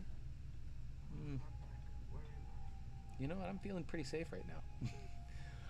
I think at this point, do you take the knockout here, or do you go to Luminion play so you have access to Luminion later? I just do the knockout. Yeah. All right. Up 3 prizes to. Max should be at. Is Max at 5? 5? Yeah, you're right. Excalibur, yeah. Excalibur, yeah. It was Excalibur. So we did not find our way into another Excalibur, now which we is can go huge. double Dory this turn. Ooh, and knock out the Frigibax on the bench, and then knock out the Frigibax in the back. Ooh, that's pretty good.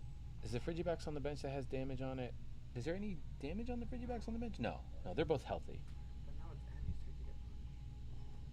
Now the question is, do you go for the Luminion now? Nope. Or do you take out the Bibarel? I think the plan here is gonna put 6 put 3. Knock out the Friggy in the sky. You get double 3. Okay. I mean. Put 3, knock out the Friggy, and then snipe the other Friggy. Oh, it's a 60 HP Friggy. Yeah. Okay. Yeah, once you snipe the other Friggy, then 1 more down. Oh, sorry. Yeah. It's 4. Yep. Yeah. I guess if you take out this next Friggy, there's not really anything Andy can do for the rest of the game, right? You don't have any 1 energy attackers. See an Arvin?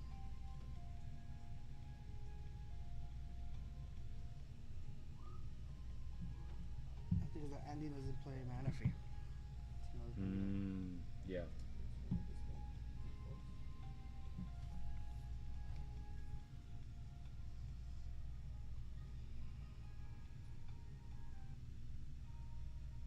Yeah, I think Max is in a pretty commanding position now if he can get rid of the second fridge, so it's interesting. I think we played the Prime Catcher, yeah. Yep, I like that. All right, game 3. Game 3 finals. Yes. Okay. So that unfair stamp, I guess, did its job, right? It taking out the Frigibax, the Baxcalibur, and saying, okay, can you find another? And the answer was no. Like, I cannot. Now, are all of the Frigibax in Andy's list 60 HP? No, he's playing the 170, the shiny one. Okay, from Paldean Fates, yeah. So definitely a moment where you're like, maybe you played multiple of the 70. That's 2 retreat. It's rough to start 2 retreat with, is right? bad, yeah. Yeah. Like, if you started, you can't even retreat out of your to get Chen-Pao into active, right? That's the idea. That's very true.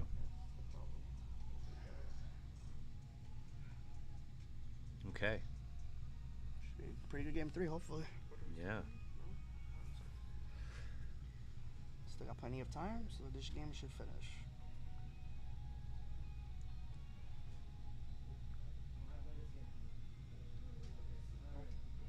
I do like that it wasn't a 2-game sort of sweep there for Chen-Pao. Make it interesting, you know? Yeah. Makes it suspenseful. Does Andy also play the does. hands? He does play hands. Yes. But interestingly, it hasn't mattered in any of these games because it's just been too far ahead with the prizes. Yeah. Let's see. Andy's real goal, I think, in this is to really disrupt those Curlias and those Ralts because Max has had really slow starts where he only gets like 1 or 2 out at a time. So. Yeah, but Chen-Pao on the active.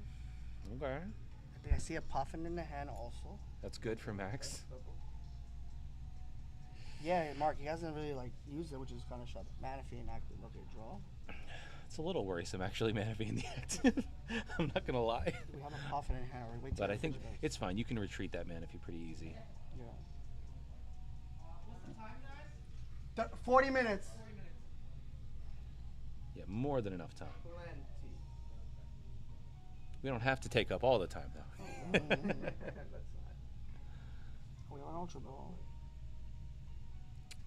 No Puffin. Ooh, okay. It's Andy's turn to have a slow start. Greninja. So let's see what this Greninja can draw us. Come on, Greninja, you're my only hope. I wonder, is there another Ultra Ball in hand? I didn't see one. So if the Greninja does not doesn't do it for us, then I think Andy's in a world of trouble. Oh, here we go. Okay, fingers crossed. It's an energy and a Oh no. No. Just everybody. I just hear the oh no.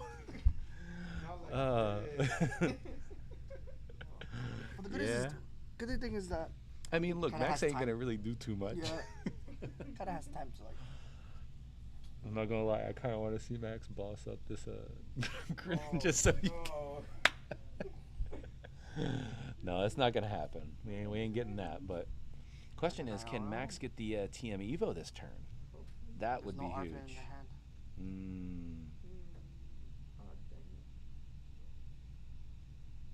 Double curly on hand too.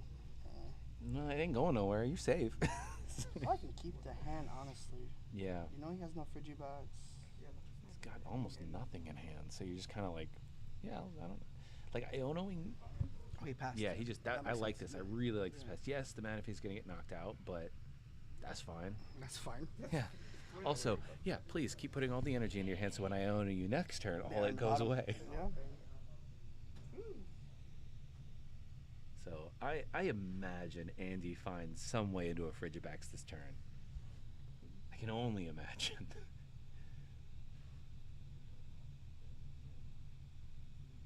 Giving it that intense shuffle. You're like, no, Classic we Andy will shuffle. find a buddy poppin'. Let's see. Here's Greninja. Oh, okay. Oh, Frigibax okay. and the buddy. Okay, there we go. So we're Okay, getting okay. Frigibax Bidoof. I guess you can get Frigibax Bidoof. You could get triple Frigibax? You could get double Bidoof here if you want to get greedy. Nah, I want to get greedy. No? Well, what's Max doing next turn? Exactly. True. He ain't doing nothing. Nah, it's going. I think Smart is that's- going. Yeah, that's fair.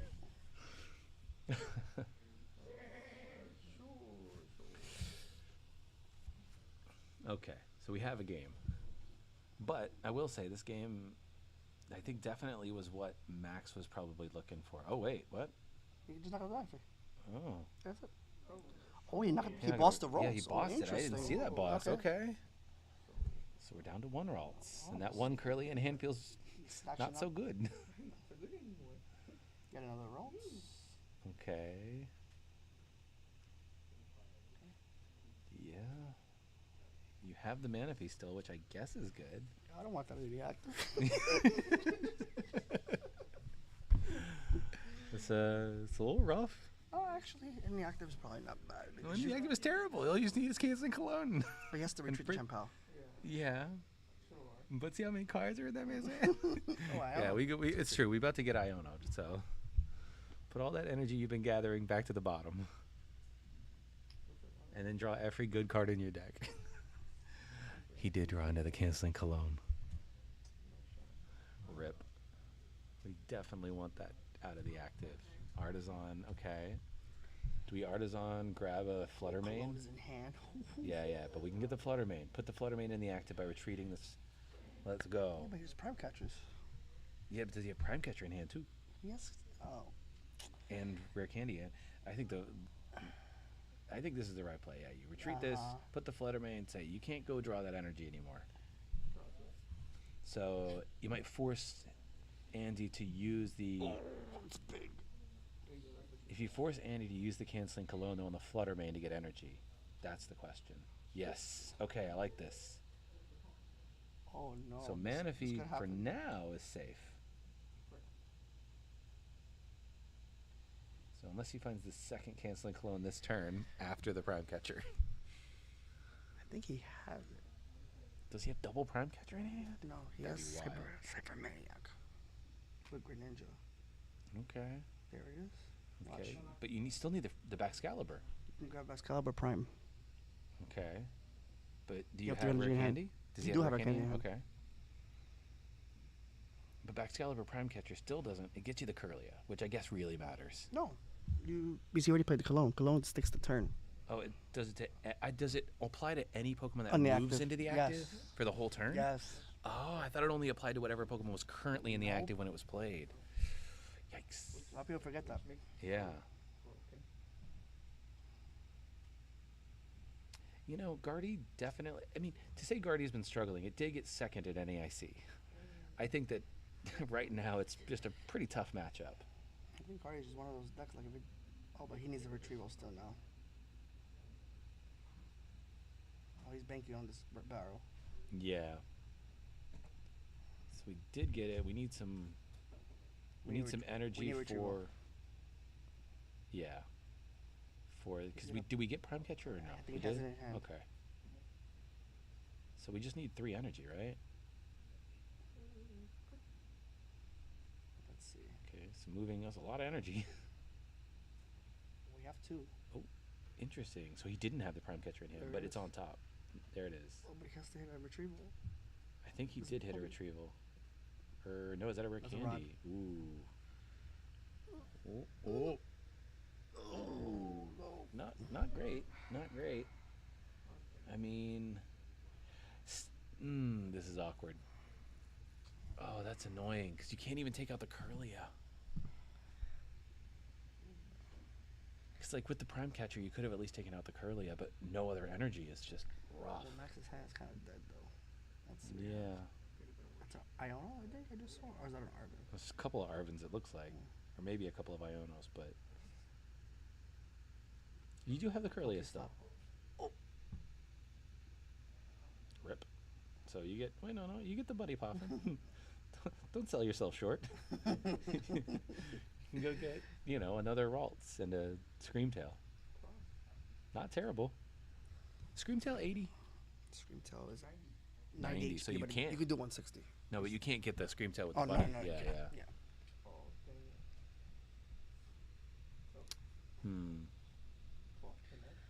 Interesting. Yeah, you still play it. Just get at least another Ralts out.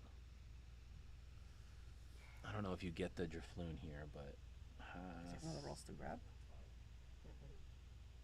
He does not. Drifloon. He didn't rod too. Okay. He had the rod in hand. Oh, what are we doing? Missing. I feel like Guardian has been struggling. Yeah, it has. It's. Iron Hands is a big problem for it, I think. But, like. It takes a really good player to play, like, skillfully. I will say Gardevoir had maybe less. Like, before rotation, Gardevoir had more options. Like, your main attackers being Drifloon and Screamtail are not always the best. But. We had Zacian, we had. Yeah. I mean, you have Cresselia still. We had Baby Guardy, which was Baby Guardy was really good. Yeah. It's an Arvin. What are we grabbing on Arvin here? Ultra Ball. A hope and a prayer? Is that what you're going? Probably at this point. Interesting. Countercatcher?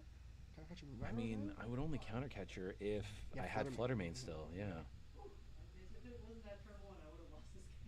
So, yeah, I'm not really sure. Maybe you get TM Devo just to be annoying? It's hard to say. Countercatcher and TM Devo, yeah? Yeah, just... Oh, maybe not. Maybe not.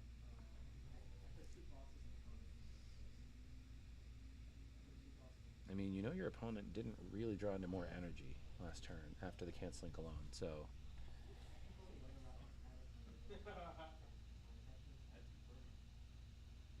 He needs the Ultra Ball. He needs to get Guardy out this turn.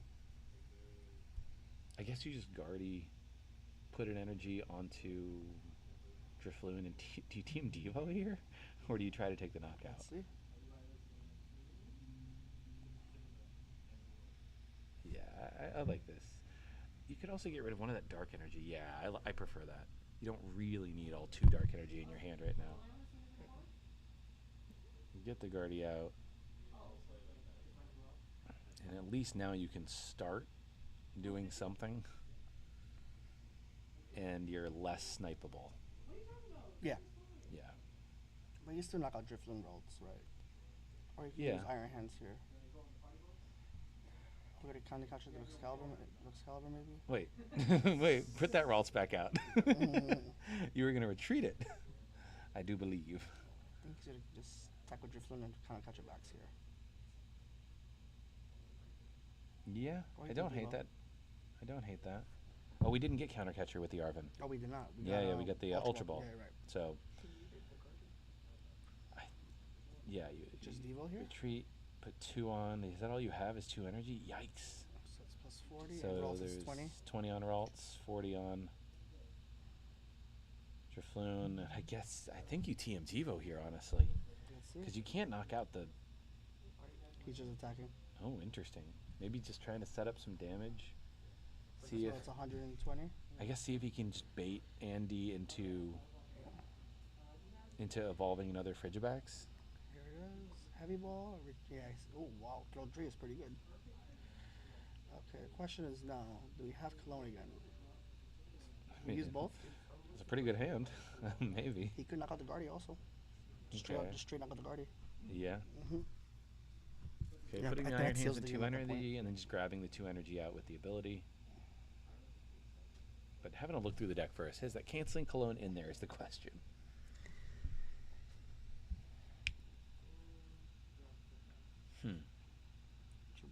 Heavy ball gone. Yeah. Gone. You don't need that. I don't mind that. Second barrel? Yep. Okay. Yeah. Because putting the barrels back in your hand doesn't really matter with the TM Devo. That's an error. For canceling Cologne? Yep. And pretty box?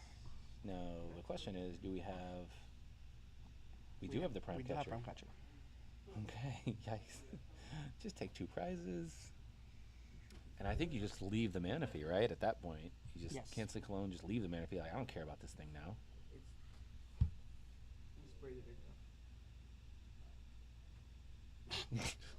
Yeah, I feel you, Max. I feel that. Just being like, no, stop it. Leave Brittany alone. Yeah, I think at this point, and then the way that Andy probably tries to finish is if there's a way to boss. Oh, just choosing to put all this energy on just in case. It's a draw more barrel also. Because and you also know that there's the Team Devo in hand. Yeah. Yep.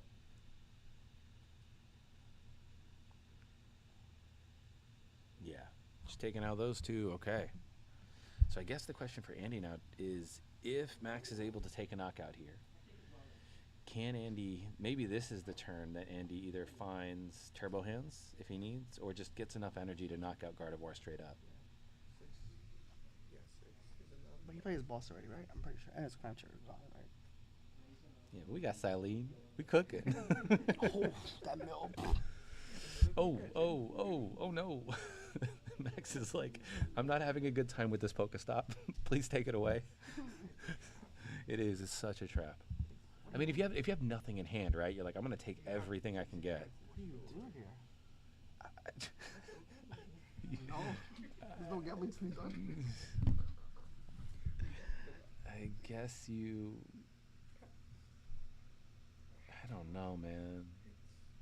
You can knock out the You can knock out the Chen-Pao. That's the truth. You can knock out the Chen-Pao if you get counter catcher, but I don't think you got counter catcher with the Arven. His hand is completely dead.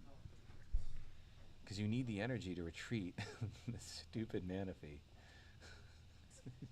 Knock out Greninja? He just put 6 on. Yeah, assuming he's got enough energy, right? Like, you've already Arvened.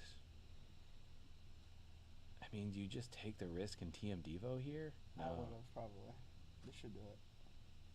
All this energy in the discard.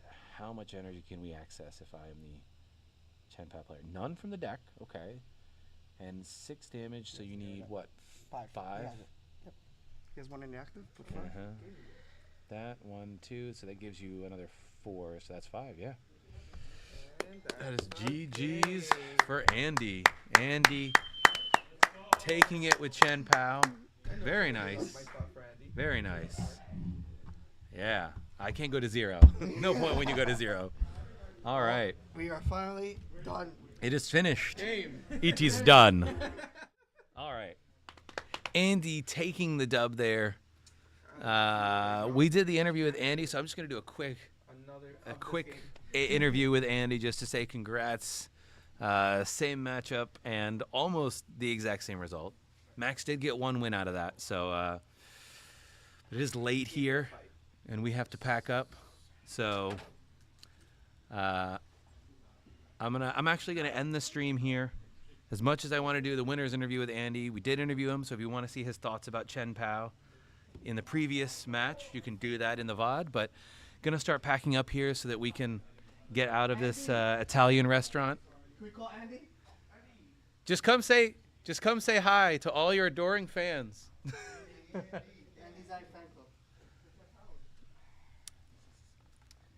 We just chatted last round, same matchup. So if you just want to say, I just want to say congrats. If you want to say hi to the stream, come sit down, and that way everybody can pack up, go home. It's late, Absolutely. but yeah.